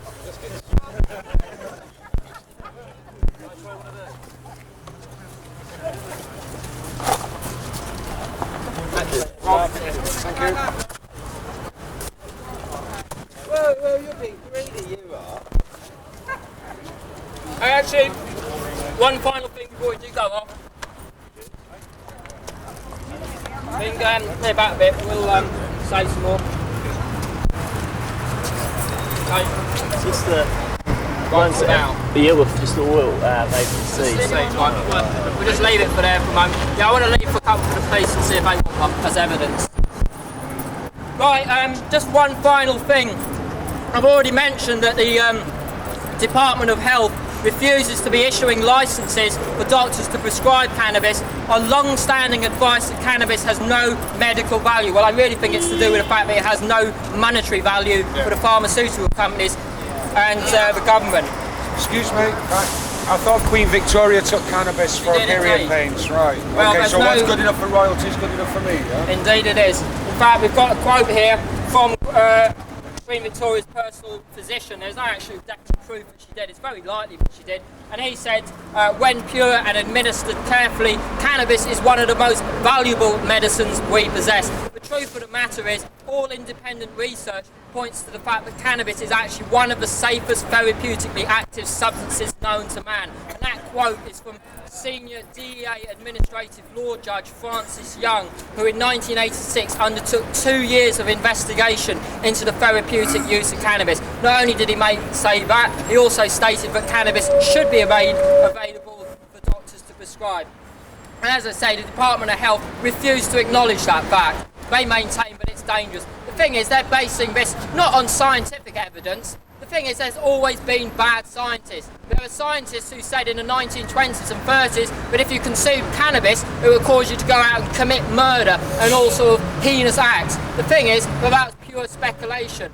Doctors who now say that cannabis causes brain damage, infertility, etc., are not actually basing these findings as any definite evidence. What they do is isolate an individual who may have such a problem like that, recognise the fact that they use cannabis, and then enter in this causal sort of relationship. That is not science. The scientific fact of the matter is that this is a very good medicine. Now they could say that they could never prescribe something which is smoked. I'm not smoking anything here. I've been handing it out as cakes. That's something that people could be doing, or using one of these. Now they have been around for a while. This is what's called a vaporizer. What you do is place the cannabis in a little bowl here, and then it heats it up to the temperature at which the THC, which is the main active ingredient, begins to vaporize. You then simply draw on this vapor and you get pure, clean medicine. No smoke, no carcinogens. This is the way of the future. And the thing is, well, in a shop these cost about £70. I'm sure they don't cost much more than about £10 to produce. Everyone could be medical users could be given one of these, and then could be given medical cannabis to use. That's the way of the future. The future will be free. Any questions at all? Woo! Right, I think we'll wind it up there. If the scavengers want to get the last few cakes there.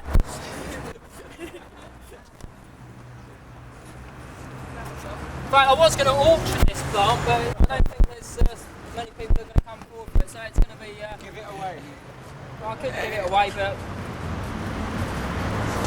I'll find someone afterwards, because... you might want a window plant inside of it. A nice south-facing window there. Yeah, ask me money for the office.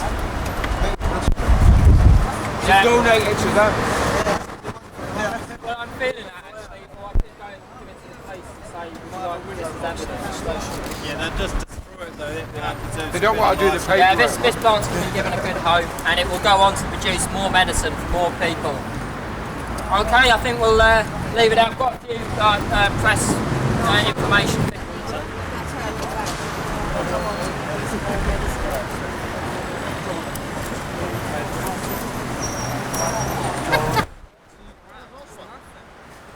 It's like, what is it, 28 grams to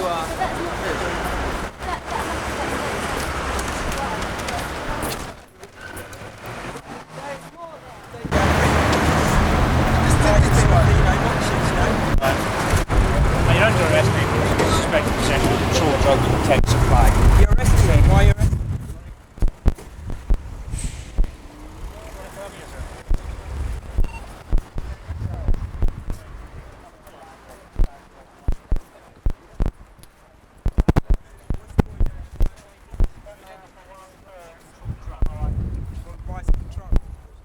Why is it illegal? What's so terrible about it?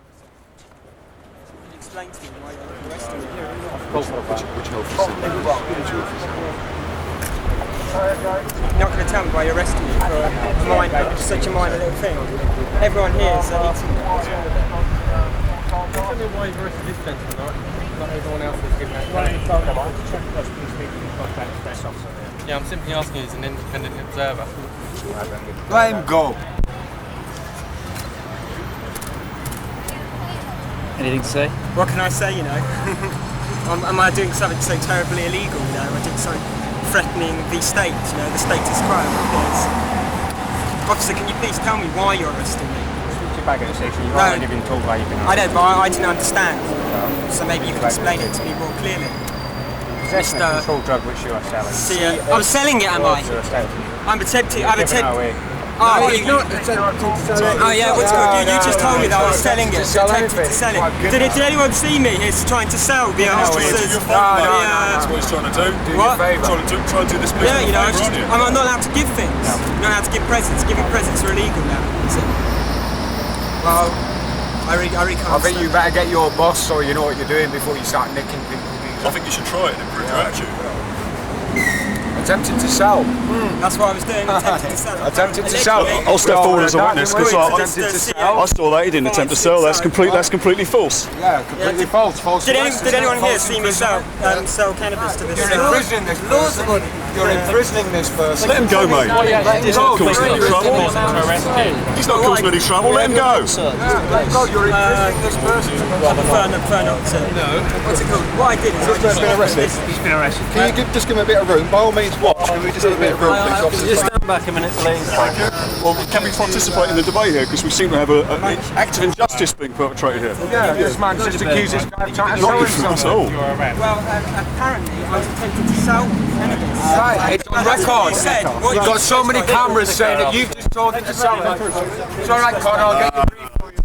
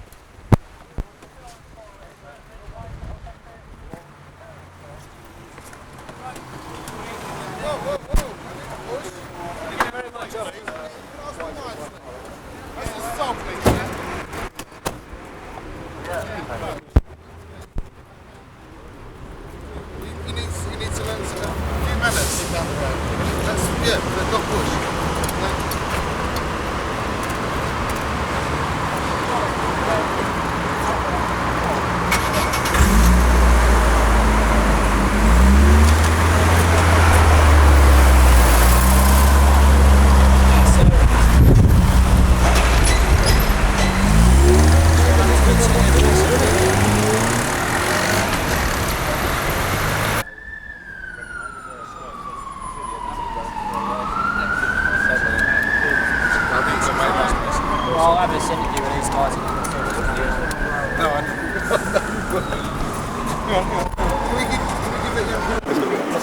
Mr. Cannabis, indeed. What's he on? You've been given a petition in? Well, what I've done is actually this is the launch of the Free Medical Marijuana Foundation. It's our aim to supply free medical cannabis to MS sufferers. I have actually mail-shotted and sent a press release to SO11 Forward Intelligence. Last year I did actually try to get arrested for doing exactly the same thing. I handed out cannabis cakes in Hyde Park, made an appointment to get arrested at Malibu Police Station, but when I did actually turn up to the station, they actually locked me out at first and then did let me in, but basically said, okay, you proved your point, would you like to leave? I wasn't trying to be intimidatory in any way to the police here. I appreciate that you've got a difficult job to do here, especially when I'm trying to draw attention to the fact that this is what we're really just focusing on is the medical use of cannabis. What just happened there, a young lad came up to me and asked if he could give some of the last remaining cakes to the two officers that were standing there. Yes.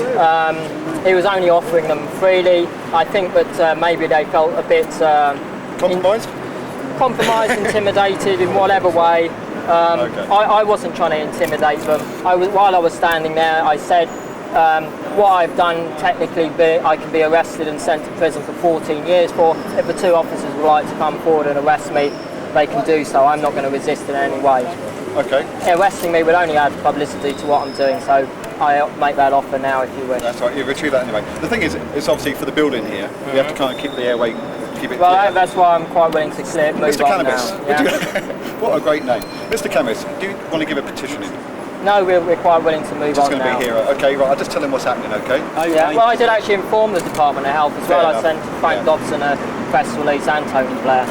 So they're aware of it, and as I say, well, this is cannabis seeds for eating. I'll tell you what, I'll come back and speak. I'll just tell what's going on, and then we can have a carry Excuse me, I do have some medical reports that I'd like to deliver to... Yeah, okay. Yeah. Just two of you or just yourself? Yeah, okay, we'll both come in. Okay. Nobody else come in, just the two?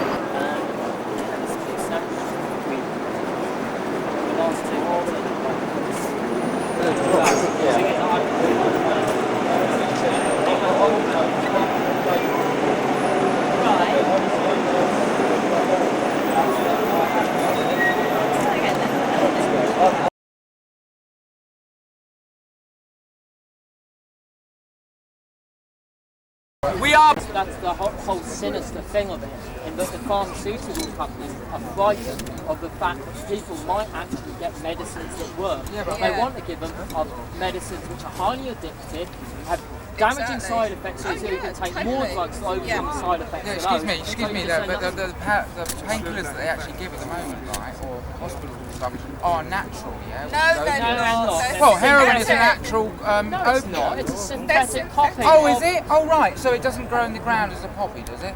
I mean, morphine is a natural opiate. It's like saying... No, they try and take all that away and then give you things like diconol and things like that, yeah? It's a very unpleasant experience. Yeah, I know, I'm not talking about the If they gave you something that was natural, opiates, that only makes you feel very good and doesn't make you feel like, you're completely mad and, coming down off the cliff. Well, I broke my leg and I was given morphine and I didn't feel mad. Yeah, but if you're...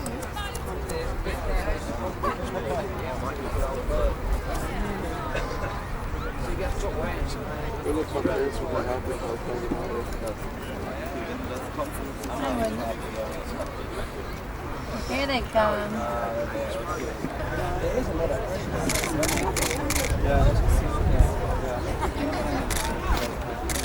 Great, thanks. Thanks too. I was going to try and speak for about an hour and a half, but just as well I didn't, because I don't think I had much more voice left. Well, why am I here?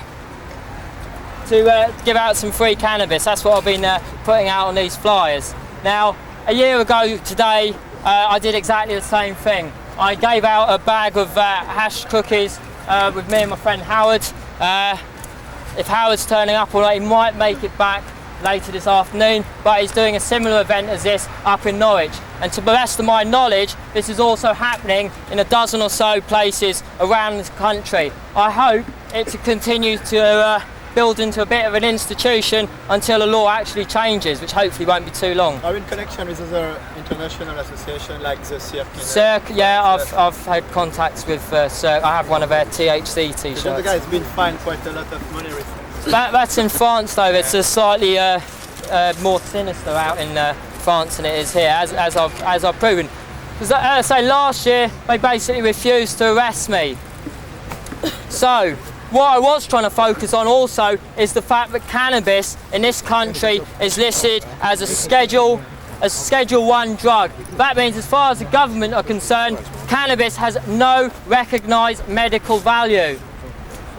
If you look at all the other sort of drugs which are in Schedule 1, you soon realise it's all the natural plant remedies. Opium, coca leaf, these are all deemed to be Schedule 1 drugs. However, heroin, cocaine, and also this stuff called Nabinone or Merinol, which is basically synthetic THC. It's not cannabis. Heroin isn't opium.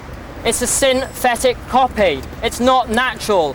All the natural substances have been banned and prohibited, and they are the ones that really work. And that's what they're frightened of the fact that people are actually going to get medicines that work for them. Because at the moment, you go to your doctor and you get medicines which are highly addictive, don't work very well, and often have very damaging side effects, which means you've got to take more drugs to overcome the harmful effects of the original drug that you're dealing with in the first place. Which, as I mentioned before, earlier on there, but that's personal to me as well. If my mother was prescribed a medicine to overcome the effects of cancer chemotherapy, which ultimately killed her.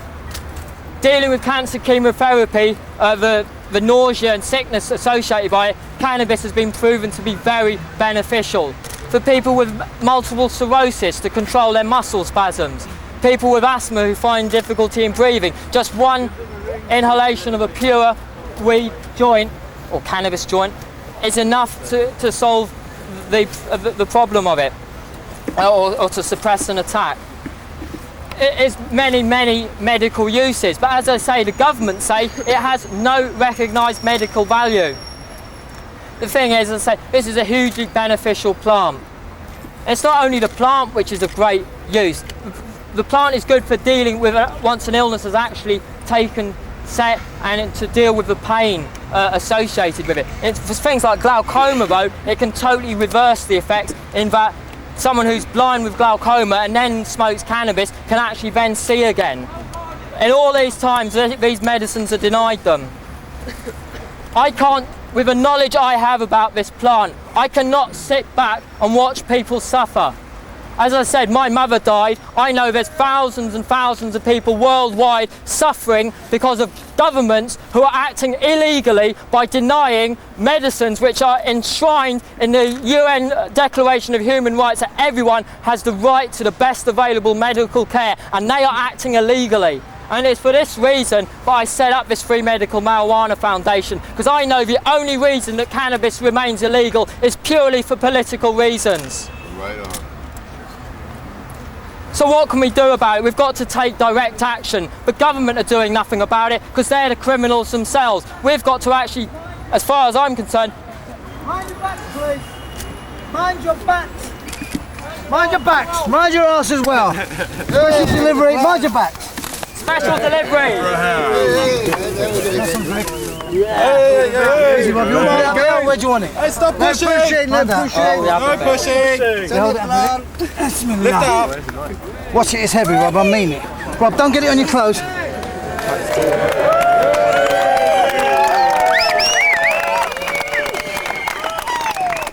got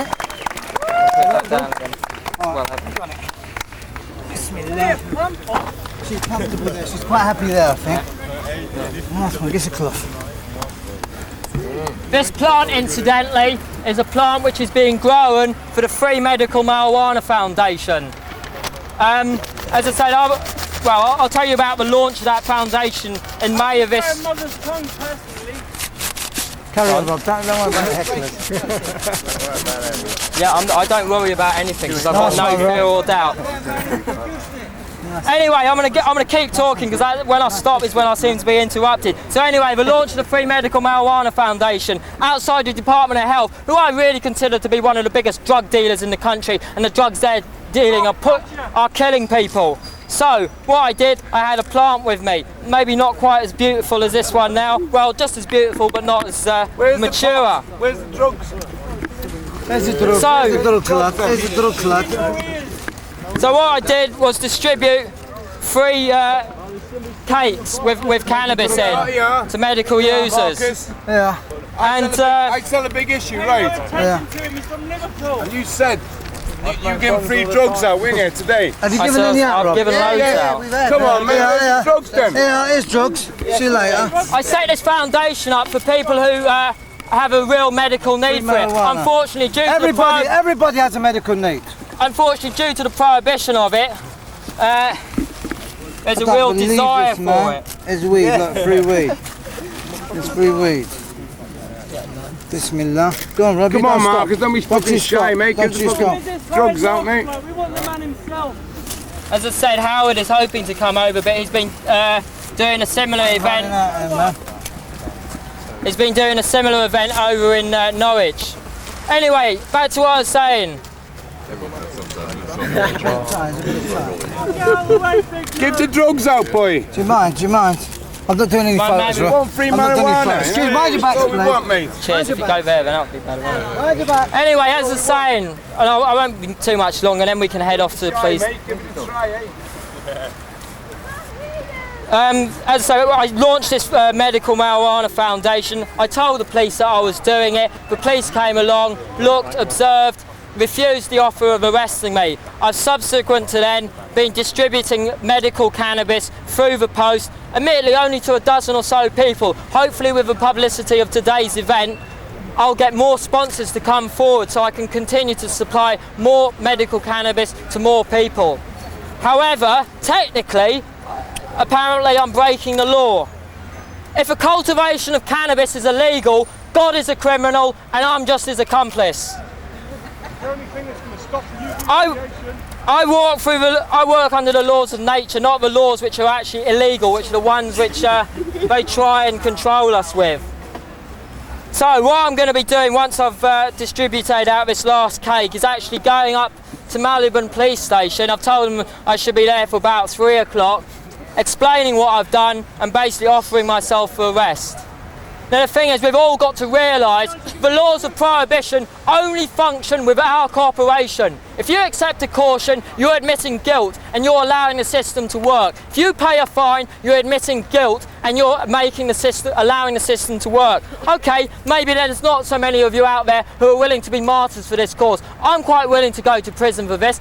I don't think that's honestly going to happen, because the thing is, I'm convinced that I can convince a jury, but I'm acting in the, on the grounds of medical necessity. As I said, there are these people who are suffering. The only thing I can do for them is to, one thing I can do for them to relieve that suffering is to give them cannabis. And that's what I'm going to do now again. So I bet... We're suffering. So look, I've got a knife in my hand, so please don't push too much. Don't push! Stop pushing! Don't push! Everybody push! Don't push! Right, what I want to do is give a piece to my friend here first. If you can all back... Well, I'm not going to give any out. This is getting really... Come on, spread out! Can you just back off a little bit? Sorry, it's crumbled a little bit. Yeah, rub over this way. Not smack, not junkies, okay? If you do take a big bit, just try and pass it round a bit, because it's not going to last. Careful! Yeah. Start feeding. What I'm going to do is lob a bit over there. Over there. That's it, it's all gone.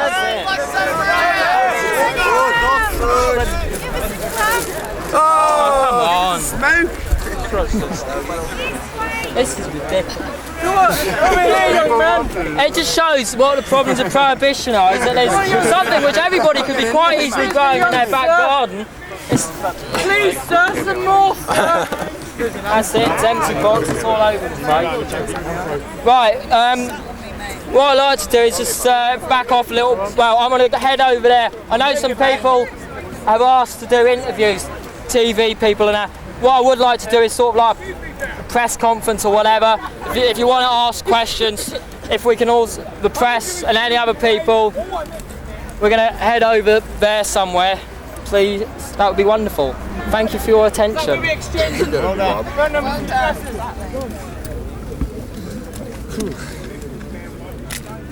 Was it good? Nice one, man. So what I said, we're going to head back to sweet. Now I'm vegan and it might be milk chocolate. Oh, no, I don't want that, I want the other sweet. This is a sweetie, this is a hash sweetie. Is it? Oh yes. Now, give us a bit of push. Yeah, can I ask you something? Yeah. Oh, how long have you been like this? All my life, millions and millions of years. How long have you been like that? Really? I got into the whole hemp thing in about late 94, early 95. Do you remember where I met you once? No, but I'm sure you could enlighten me. You had a big stick. You had a big stick and you were on a bus coming down here. Big stick in a plastic bag thing. That's right. Yes. Do you remember? It's behind me here. That's it? Yeah. Now, which hospital are you from? Which hospital? Hospital of Love. The Hospital of Love and Universe. We don't need doctors to prescribe us medicine. We can all look after ourselves. If we're only given the medicine that nature has provided us with. That's the truth. Were you born like that when you got on your face? What, with these? Yeah. No, I had them put in. You made the speech, right? Yeah. So where's the free grass? Hey, man. I've already handed it all out. Hey. You handed it out earlier. I've handed. Why didn't other people come along and bring some? That would have been cool. Anyway, I've done my bit. Come on, give us a break. Yeah, no, but we all want to go for the smoke now, don't we? Well, anyway, as I say, what I'm going to do, I'm going to head back over there, and if there's any press who'd like to do an interview, sort of fire a few questions and we can arrange a more in-depth interview, I'm more than willing to talk to anyone. Because yeah, with a name like Free Rob Cannabis, I am looking for publicity. And I'm looking for the truth to get out about why cannabis was made illegal. And as I said, it's all lies. And I'm protected by the truth, and I don't fear anything because I live by the truth. You should move to Holland then. Why should I move to Holland? Well, I want to choose. I want to change the. Exactly. I can speak much better English than I can speak Dutch. I think they're after the plant, so we're going to cover it up. Right? Oh yeah, well, with the plant, I was actually going to go into the police station with it. However, one of my friends who is a grower for the Free Medical Marijuana Foundation has been hassled by a load of cokeheads who smelt the perfume of the plant, shall I say, and he's been having death threats against him unless he hands the plants over. So he's had to harvest them. This is the one remaining plant I have for the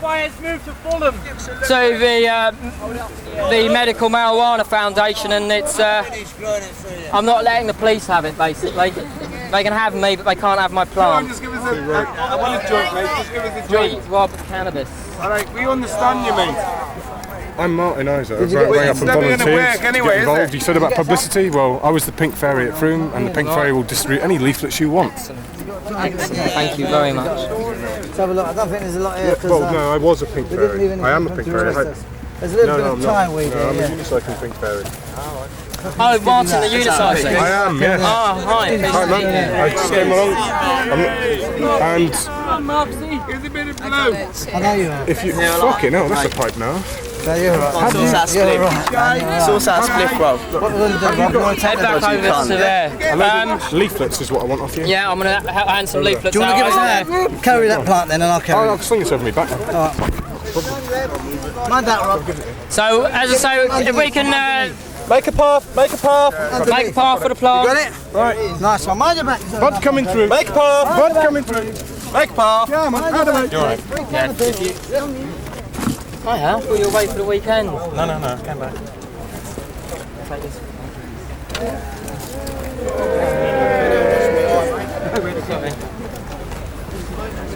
You know?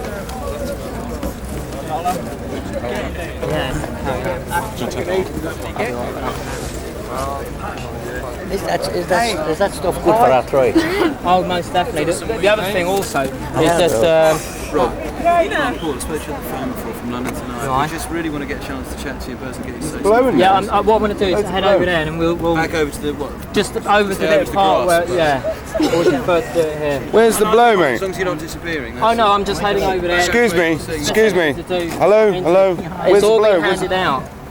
It's all gone, is it? It has indeed, I'm afraid. Can I have one of your stickers, please? It's the last one I have, I'm afraid, but we'll be getting some more. It is. Would you like, Morris? Would you like to buy a magazine for the homeless, mate? Would you like to buy one? That's not Morgs, it's very twit. What's his name again? Forgot now. Terry. Where's Howard, man?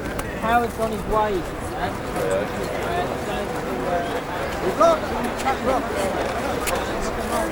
Oh yeah. Martin.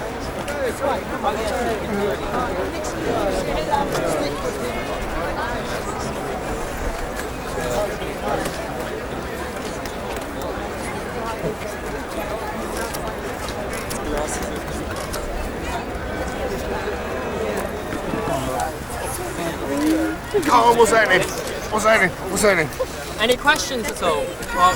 Any questions? Yeah, can you tell us about, we've heard something about the nutritional benefits of the seed. Oh, we've heard yeah. that you can eat the seeds. Can we, Is it true? It is true, and apparently, get this, there's so much about it, but I've got to start off with this one. The cell structure, actually, can you tell me about intermolecular stardust? We'll tell you about the cell structure of the hemp seed, the actual hemp seed which they're touting as a source of food. The molecular structure of the seed is exactly the same as the molecular structure of stardust. And the human brain as well. You bet. The human brain. And legend has it that the seed came down from the dog star Sirius. So it looks like we are stardust, you know? Yeah, it looks like it, man. There you are. Well done. Can you just ask your name? I'm not going to.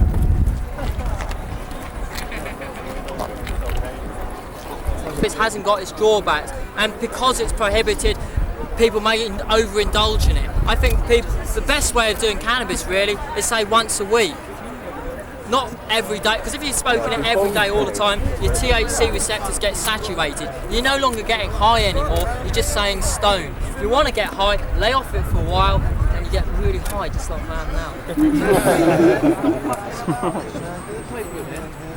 Right, coming up to 3-ish. About 10 to 3. Right, how many people reckon... Can I have a show of hands, people who'd like to wander up the police station and make a statement of the... they don't like these laws very much anymore? Yeah. Yeah? There'll be a few of us, good. How far is it? It's about 5-10 minute walk from here. It's just up there and you go up. Blimey, I can't read it now. Portman Street. They can't be telling the truth about it. They can't actually say that it has beneficial effects to people. All they can do is lie about it, say it's a dangerous drug, when in fact no one's ever died from the ingestion of this plant. As I said, hundreds of thousands of people die from government-controlled drugs. They're denying a safe medicine to us. I've never heard of any side effects either, bad side effects of cannabis. Bad side effects of cannabis? No, I've never heard of any. Well, people can, I'm not denying, but it can trigger... When people are drunk, the things like that, yeah, it makes them sick and what have you. Yeah, in the wrong combination. But one final bit on the old religious tip, the Bible. What it talks about in the beginning, now the Bible, you see, that's... someone wrote it, but the thing is it's been translated in a way to control people. They don't really tell the true facts about the Bible anyway. I'm sure Jesus was a doper. I'm sure, in fact there is strong evidence to suggest that what he had on the cross was a hemp wine to ease his pain or suffering on the cross. Also, at the end of the Bible it talks about revelations, and I know there's one bit that says and a plant of great renown will rise up and bring the healing of the nations. I most definitely think this plant will bring the healing of the nations. Its use can, as I say, can reverse the effects of global warming. We don't need to cut down trees to make paper. This plant produces paper that will last thousands of years in comparison to maybe 100 years for wood pulp paper. All this clothing is made out of cannabis. It will last me a lifetime. And that's the problem, you see. They want us to live in this consumerist world, which is destroying this planet and destroying each other. We've got to learn to live in harmony with nature and live fully sustainable lives. Otherwise, we're just going to kill ourselves. So, can I ask, you know where drugs, you know where cannabis is concerned, do you see it as kind of getting people docile so they don't know what's going on, truly going on? Do you see it as that? It can. It phones off. I'll do the same, Rob. How's that? Has anyone got a bottle of water actually? Because I've been speaking. Anyone got a drink? Drink for the poor man. He's got a. There we go. Yeah. Excellent. Bet you fancy a curry as well, don't you? Not right now. I need a hemp seed cookie. A handful of hemp seeds. That'll keep me going. Okay. Rob, you've done two of these things before, but for this one, if you try and look at me, not the camera, right? Let me ask you, first of all, what do you think you achieved by doing a day like today? Everyone's standing here smoking. Well, certainly it's raised a lot of publicity for this event. What I'm addicted to is the truth, and I have to tell the truth about this plant. And yeah, I'm seeking publicity just so the truth about the lies which actually made this plant, made it illegal, are brought out into public knowledge. Okay, but if you wanted to get the truth out, I mean, you could put magazine articles out. But what you're doing is you're very deliberately provoking arrest and taunting the police. No, I mean, taunting the police. I'm not in the sense of saying to them, look, we're smoking dope. What are you going to do about it? Why do you think that's a good way of campaigning? No, that is not what I'm actually focusing on. What I did in May of this year was launch the Free Medical Marijuana Foundation, where I was supplying free cannabis outside the Department of Health to medical users. I told the police I was doing this. The police looked on but refused to arrest me. Since then, I've continued to distribute free cannabis to medical users. What I'm doing today is drawing attention to that fact that I am continuing to do this, and hopefully through today's action more publicity will be made about this foundation I've started, and hopefully someone like Paul McCartney or someone may sponsor me so I can give out more medicine to more people. The thing is, I can't sit back and watch people suffer when I know that by giving them cannabis they can alleviate the pain of an illness which a lot of modern medicines aren't doing anything for. Okay, but you were talking before I was listening to you about direct action, which is what this is today. I mean, people who are protesting against nuclear weapons broke the law. They broke down fences. people who support animal liberation, again, break laws as a way of protest, and that's what you're doing today. Oh, most definitely. So why direct action?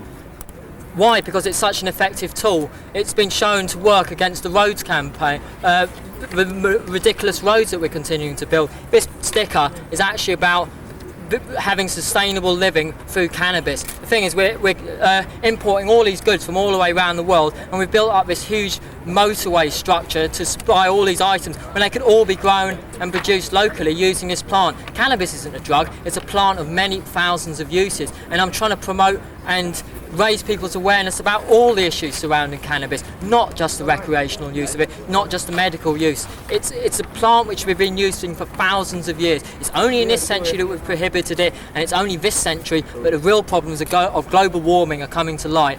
Chopping down trees to make paper when we could be doing it from cannabis. Burning fossil fuels when we could be using ethanol made from the cannabis plant. This plant, as I say, could easily be reversing the effects of global warming, but it is continued to be prohibited because of the fact that it's considered to be a dangerous drug. What's the real danger is the danger to the society and the system as it stands now. Once cannabis is legalised, the whole consciousness of society and the world will rise. No longer will people be able to just sit back and watch the destruction of this planet. Let me ask you one question. Are you worried? I mean, you're not just recording I don't worry about anything. That is about possession. By distributing it, in theory, if the cops wanted to, they could put you away for sort of 7 to 14 years. Are you scared at all about doing that? As I say, I personally feel that people attach far too much importance to their own human existence and not enough to the spiritual development of not only myself but the whole of the world. The only thing that will save us now is hemp and love. But they could bang you up for 7 years today if they wanted to. The thing is that back in World Wars 1 and 2, I could be stood at the bottom of a trench waiting for a whistle to blow so I can go and have my head blown off for a war that I don't understand. This is a war. They're going to be victims, but I'm quite willing to make a stand. My mother died because of the drugs that she was given by her doctor. Millions of people are being made to suffer due to the prohibition of this drug. I'm quite willing, or this plant I should really say, I'm quite willing to go to prison for 7 years if they want to make a martyr of me. But the thing is, it is going to be a war and people have got to take a stand. And if we don't take a stand, the system's going to get a lot worse. Do we want to live in fear all our lives, or do we want to actually believe in the truth and stand by the truth? I know what the truth is. That's why I have no fear whatsoever. The government, they're the ones who should be fearful because they know they've been lying all the time. Yeah. Thanks very much.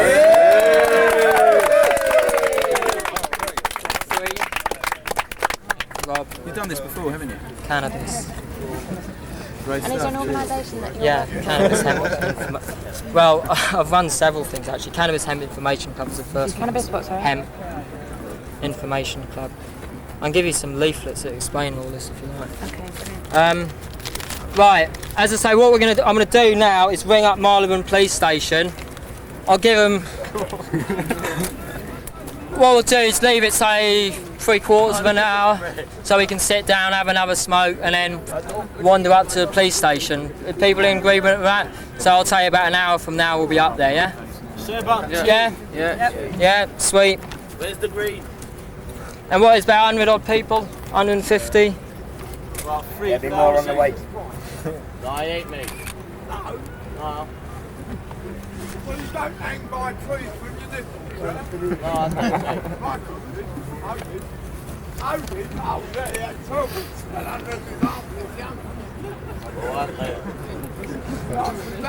Hello, can you put me through to Marylebone Police Station, please?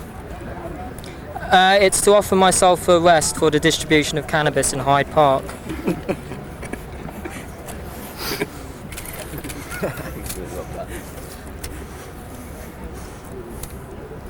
Hello, yes, it's Free Rob Cannabis. I was approached by one of your officers in Hyde Park this afternoon and told to ring forward with the expected number of people who will be joining me up to Marylebone Police Station this afternoon because I've been distributing cannabis in Hyde Park and I'm offering myself for arrest. And I was told to tell you how many people. I reckon there's about 150. What people reckon?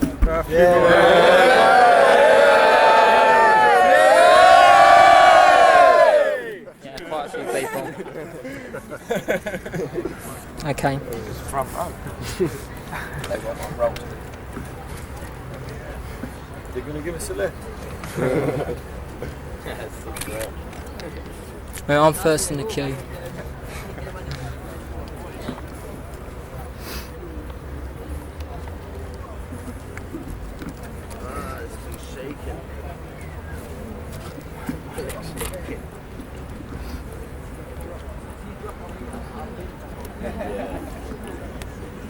Excuse me, put me on hold, please. We're now getting very confused of what to do, maybe. What tune have we got? Let's hear it. It's nothing. Nothing. We still like It's not good. It's not wasted on money. Hello. Yeah, this afternoon, one of your officers, police constable, came up to me and asked me to inform you how many people would be coming along to Malvern Police Station this afternoon. Right. Well, I actually wrote to. Is it Superintendent Miles? Yes, I wrote to him last week explaining that I would be distributing cannabis in Hyde Park, and that I'd be coming along to offer myself arrest for doing that. And well, today actually is the 69th year of cannabis prohibition, and to protest against that, there's a couple of hundred people here who'd like to come along and basically. Well, as well as I can see it, there's two ways that it could be going. Either you arrest all of us will not accept a caution because none of us accept this law because we do not recognise it. Or you can accept the fact that this law really isn't enforceable on the levels that it was introduced.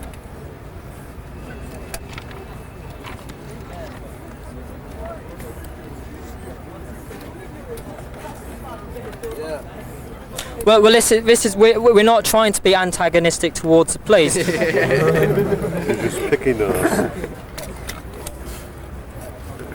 Well, would you prefer us not to come then? Well, Take the next one. I can't see the plant though. Do you want the plant in it, innit? well, Get them well, down here. Right, basically I'll just explain. The police have said they would prefer it if we didn't actually come up and offer ourselves for arrest because they can't deal with that number of people. And? Right, what I'll do is I'll come up with a few press and that, and we can have a chat if you like. And But we're all law-abiding citizens. yeah. Oh yeah, I just want to reiterate the fact that I'm really not trying to be antagonistic towards the police, and I just want to explain my reasons why I'm doing this, and I'll just bring a few press and a few friends along, and I think the rest of the people will just be quite happy to sit here and continue consuming cannabis as we have been doing. Okay, we'll do that then. Well, I hope to be leaving here in about half an hour, so within 3/4 of an hour I and a small delegation will come along, if that's okay. Free Rob Cannabis. Okay, and who am I speaking to? Sergeant Bell. Okay, Sergeant Bell, I'll bell you later. I shouldn't have said that. Right, what's going to happen then is that the police have politely asked me, or they'd prefer it if we didn't actually all come along. Why not? Because of the... Can I just borrow this for a moment? As it says on the bottom here, I mean, this is something which went round to a lot of police last year. A memo was sent round last year not to arrest anyone. The thing is, what I am trying to expose is the fact that this whole law only functions with our cooperation. Now, admittedly, when I went to Reading Crown Court, I admitted guilt. That was just basically to save my own time. If I'm arrested for this, for the distribution of cannabis to medical users, there is no way that I'm going to admit guilt to anything, because it's the law that I'm going to be challenging. And if we all stand up and challenge it, they can't control us. They only control us through fear. Fear of getting arrested, fear of going to court, going to prison. Now, if we all walk along there, 150 people, and say, arrest me, their whole fear control mechanism has gone. They try to control through fear. They know that I know the truth about cannabis. And that's why they really would prefer it if they didn't have to deal with all that hassle of enforcing a law which he admitted isn't really enforceable to the way that it was intended. So I think already we've achieved another victory today. Hey! Congratulations, mate. Nice one. So, right, I'm going to try and wander back over to my stuff over there. Sit down, have a final smoke, and then wander up to Marylebone, where I said I'll sit down and have a chat to them, explaining why I'm doing it. That's really what they want to know. They're not even interested in arresting me, but we'll see. Anyway, I'm going to wander back over there and hand out the rest of the flyers, and then up to Marylebone Police Station. Any more of those leaflets? Yeah, I'm just over there. I'm gonna. That's going to be completely fueled by him. Yes, brilliant. Isn't it? They're saying what by 2000 and something. They reckon. They're going to have 3 or 4 of them. When you actually go to the police station? At 3 o'clock, wasn't it? Yeah, but the thing is that I said that I'd be wandering upstairs about half an hour. Is that right? Well, yeah. It's got a big pipe over there.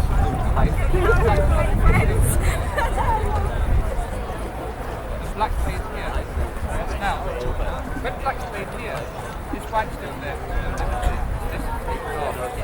So that if it happens, these two black spaces have got limited there. Will be allowed to smoke cannabis in Hyde Park, but still seem to be a long way off. In Hyde Park, this is Paul Moss for London Weekend Tonight.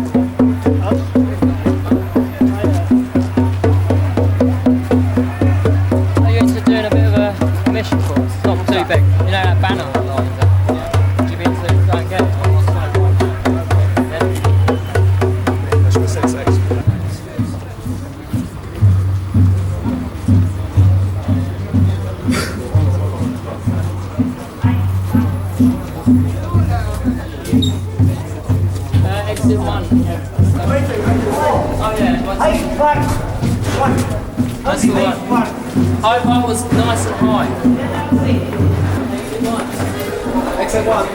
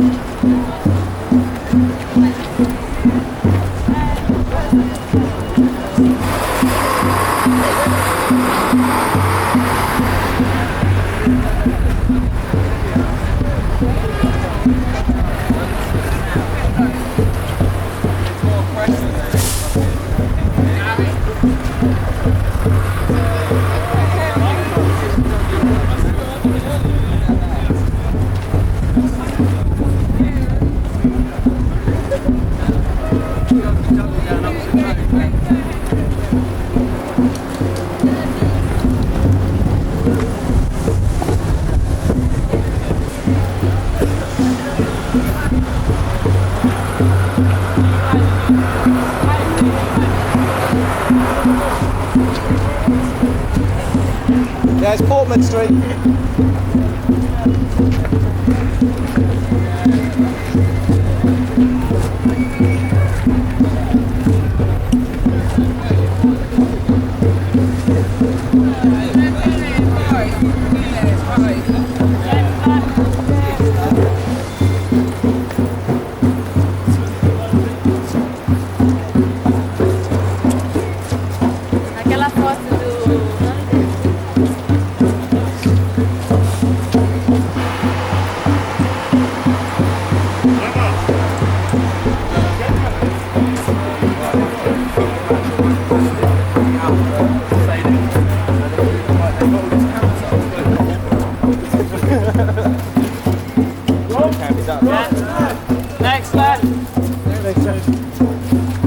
Dave.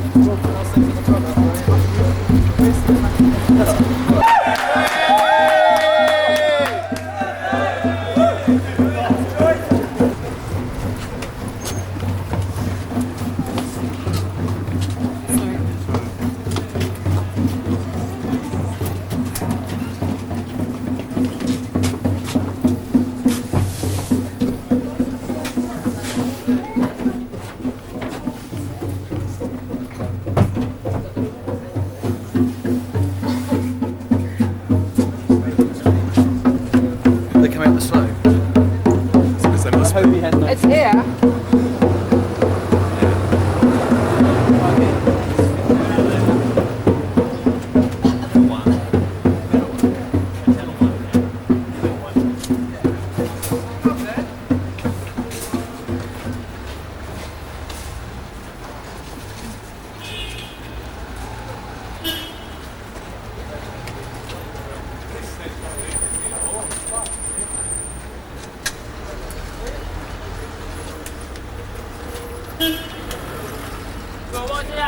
Well, in 1 year it can go from just a few people who are determined to show that they no longer disagree with this law and will no longer abide by this law. If I'm a criminal, then they should have arrested me last year. The thing is, this country is moving towards decriminalisation already. The policeman came up to me and actually asked me, just tell me how many of you are actually going to be coming up this afternoon. I had a big box of hash cookies there.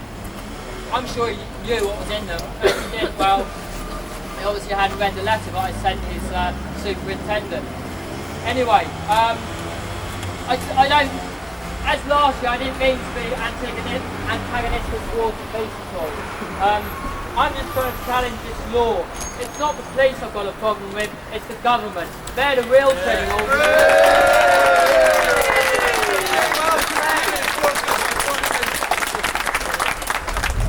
By enforcing this law, they are in breach of international human rights law. After the Second World War, certain basic rights were laid down in international law to protect the rights of individuals. This law of prohibition is a breach of international human law. Not only have we all our own right to our own spiritual development, as is laid down in, I can't remember which article number it is, but it's laid down in that book. And also the fact that everyone has the right to the best available medicine. As I've been focusing on this afternoon, what I've been giving out is free medicine. What I'm going to do, I'm going to go in, and most probably they'll only want to speak to me on my own. I'm not sure. And I'm going to explain what I've done, why I'm doing it, etc. I've only got one flyer to give them, and that's this one. And I'll read it to you all. I love you because you, me, and the universe are one, and we're all in this together. So what can we do about it?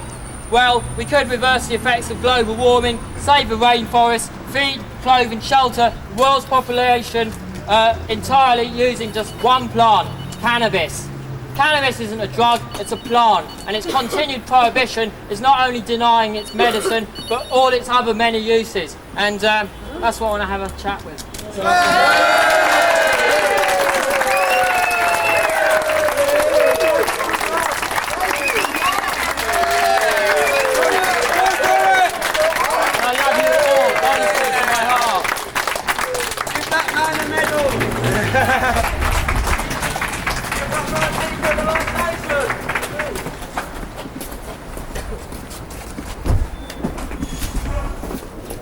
That's a bit of a cute. I'm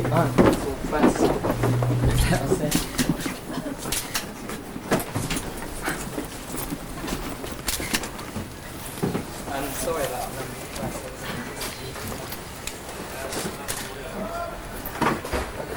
Back a bit.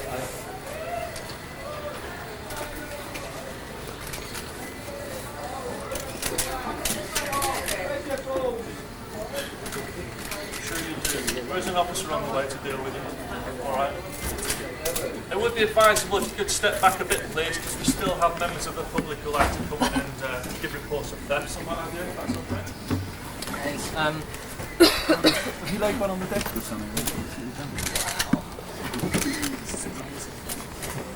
I remember last year, as I say, the police actually locked the door and only let me in. But it's great that all these cameras are here. Let's hope the truth gets out. That's what all I'm trying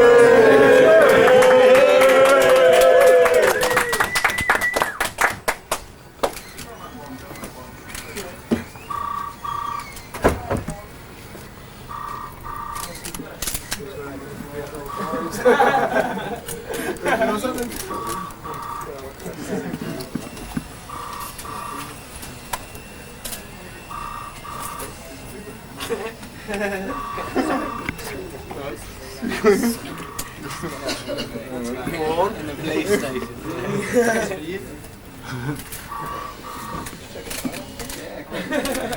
Turn this way and hold that, of course. Where? Anywhere?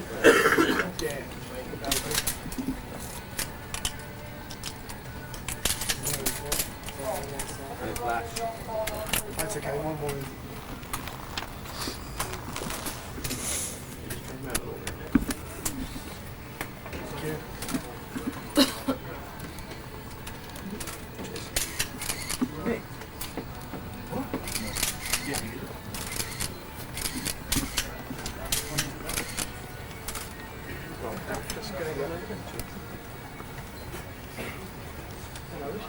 Any questions? I'm a monkey. You've got a good view up there, mate. Yeah, not really. I went to school a few years ago. Oh yeah. So Woodley here.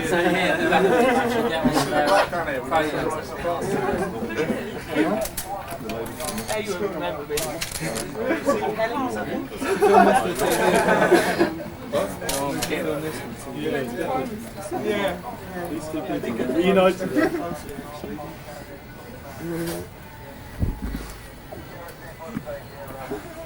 a bit hot.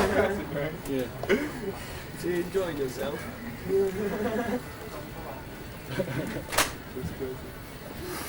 Yeah, as I said before, yeah. If you could leave a space, please, because we do like members of the public to be able to come in and report thefts of handbags and robberies and assaults. So if we could have a bit of space so that they will be able to come through, please. Yeah, can I say on my own personal behalf and back, I did actually try, well, I maybe didn't make it clear enough, but I'd said that I was going to go in on my own, but I maybe didn't make that clear enough. The thing is, as I reported from the police before, they can't deal with arresting that number of people at once. It's not logistically possible. This is what I'm trying to prove from this demonstration. That point has been proved already. So if we just give a little bit of respect, because we've got to work with the police, we don't want to be antagonistic towards the police. Remember who our real enemies are. They are the government. So let's take a step back and walk outside. Thank you very much. Thank you. Good luck, Rob. Sense. If you want to hang out outside, or we'll go back. I'm definitely going back. Well, I know I'm going back to Hyde Park at some point. Next year. Big split. Yeah, I think next year more and more crowds next time, maybe. Yes. Yep. Every city around the world. Straws thing. I'll change the words. Let me show you a new handshake. Have you heard of the Mayans at all? No. South America. About simple ways, who never coup, centre of the universe. There's also a lot of spiral energy you get from that. Yeah. Anyone got a little spare hand? So I can show you another. Anyone got a spare hand? There we go. You can just keep building it up so you get more and more spiral energy. Yeah. That's the hand of the Mayans, a handshake of the Mayans. And we've got a lot of prophecies coming up, 2012 on all that. And I hope that we legalise cannabis well So before. do I. So do I. It can happen. Yes. Yeah.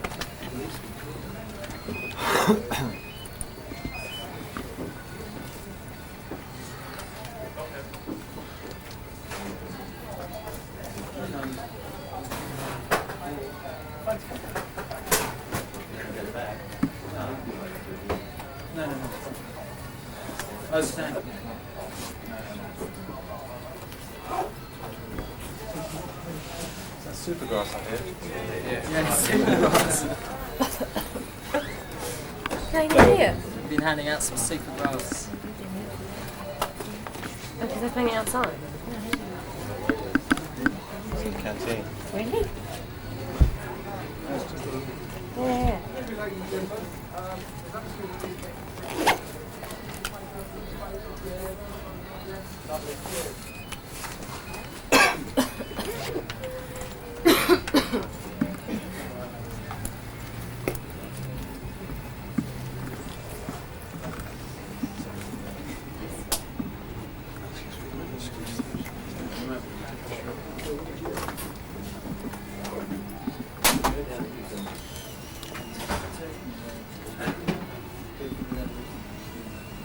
Somebody smoking in here?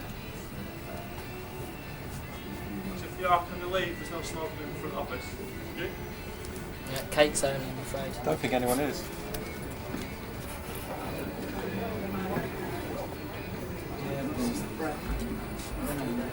Maybe in the clothes.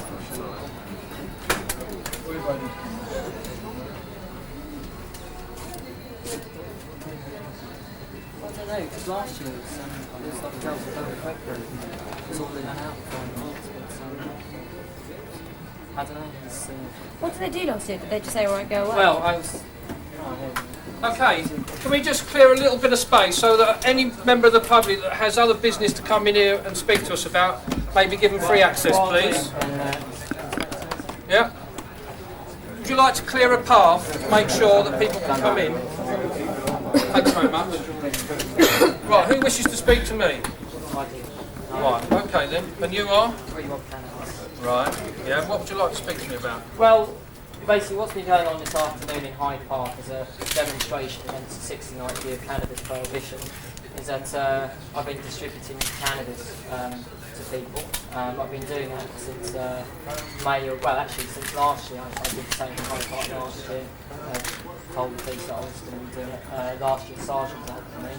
I explained exactly what I did. I actually had 1 case of made last year. And he politely asked me to leave and it proved my point. The point being was, well, as it's then as now, that this law really isn't enforced in the way that supposedly it was intended to be. And I was also trying to draw attention to the fact that cannabis is restricted as a medicine. Now, since that date, I launched this Free Medical Marijuana Foundation by distributing free cannabis outside Southwark, held by local SO11. Hold on a sec. I'm sorry, you're going to have to keep the area clear, please. Okay, we have children come in, we have visitors from another country come here that may be a bit upset about your presence, okay? They might not be used to that. When people come into a police station, okay, they expect to see a police officer here and be given help if they need it. Okay, so I'll be very grateful if you can keep the entrance clear, please. Yeah. Right, I'll tell you what we'll do. If you want to come through, I'll have a chat to you. Okay.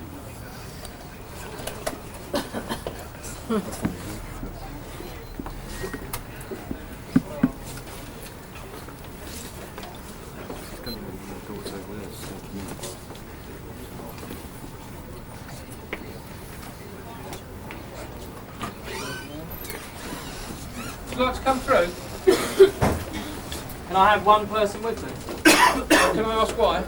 Just so I can get a record of what's being said. No, would you like to come in yourself?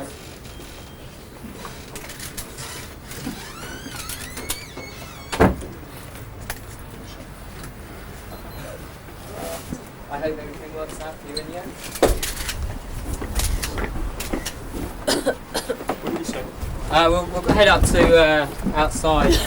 Just what happened?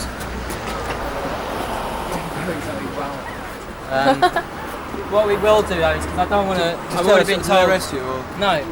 But I'll just go to the bottom of the steps and then explain because I don't want to block the. Yeah.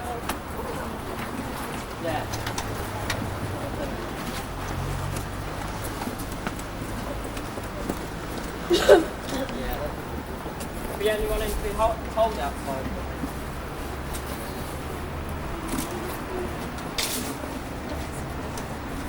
Is that going to be in the way then? And please try and keep a pathway clear at the back. So you've got plenty of space here. I look both ways, but if someone can move that trolley maybe, that would be great. And space to come in a little bit past the trailers anyway.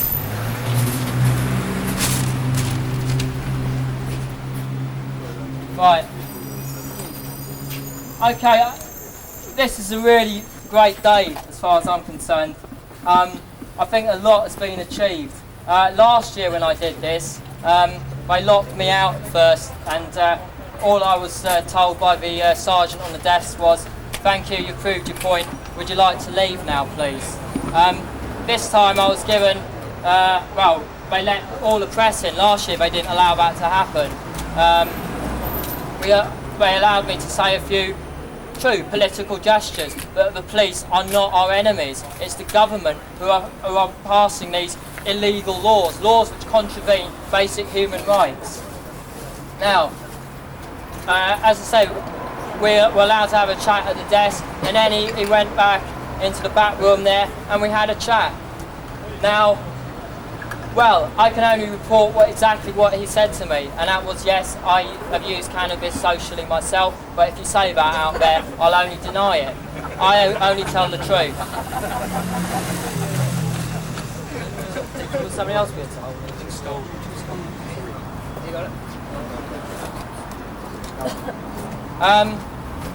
Basically, he let me explain exactly what I was doing. That I've been distributing free cannabis in Hyde Park, and also that I've set this foundation up, which is supplying free medical cannabis to medical users. He then explained, well, as the law stands, yes, it's illegal, but our present policy here is that for the possession of cannabis, we just offer people a caution. I think he knew that I wasn't going to accept a caution, because he then said, well, I'd be quite happy that you've proved your point. He let us do all those things. He's allowed us to have all those cameras, all that publicity, and eventually he just said, well, good luck and I hope things work out all right in the end or something like that. So I think that's a real victory somehow. Don't you think? There are a lot of changes, but the police are, as I said, still bound to this law. It's illegal, but they realise that if I'm not actually going to comply, and it was just a bad thing. You said I was lying. I want to know why you think I was lying. My life's fine. What did I say that wasn't true? Walk away. She's just expressing her opinion. What's wrong? No. Look, I'm saying that you do for a living. Make your judgment. I don't reckon it's children illegal. Right, so if I walked in and said, you know, your fucking notes, took your notes out and said, did she do that? I'm telling a lie. Yes, she did. Just then. No, You she said didn't. You didn't have notes and she didn't take them. So what are you saying? I'm running out of time, right? Yeah. I've got maybe 10 seconds left. I need to. So it's your livelihood, it's your money that you're worried about? No, it's just my profession. It's your profession, so what, your integrity of your profession is being impaired or what? No, what I'm saying is I could have been on my bike and out of here, get this product. Oh right, so it's time, it's time and money, yeah? No, it needs to be now. What are you doing? Time and money, what's this? Well, you know, what happens to this tape when it goes back? I don't know, you tell me. So what you're saying is from a position of ignorance, you've just assumed I'm basing this on money, aren't you? Well, you're basing it on time, obviously, yeah? Time. And time is money. And No, you're it's saying not. You've assumed it's money. Okay, then what is it then? My pictures get edited when they go back, don't they? Okay. So 30 minutes gets cut down to about 1:20. So, the extra half hour while we're stuffing around here, was You're just just an hour blind of time. So the editor, instead of cutting my pictures with a bit of skill and aplomb, maybe making this a good looking thing, cuts it with half an hour less time. Oh, yeah. So? Well, basically goes from an hour and a half, but cuts down the time it can be edited by a third. Which means instead of saying, oh, that's a good shot, we'll put that with that one, they say, shit, that one there, bang, bang, bang. So what's hashed together in a hurry? That one there, bang, bang, which one? You reckon the government are going to leave? What I'm saying is, I made it seem that broken in here, and only God can fix it. Can you answer this man's question? The answer to your question is that you and I desperately need Jesus Christ. We desperately need God's help. No, we desperately need an answer to his question. We desperately need to be fixed in here, and we go to the wrong places. You see, we think you're standing here, you're complete bloody fraud, aren't you? We think that the psychiatrists can help us. We think that the politicians can help us. Will you read out John 1:45? We think that our lover can help us. We think we'll get an answer to this question if we wait long enough. We think that money or fame or power or reputation will help us. Coward and a liar. But the bottom line is only God can help us. I'll say that again. Can you answer this man's question, please? Only God can help us. And you and I in the 1990s need God as much as all the people who ever lived before. John 1:45. that's actually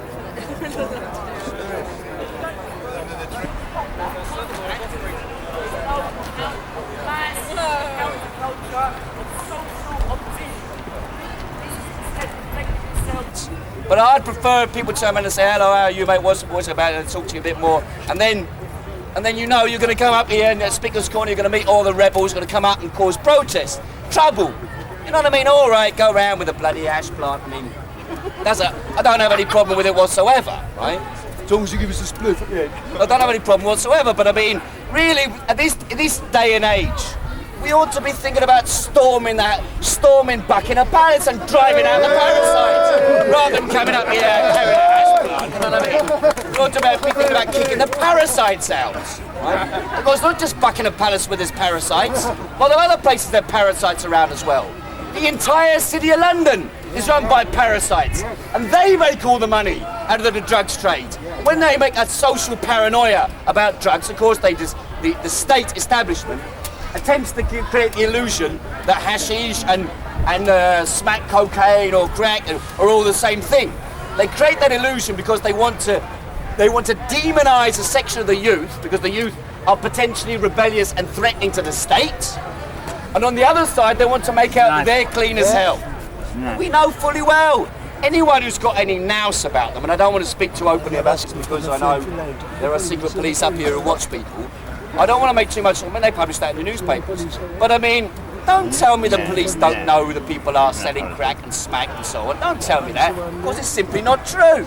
It's simply not true. Police not only do the police police that controls it. Now, you said that, not me.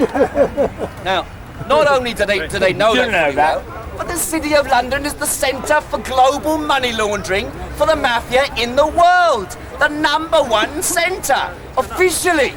The figures are $100,000 million of illegal drug money passed through the City of London every year. Officially, that is. In reality, it's somewhere in the region of 400 billion. Now, that's a lot of dosh. You could provide every man, woman and child in Africa, Latin America and Asia with housing, education, water and electricity for the same money as the drug smugglers and crooks in the City of London launder every year to the City of London in illegal drugs. So their story about them being white, their hands being clean, is just a complete and absolute farce. Their hands are covered in blood. Not only covered in blood, but a friend of mine who used to work in the City of London. In the City of London.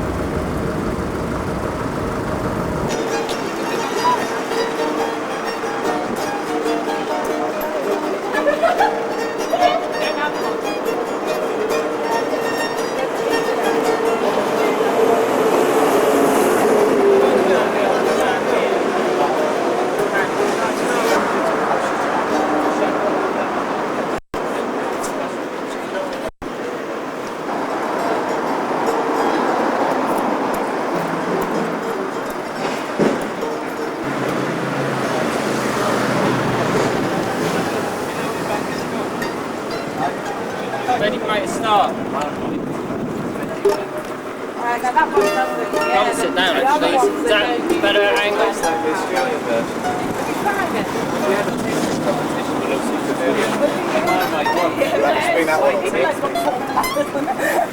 Okay, well, gathered here now. Shame it's a bit more of an audience, but then again, this is the way the cannabis thing goes. Right, I've come here today to really set the record straight about cannabis. So I feel that the Home Secretary and the government in general are misinforming the public about cannabis. They claim that it's a harmful, addictive drug which leads to heroin addiction. The thing is, cannabis, as you can see, is a plant. Which smells beautiful, certainly not causing me any harm, and I certainly wouldn't call it a dangerous drug. The thing is, it is a plant, as I said, a plant which has served humanity for thousands of years, providing us with our 4 basic needs of food, fibre, fuel and medicine. The seed of the cannabis plant is nature's most perfectly balanced food. It contains a perfect balance of essential fatty acids and all 8 essential...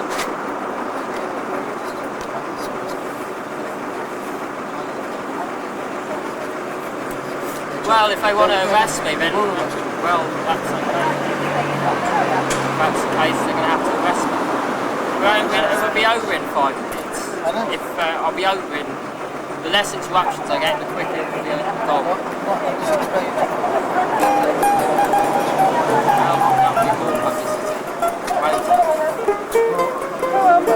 Okay, so as I was saying, the seed of the cannabis plant, nature's most perfectly balanced food. The fibre of the plant. Fibre. All the clothing that I'm wearing is made out of cannabis, the strongest natural fibre provider. Also makes great paper, building materials. Okay. Apparently we've got to put the cannabis plant away because it's very dangerous. Bye-bye. Bye-bye. See you soon. It's upsetting too many people. So anyway, you'll have to use your imagination. I'm sure you all know what one looks like.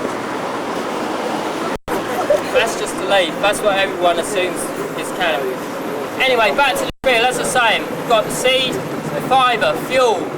Any plant matter can be fermented to produce ethanol. Ethanol is the cleanest burning fuel known to man. Cannabis, because it grows so quickly, is one of the highest yielders of what is called biomass. Biomass can then be easily converted to make ethanol. Should we have a bit of quiet, please? Anyway, as I was saying, fuel, cannabis plant, because it grows so quickly, is one of the highest yielders of biomass. Biomass can be easily converted to make ethanol, solid fuels and gaseous fuels. And then the medicine. Well, and medicine. Cannabis has been used for thousands of years as a medicine within many parts of the world, and in this country as well, from the 1840s onwards, and certainly during the reign of Queen Victoria, cannabis was one of the most popular medicines. Queen Victoria's own personal physician once said, when pure and administered carefully, cannabis is one of the most valuable medicines we possess. So, there you have it. Those are the 4 things that this plant can be used for. So why then is it illegal? Well, to understand why, you have to know a little bit about the history of cannabis. It's certainly believed to be one of the first crops to be cultivated by man. Starting off in Central Asia, it then spread out. The Scythians, a nomadic tribe originating from Siberia. I'm interrupt this now, right? If you'd like to listen to this officer. I'm arresting you for possession of a cannabis plant. You don't have to say anything, but it may harm your defence if you don't mention one question, something which you may later rely on in court. Okay. Anything you do say may be given an evidence. Okay? Okay. Have you got anything to say? Yes, I have.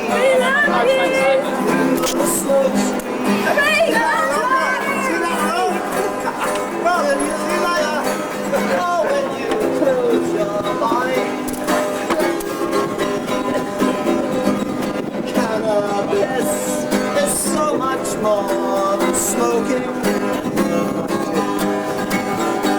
Oh, listen and listen in. Oh, it really could could save these times. Or can you see through the smoke screen?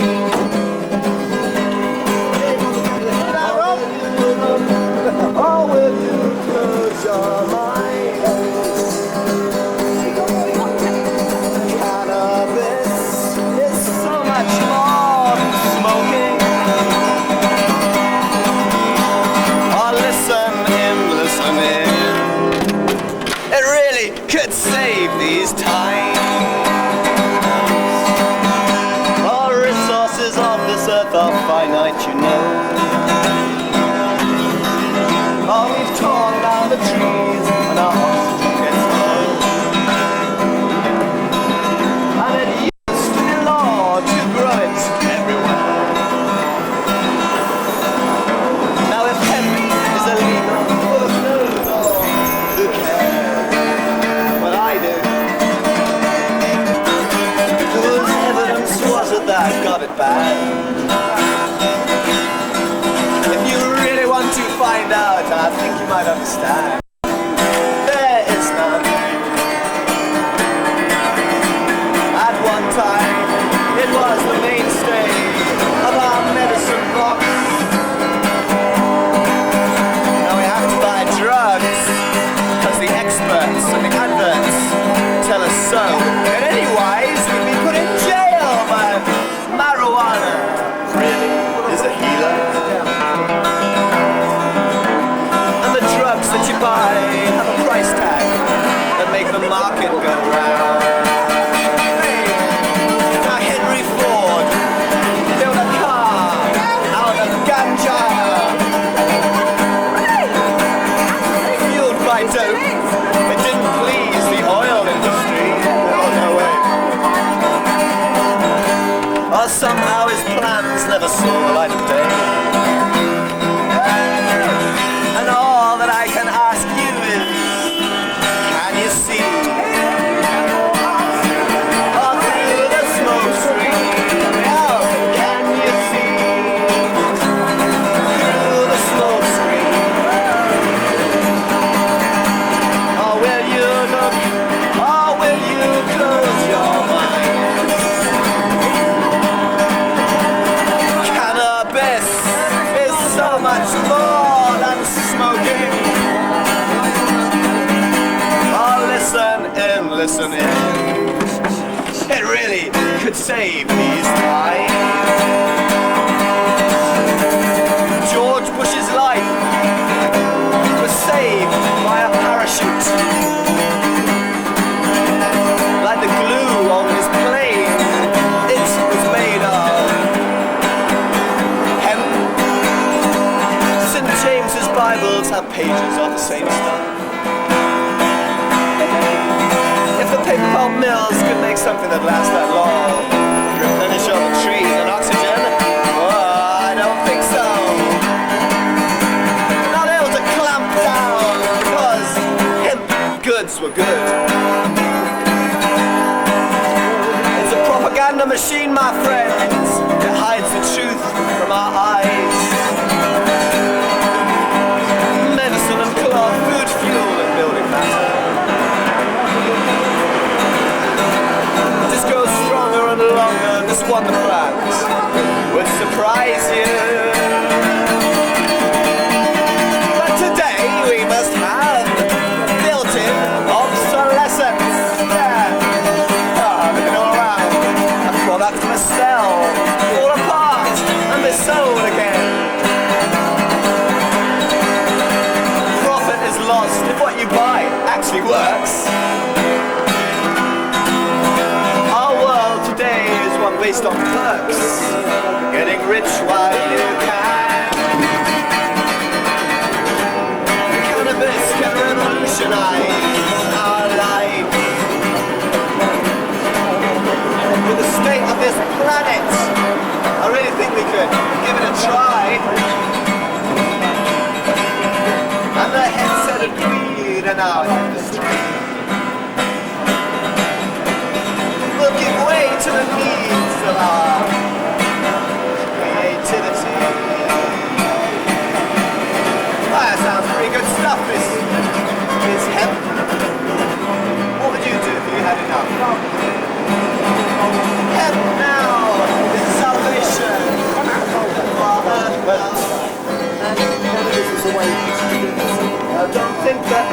in anything less than this.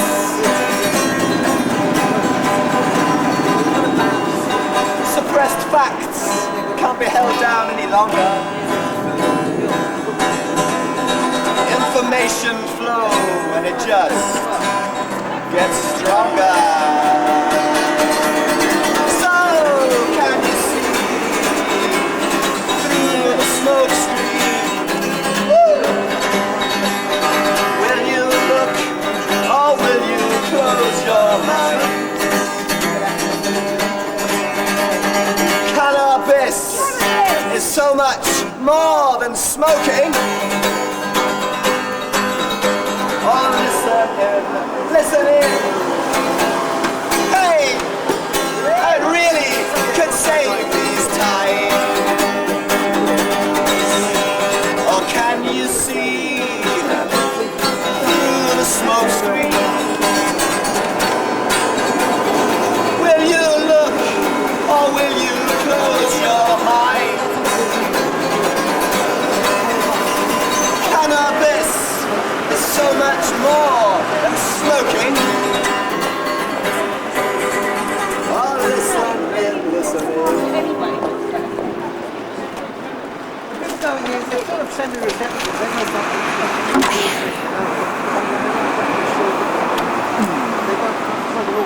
Just a moment. Do you want a cake? Yes. No, this is what we had planned. Rob planned. Did you get Rob being rescued? And I'm making a second attempt to hand in some documentation to Jack Straw outlining the truth about cannabis. On Wednesday, the 11th of February, I held a press conference just around the corner outside the front door of a Home Office. When I came to the point of explaining that cannabis is not a drug but a plant, I produced the plant. Within a few moments of doing that, however, I was arrested and taken to Belgravia police station, where I've been subsequently charged with the possession of a cannabis plant. This case is due to go to court on Thursday, March 26th at Horse Ferry Magistrates, where I'll be entering a plea of not guilty and taking this case to Crown Court. The basis of my defence will be that the Misuse of Drugs Act is actually illegal in that it contravenes 2 sections of the UN Declaration of Human Rights. Also, the plant which was detained by the police was a plant which has been grown for the Free Medical Marijuana Foundation, an organisation which has been supplying free cannabis to medical users since May '97. So, the information I wish you to hand in to the Home Office, and Jack Straw in particular. First document, truth about cannabis. This document explains how, as I say, cannabis is not a drug, it is a plant that has served humanity for thousands of years, providing us with our 4 basic needs of food, fibre, fuel and medicine. Within the leaflet, it explains a little bit brief history of cannabis, how it was one of the first crops to be cultivated by man, how it was spread around throughout the world, credited to the Scythians, a nomadic tribe who introduced it to much of the Middle East and Europe from about 1500 BC onward. It also explains how actually it was law to cultivate cannabis in Britain under both Henry VIII and Elizabeth I. And also it goes into a little bit about the medical use of cannabis and how Queen Victoria's own personal physician is quoted as saying, "When pure and administered carefully, cannabis is one of the most valuable medicines we possess." The present government claim that cannabis has no recognised medical value. It then outlines the background to why cannabis was prohibited. Cannabis was actually prohibited in Britain on September the 28th, 1928, and that was due to claims made at the second International Opiates Conference, where it was claimed by Egyptian and Turkish delegates that the use of cannabis led to the breakdown of all bodily functions and eventually insanity. On the strength of those lies, cannabis was prohibited in Britain. The actual worldwide prohibition of cannabis originated from the USA, where in 1937 DuPont and other large multinational, well, the newly emerging multinational corporations lobbied government into persuading them to pass laws which effectively banned the plant, thus ensuring the elimination of any competition to their new nylon and wood pulp bleaching processes. It also explains how the prohibition of cannabis is dangerous. Since the passing of these laws which have prohibited cannabis, we are suffering a lot of environmental problems. We're cutting down trees when we could be making paper from hemp. We're burning fossil fuels when we could be using ethanol, one of the cleanest burning fuels known to man. We are generally polluting this environment with all manner of toxic chemicals when we could be living in total harmony with nature. The problem is we've got governments who are more concerned about protecting the vested interests of multinational corporations rather than looking after the people they're supposed to represent. On the back there it goes into a little bit about the lies that the government are making. They claim that it's a harmful addictive drug that leads to eventually to heroin addiction. All leading independent research comes to the point that cannabis in its natural form is one of the safest therapeutically active substances known to man. It's something the government continually deny. And goes on a little bit explaining how this claim that cannabis leads to heroin use actually came from the Vietnam War, where US GIs started smoking cannabis. Then that was suppressed, so they turned to heroin, which was freely available from their first aid kits. And on the back there we make an invitation to Jack Straw to partake in a live one-to-one TV debate discussing the subject of cannabis. So that's the main document we're handing in. We also got another one here, Hemp Seed for Life, which explains how the seed of a cannabis plant is actually one of the most perfectly balanced food sources known to man. We have another one here, Cannabis Can Save the Planet, goes into more details about the environmental benefits of cannabis and how its use could reverse the effects of global warming. And we have another one here, CHIC News Update, explains how I recently went to prison for, sentenced for 7 days for the possession of 1.57 grams of cannabis. And then I talk about how the police have refused to take any action against the free distribution of medical cannabis. This is a newsletter of the Free Medical Marijuana Foundation. And last of all, this leaflet here, which explains how cannabis will soon be legalised, definitely. The thing is, we're into creating a reality where cannabis is so freely available, it doesn't matter what the government claim.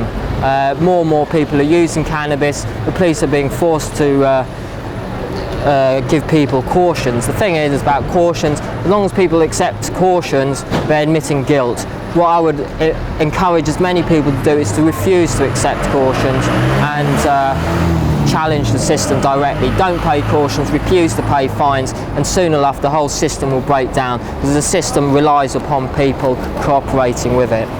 And last of all, copy of the Hemp Revolution film, strongly recommended, goes through very clearly the history of cannabis, its many uses, and the environmental benefits that this plant possess. So that's what I'll be handing into the Home Office, so we'll head over there and see how we get on. Pause. Alright.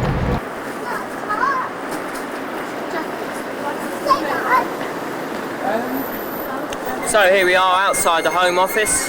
I have with me a letter directly addressed to Mr. Straw, explaining how I attempted to hold this press conference yesterday, but unfortunately I was arrested, and at the end there I give an open invitation to Mr. Straw to debate the subject of cannabis on a live one-to-one TV debate. So I'll just pop this in the envelope here, along with the other documentation which I've already gone through.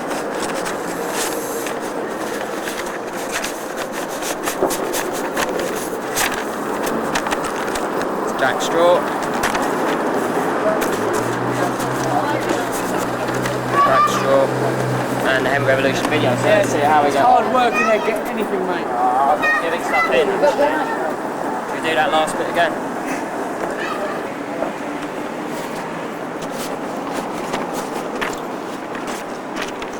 Okay, so here we are outside the Home Office. I have my letter here directly addressed to Mr. Straw, explaining how I was arrested on Wednesday when I produced a cannabis plant to prove a point that cannabis is not a drug but a plant. Along with that I have a documentation which I've already been through. Pop those in the envelope along with this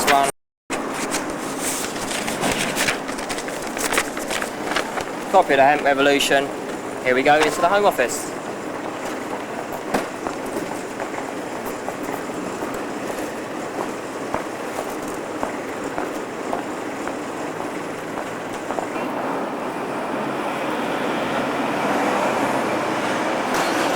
I've just been told that there's going to be someone coming down to see me, and I'm just going to sit and wait for them home.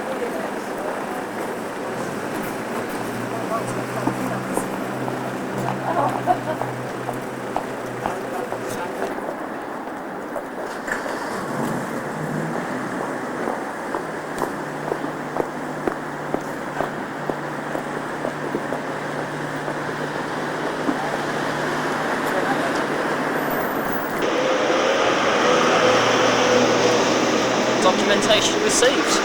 Let's see what they have to say. Sure, they will use that law as a control thing, and that's what I've realised. This law is a total control thing. It's a control through fear. The fear of getting arrested, the fear of going anyone out. I'll only deny it. He then went on to say, well, it may have to be seen to uphold the law. But as far as the medical use of cannabis is concerned, I don't know why this law remains. So I explained the political reasoning behind what, as I said, it was the pharmaceutical companies lobbying the government to ban natural cannabis, so in substitution they could force their toxic pills onto people and make lots of money. To which he replied, well, I don't think it's in the public interest to arrest you. We stood up, shook hands and wished me good luck as I left. So, that brings us up to, well, that was last year. Since then, I have actually been arrested 3 times. Once, admittedly, I pleaded guilty, but only to breaking an illegal law. I was going to refuse to cooperate with any punishment they gave me. They fined me £100. I refused to pay that. I went to my local magistrates twice, and eventually they sent me to prison. But before I'd gone to prison, I'd set up a sponsorship campaign where people could sponsor me for going to prison. And I told the judge, by the way, by sending me to prison, you're going to help raise over £1,000 for the Free Medical Marijuana Foundation, which will then be used to buy cannabis, which I'm going to freely distribute to people. I love you. Sentence and be praised. To which he did. I got 7 days, and which I did 4. Another time I got arrested, February of this year, outside the home control mechanism. In my reality, as it says here, cannabis is legal. That is what I believe, that is what I know. I know that the laws of cannabis prohibition are illegal and they only remain in force through cooperation, accepting cautions and paying fines. If only a few, I'd say it would only take a few hundred, maybe a few thousand people to actually, well, especially if you localised it. Say 1,000 people in London refusing to accept cautions and fighting it through the whole of the system. Their system would collapse. Their system is a system which is controlled by fear. Break through that fear. As I said, okay, I've been to prison once now, but that was for 1.5 grams of weed. A cannabis plant given to the Home Secretary, or attempted to. Even though I'm found guilty, they don't want to punish me because they realise it causes them more problems. It costs them more. It costs a lot of money to lock someone up. Okay, I'm not saying it's a empty. Hi everyone, I've come down from Wales today because I was charged with cultivation. But before I was charged with cultivation, I heard of a crowd called the FCDA. And I don't know if anybody have ever heard of them, the Family Council on Drug Awareness. Yeah. Based in Europe and America. I'm not here to sort of go on about myself, but I'm just going to read a few statements from various official letters that I got from the FCDA so that you guys know where you stand with the law a little bit. Right, following the report. Furthermore, the report follows a format recognisable to courts. It's been used in litigation with...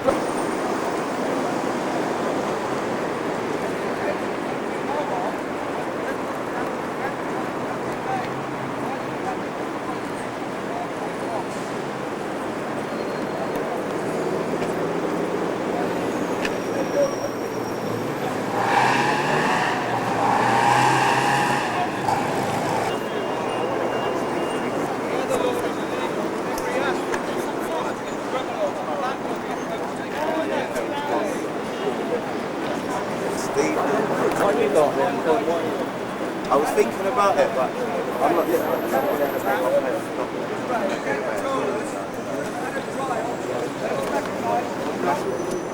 Prohibition is in breach of canon, common, substantive, international law and European human rights law.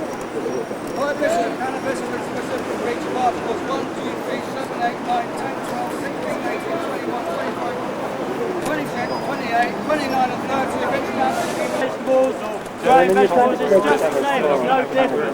You must grow your own medicine. You must grow. I totally go along with what Charles was saying, grow your own cannabis. And that's what I did. Well, last year was the first time I grew my own for about 5 years. It's the first time I had an opportunity to do it. It's a little bit squashed now, but that's all I've actually got left. As I said, it is my intention to grow a lot more of it. I think we've had enough talking from this platform for now. As I said, I'd like to head over there somewhere, sit down on the grass and smoke some grass.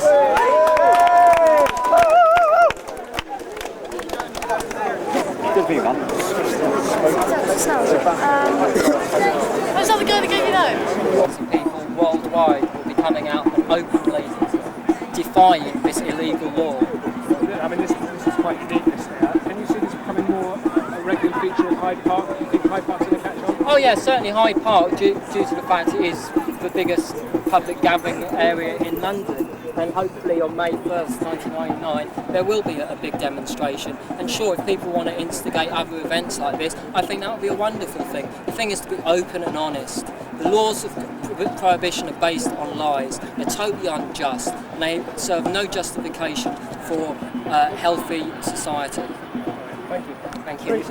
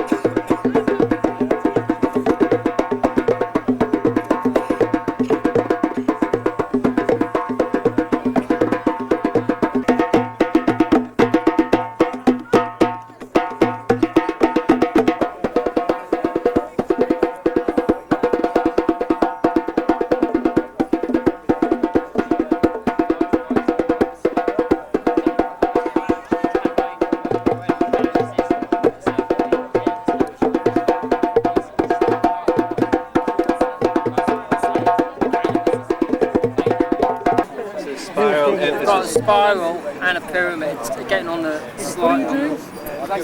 Well, I'll show it at a slightly smaller scale, because then you can see it more clearly, because it's getting beyond the point of seeing. Actually, we can have twin spirals. Yeah, well, 3 and 3, do 3 and 3 there. We've got twin spirals. This handshake here. Well, I'll explain it as it builds up. You see, this shape here represents the centre of the universe from the Mayan calendar called the Hunab Ku, and you can build that up then with more and more hands. So you've got both the spiral energy and the pyramid energy. These are two very powerful symbols in sacred geometry, and also with the crystal there, which is a rose quartz in the shape of the pentagon. We're basically sending out love around the universe. And there are other people gathering, hopefully on May 1st, 1999, many people will gather around in the realisation that cannabis is legal, and to live in a world, a free world, where we can all live in unity in one love. One love! Yeah, one love.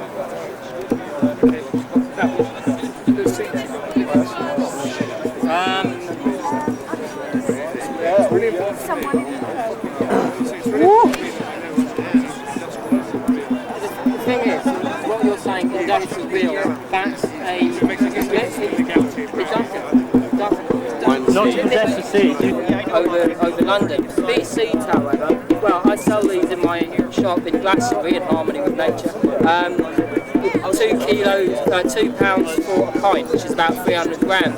This, as you can smell, is a very sweetly perfumed plant, and you can see the resin glands on it. That is hemp. That is cannabis. Cannabis is a Latin word, and English is it's the derivation from the Latin word cannabis. It's the same plant. This 0.03% THC is purely EEC thing. If you're in the EEC, you want to grow industrial hemp, as you call it, then it has to be one of these 0.0. You couldn't grow under license this strain of cannabis, because you'd certainly get high off this, but you wouldn't get high off the strains which are grown by hemp corn. There's no point in you planting some of that now in the park, because it won't grow next year. For one, it may possibly, it would most probably survive actually till next year. So why don't, are you going to plant it? Yeah, I might do that later. You're going to plant it? Let us know before you plant it. Well, okay, if you want to just film us planting a few seeds just for camera, I'm sure we'd be in for doing that. It's up to you. But I just got. But the thing is, it's where.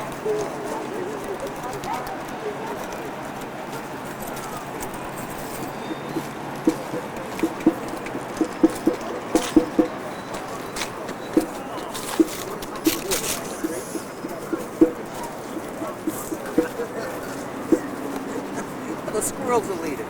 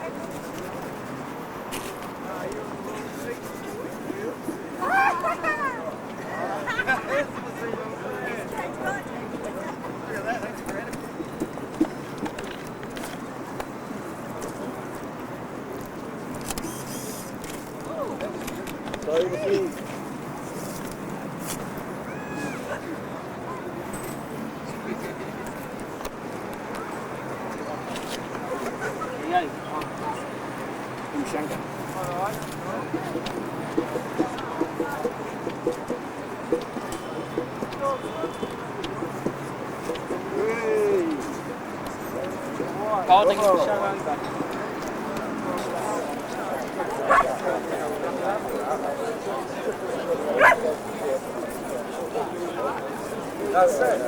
I mean, what a job in holiday.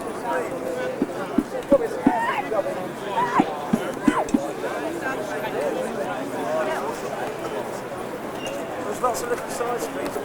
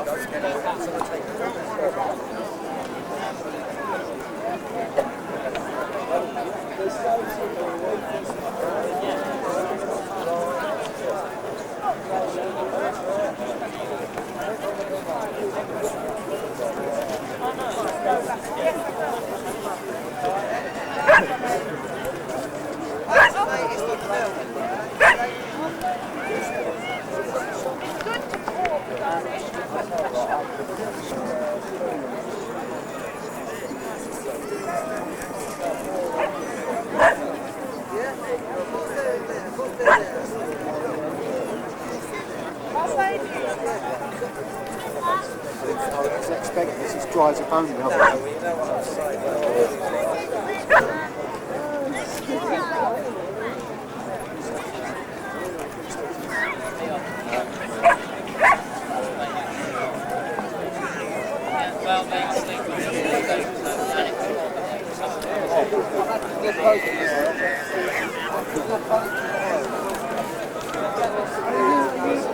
Send me the book, I'll read it.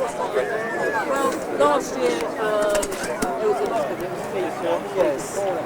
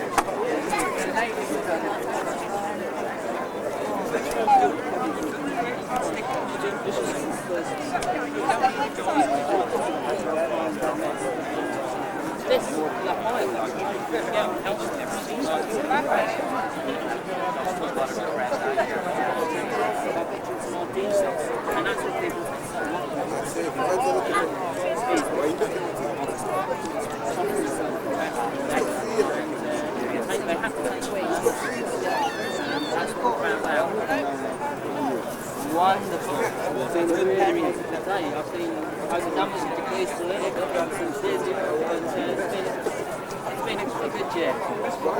Right. Going down to the street, man. Are you doing it? I did that in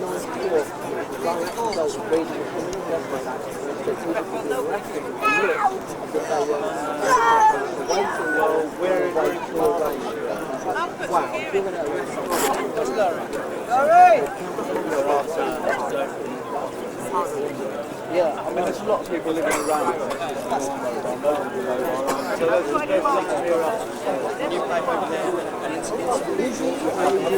Yes, he is. Oh, you'd be interested. Is this guy always see that?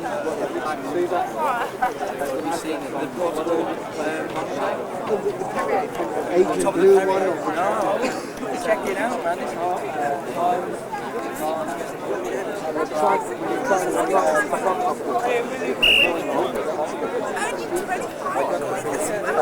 I love the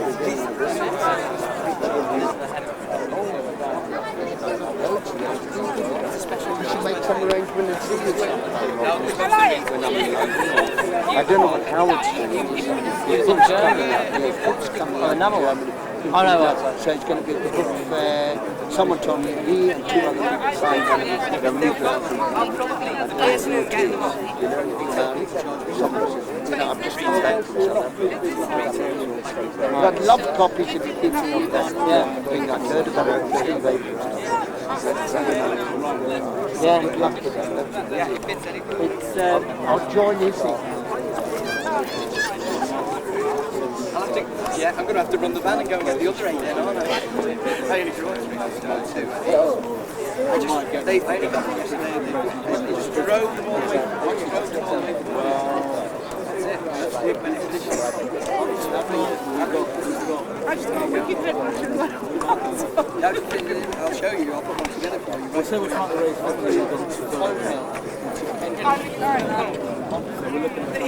February 1998, I was arrested outside the Home Office during a press conference outlining the truth about cannabis. I produced a live cannabis plant and was subsequently arrested and have been charged with possession of a controlled drug. The fact of the matter is, cannabis is a plant of incredible benefit to humanity. The laws of prohibition are themselves illegal, and I will be proving this in court. What I will be issuing the court today with is a counterplaint. This brings charges against the state for tyranny, malindoctrination, conspiracy, fraud. Continuing the laws of prohibition is illegal in itself, and I will prove that fact as I issue this counterplaint, which sums up the charges against the Crown. All that is in this. All the evidence then is in this document, giving empirical evidence doctors' studies, independent government research which proves that cannabis is both safe, benign, and is actually health promoting, and is one of the most beneficial plants we possess. Also, I'll be issuing this video, Hemp Revolution, which puts a lot of our information into video form and shows some of the propaganda and misinformation which was used to deliberately misinform the public about the true benefits of cannabis. Also, this video, the CHIC promotional video, shows my previous attempts at trying to get arrested, as I openly distributed cannabis in Hyde Park, then went to Malvern Police Station to offer myself for arrest. On all occasions, they refused to arrest me. However, I have been subsequently arrested, and that is also shown on here, and it shows that the two officers who sworn statements they're actually guilty of perjury on 2 counts. They have lied twice on their statements. Okay, it's almost time for Crown Court. It's pre-trial. They'll be reading out the charges against me. I will then be issuing them with a counterplaint and all this evidence, and the truth shall set us free. Woo!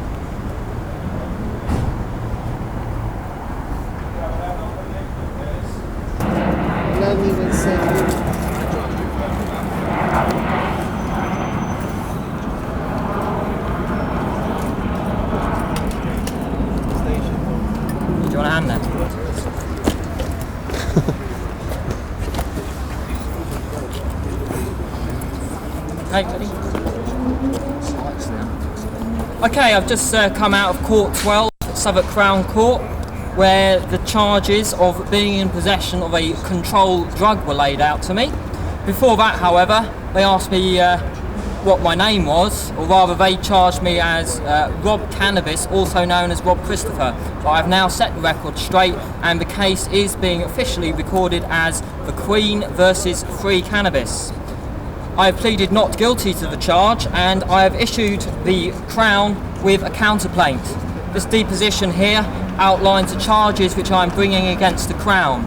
First and foremost, that cannabis is not a drug. It is in fact an incredibly beneficial plant that has served humanity for thousands of years, providing us with our 4 basic needs of food, fibre, fuel and medicine.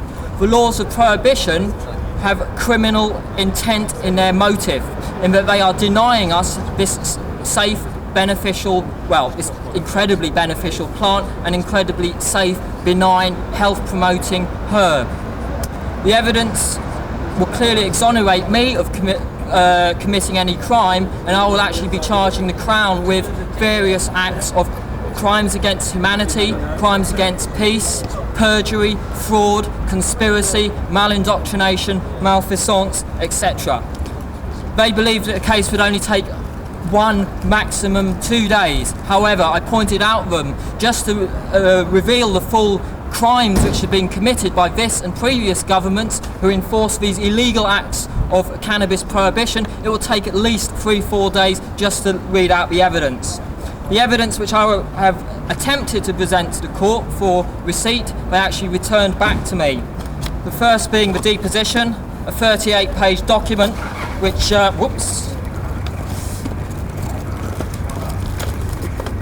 Firstly, the deposition, which is a 38-page document which outlines the charges against the Crown.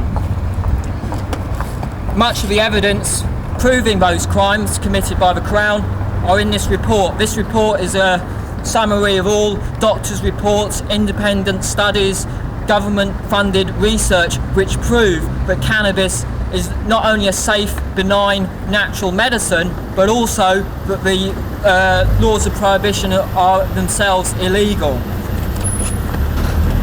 Also, this video here, the Hemp Revolution, puts a lot of that written evidence into video form. It also shows much of the propaganda which was circulated by various vested interests in the early part of this century. Much of the laws of prohibition are based upon these lies. Also, the British Medical Association's recent document, Therapeutic Uses of Cannabis. Though I don't agree entirely with this book, it does clearly state that cannabis does have medical benefit. The government, however, claim that cannabis has no recognised medical value. That is a clear lie.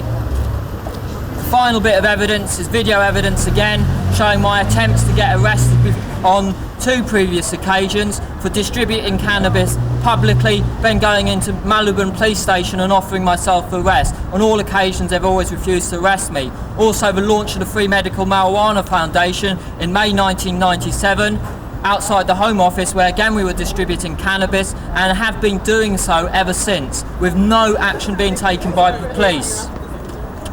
Also on this tape is the actual video of me being arrested outside the Home Office on the 12th of February 1988.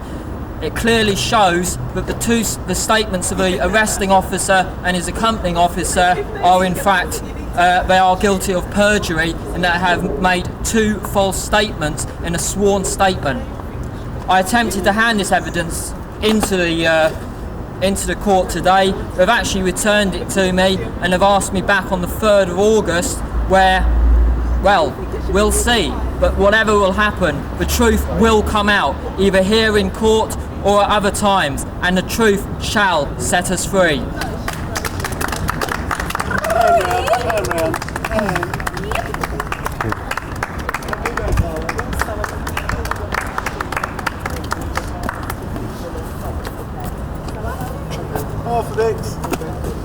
Not to see your brother or your sister, someone different from you. We're all one spirit, one love. So on that note, I'd just like to say the following thing, and that is, we don't need this greed, so let's sow the seed that will save the planet and free the weed.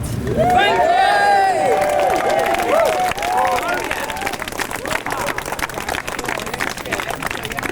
What we do now, I hope to have given out as much cannabis as I can already. I'm going to be heading over there where those deck chairs are. I'll be having pipe taxi. I'll be loading this pipe up. I'll be going round still giving out.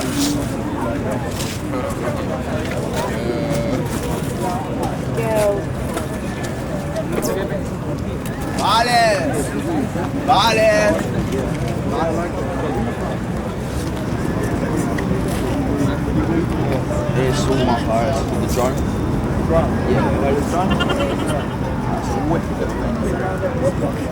And if you mention name Kieran on the door as well, you just get him for a £5, so it can't be bad. If you don't cut, you can use it for roach.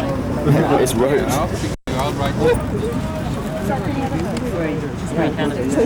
Genuinely, yes. You are fantastic. Thank you. Thank you very much, mate. Can I give you some money just for your calls, please? Yeah, sure. Yeah, sure. Cheers. Cool. Yeah, you're cool. You are an absolute gem. I'm going to die with the cause of yours taken to my heart and my soul. I'm a Muslim that smokes, but I'm never going to stop fighting for cannabis, ever. That's for your cause, my friend. Oh, that's very nice, Richard. Yeah, very generous. Awesome, yeah. For us all. Those people that are sick of me, man. My mum included. Yeah, there's a lot of people who need it for medical use. I'm telling you, guys, let's stop this fucking decriminalisation shit and all this flip. This criminalisation. The thing is, it's like people ask me, oh, are you in favour of legalisation, or are you campaigning for legalisation of cannabis? No, I'm trying to end the crime of locking people up for using a plant. That's the crime. Anyway, I'm going to go out and sit out and smoke some. Listen, it will never be legalised. But if you grow it yourself, how will they be able to practice? Precisely. Not everyone can do that. No, and here's another fact, right?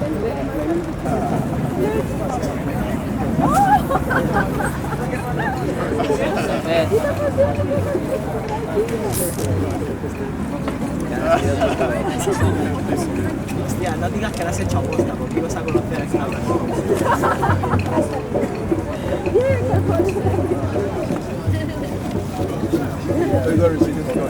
How much did that test?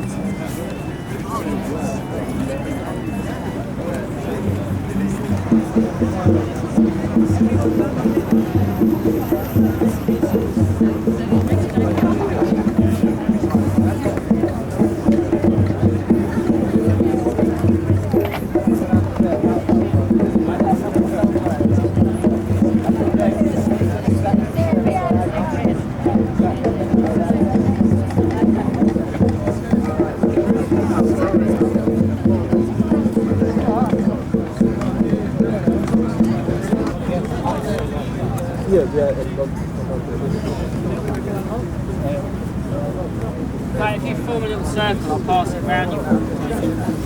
Because I'm feeling a bit round. I don't. Yeah, it's a bit round.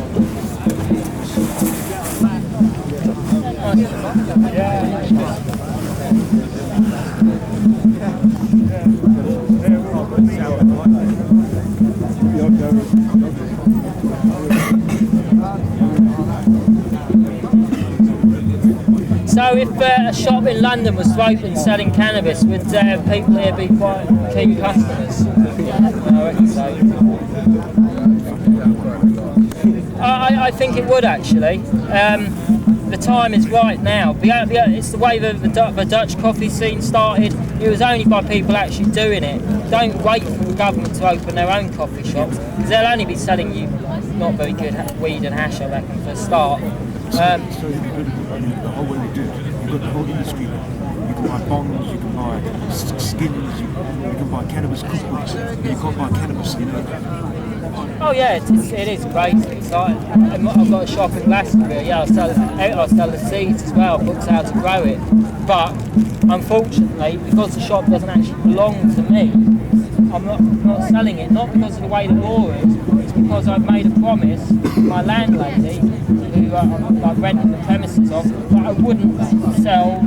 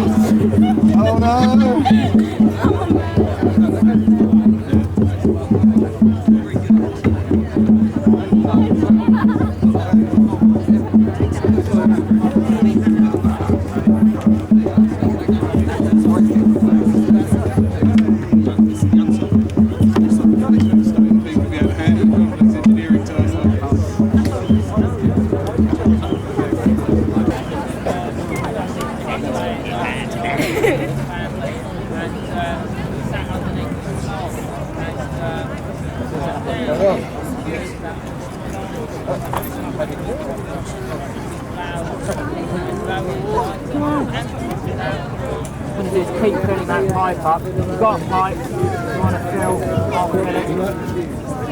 Je l'ai là, tout I'll tell you it's not much,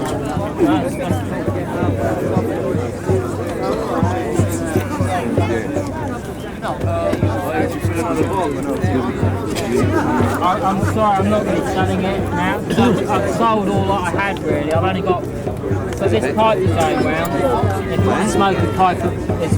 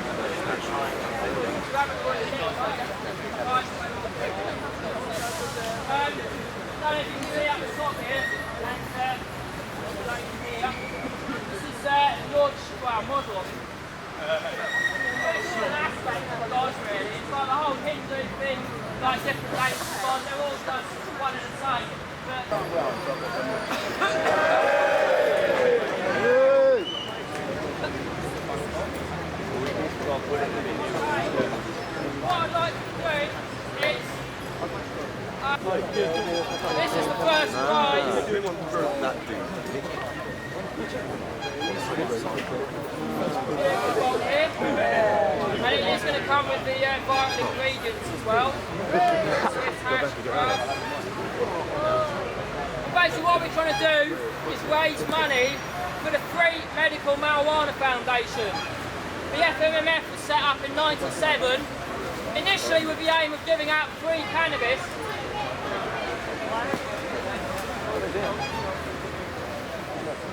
Right, I'm going to get a PA, well there's a PA coming in. Rinky Dink, this is a totally wicked sound system. Street parties in London, this was just brings me back such sweet memories from the first street party in Camden at the Crossroads when this was set up, having it large. Anybody else want one? And people just looking. Put your hood up! Okay, as I said, what we're going to be doing now to raise money for the Free Medical Marijuana Foundation, we're going to have a little bit of a raffle, and the raffle prizes are, well I've already opened it out once. It's this blast blowing multicoloured bong. And it's one of those, like, you have to imagine, it's one of them sidecar ones where you've got like a bowl to hold. Actually I think that's the third prize. And the larger one is the second prize. And then we've got some runners-up prizes, 5th and 6th prizes, these pipes. And the auction is totally and utterly organic.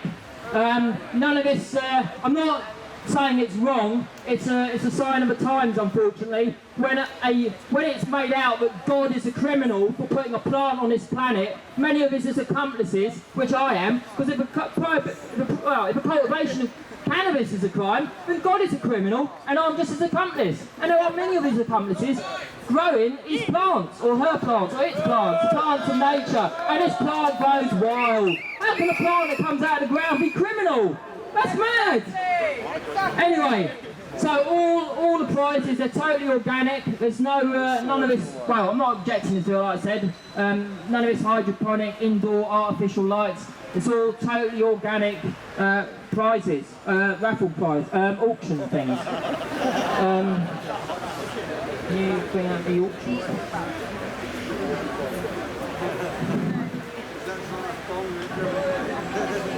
Actually, what I'm waiting for that to happen, I'll just give you a little bit of spiel about the history of cannabis, maybe. Yeah. Where did it come from? Well, and from all which life evolved. The Big Bang Theory, the Big Bud Theory, as opposed to the Big Bang Theory. Okay. Yeah. Okay. Now we come to the auction. Not like Sotheby's. Well, maybe not, you never know. They might be doing this in the future. But for our first auction prize, well, up for auction is 7 grams of totally organic, Swiss, outdoor grown Hindu Kush. I'm going to start the bid, that's 1/4 ounce. Start the bidding at, oh, and not only that, you also get one of these glass. You also get a glass blown pipe.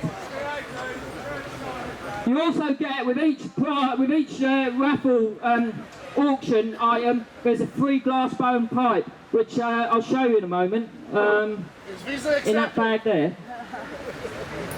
See that white bag? See if it's, so that's the first lot, 7 grams of cannabis and a lovely glass blown pipe. We're going to start the bidding at £30. Do I hear £30? Yeah. £30. 33. 35. 35. 40. 42. 45. 46. 50. 70. Are you serious? We have £70 auction for this bag of beautiful Swiss grass. Do I have any further bid on £70? Going once. Going twice. Going. £70. What a super man. Would you want?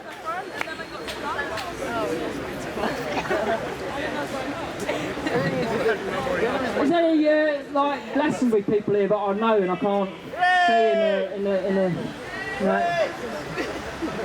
no, it's just like I'm making Minna do all the work here. Can you take it over to him?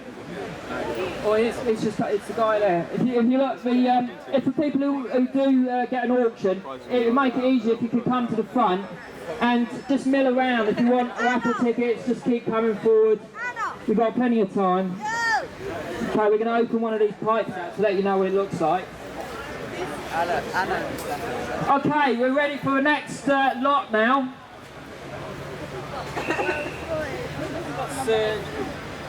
Guy over there, that direction. Blue top, hoodie top.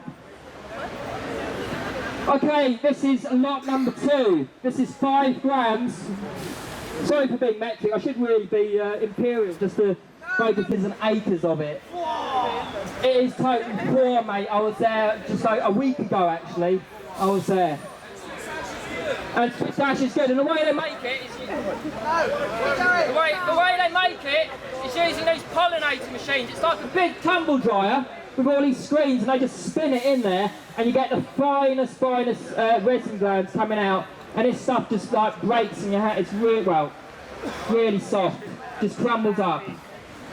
Okay. And it's also one of these pipes, you can just open it right out so I can show the people what it's like.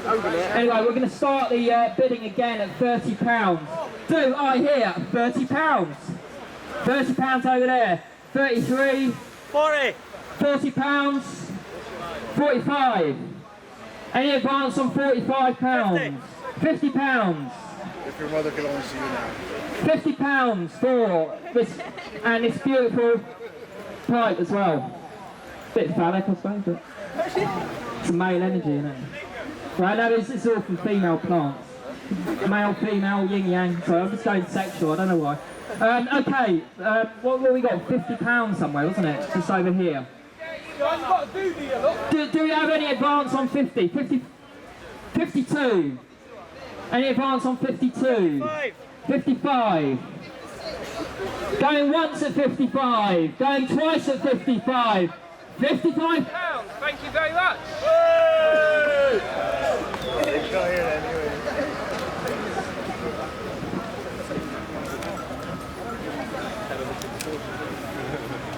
Okay, we're going to move on swiftly to lot number 3. What, plants?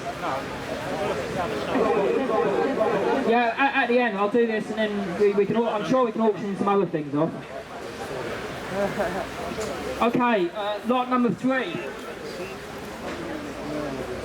What have we got? That's lot number 9. Okay, lot number 3. Quite appropriate, really, considering what's going on in the world. We have 4 grams of Afghani pollen. This stuff is so light and crumbly and rich and lovely, and look, the sun's coming out as well. And that's another like bit of origin. It's all right, Southeast Asia, where cannabis is believed to come from, but there's a lot of traditional Babylon system is trying to do. Bit odd, really, isn't it? Strange. Anyway, we're going to blow our minds. Someone's going to get a lucky prize here of 4 grams of Afghani pollen. Again, we will start the bidding at £30. Do I hear 30? £30. 33. Any advance on 33? 40 pounds. 45. Any advance on 45 pounds? 50 pounds. Any advance on 50 pounds? What?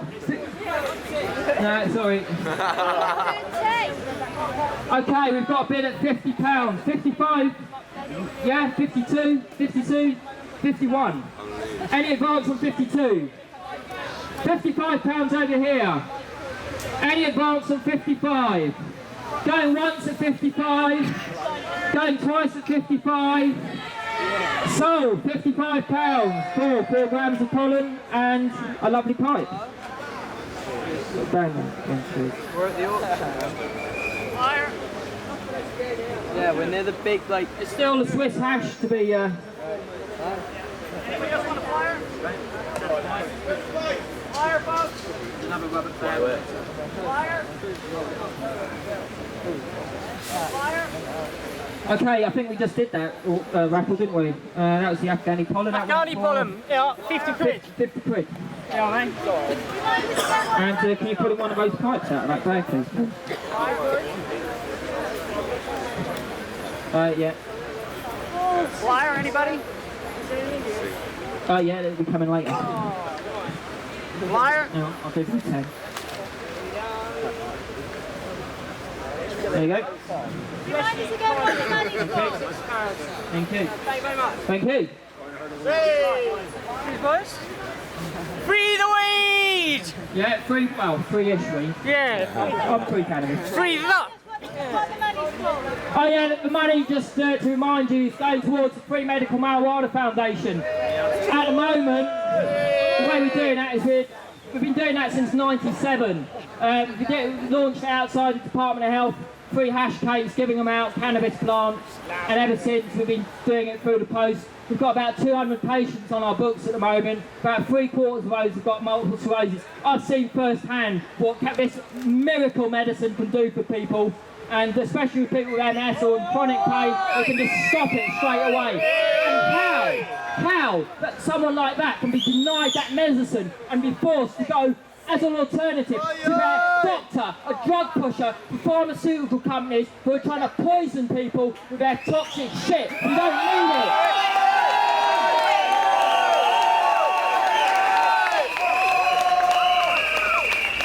Okay, lot 4. We have 3.5 grams and 8 of pucker Moroccan pollen. Some of you may call this 00. This is well loved. Lovely lush, lovely. Okay, so and along with the pipe there. Again, we'll start the bidding at £30. So I hear 30, 30 straight away, 33, hey, 40, right up over there, £40. Let's jump up to 42, 42, 45. Any advance on 45? No credit cards. Cash. Cannabis only, because it's all cannabis for cannabis today. Because banknotes, well, some people deny it, but I've been told from quite reliable sources. And it stands to reason. Cannabis is the strongest, produces the strongest natural fibre. So what banknotes can be made out of? Cannabis. 90% cannabis. Don't try smoking it though. It won't get you very high. Any advance on £52? Okay, going once at £52, going twice at £52. £53. Okay, once at 53, 55. I'm going to jump in fives now, make it more fun. Does anyone want to bid 60? Or this gentleman, he's put in a lot of bids so far and hasn't got an auction yet. So this lot for the gentleman in white. Yeah? What was it, £50, wasn't it? 52, something like that. 52, okay. 52, we have it.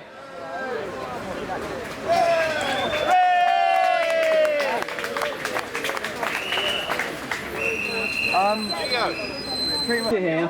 Thank you very much. I'll go Amy's round there. We need to walk. What's up? Okay, we'll do this last. Oh.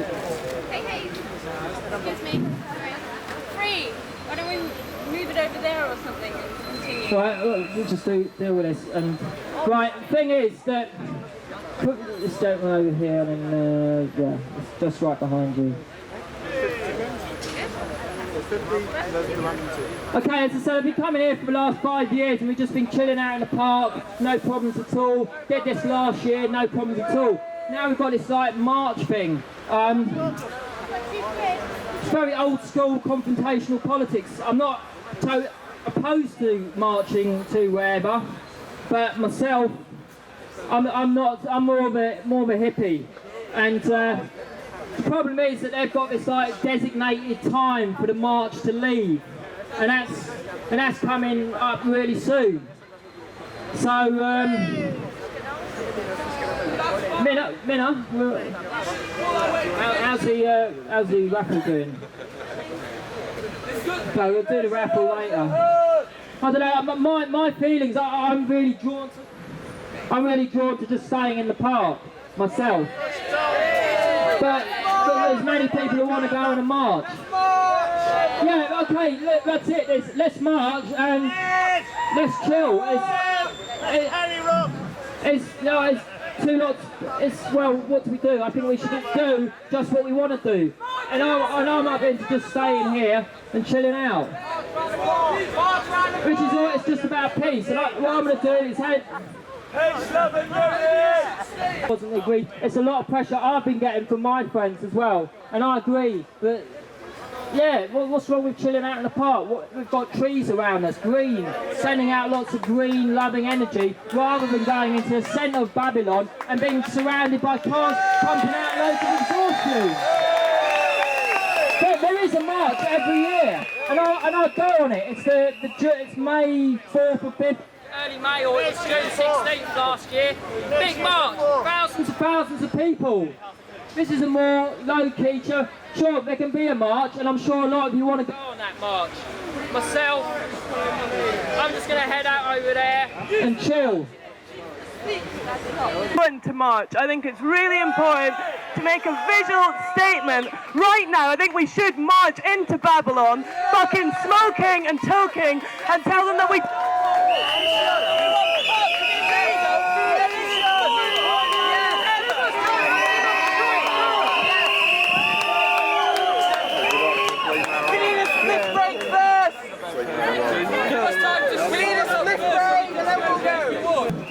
I like to try to do an event which is like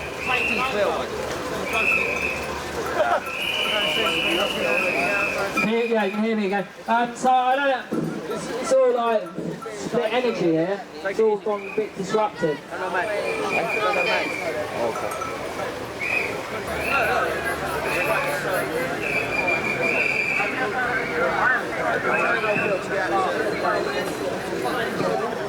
Okay, right.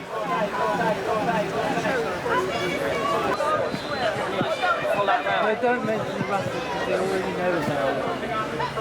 Okay, I've been put under a lot of pressure here. The thing is, basically, we've got so much, like, because people have paid out lots of money to do an official march, And people have travelled a long, long way.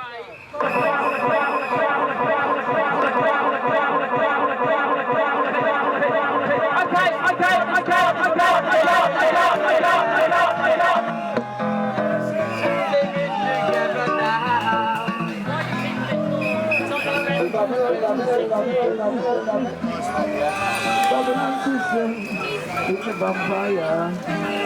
Babylon system, Babylon system, Babylon system, vampire, vampire. It's throwing out little parcels of free marijuana and free hashish for enjoyment. It's free cannabis. Well, free cannabis in the park has many connotations because of my name. I'm here, I'm in the park, I'm giving out free cannabis. So that's what's going on. Why would you say the government's so reluctant to legalise cannabis? Because the government are criminals. The government are puppets to other people who are operating from very dark divisionary forces, i.e. the people who escalate wars and like what's going on in the world at the moment. Cannabis is not just about a plant, smoking, it is an increasing. No, I'm not going to resist in any way. I'm not going to resist. Step back there. Step back there. He was representing all of us. No, sure. Stand back there.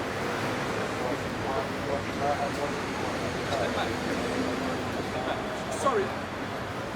Sorry, deck you up, officer. We're all smokers here, and he was representing us all today, right here. You know, he came out because he knew that we would stand by him, that we would be here for him. You know, he's doing no justice for us. Maybe it's not. Maybe it's a matter of opinion whether it's right or wrong. But he was doing a service to people. Holding out. Representing us, you know. Where's you gonna go? Just like that. Don't get a number in, will you? Nah. The other things, can you begin to push out? We'll move back now, all right? Rob, can you explain what's happening, please? But I think that it's very important. Thank you. I don't mean any sarcasm. I don't mean any problems whatsoever. I mean absolutely no offense on my personals.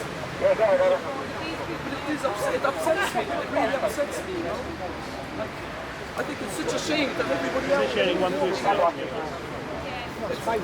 There's a man who was standing up for the rights, maybe whether it's right or wrong, it's a matter of opinion, but he was doing a service just as the police officers are doing now for the country. He was representing us, and you know, I know that maybe it's not right, I know that it's bad for my health, and that in society sometimes it might be antisocial and things like that, but similar to lots of other things in this world, and now it's one man who's going down on the behalf of everyone, and he was the only man who was strong enough and brave enough to actually stand up and do something, you know, like speak on our behalf, you know, and now everybody else is walking, and he's the only man he's overwhelmed by police officers. I don't know how many there are, and you know.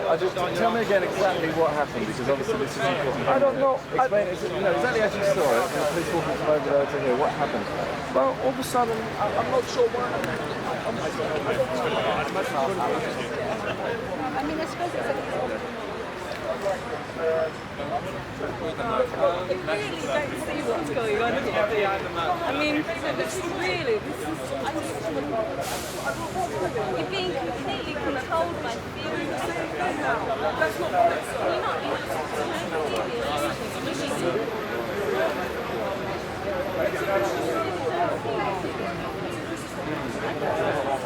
these people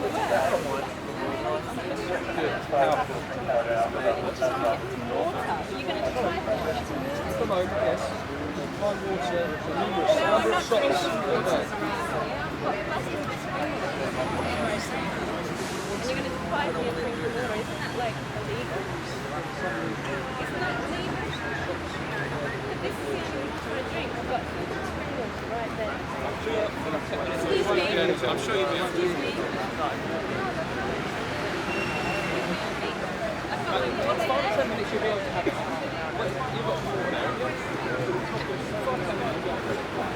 Isn't there a law, excuse me, isn't there a law against depriving people of water? No, thank you. Just filming. Just filming. Thank you. No, not you yet. Thank you. Back you go. Just Cordon. filming. Cordon. Just filming. Just Cordon. filming. Cordon. Are you blocking the path? Yeah. All power to you, Rob! All power to you!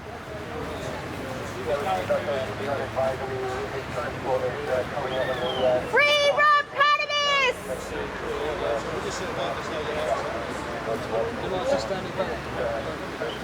I wonder.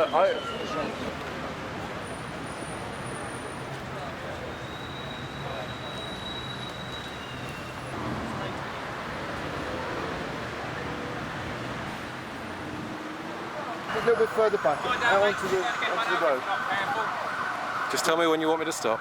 Keep going right up to the white lines of the path. That'll make it safer for you. Because shirts are crap driving.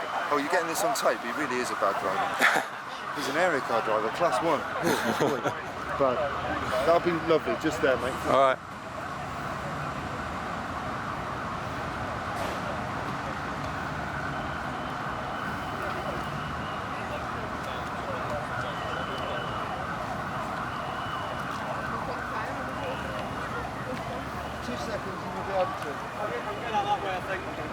I'll go right way round.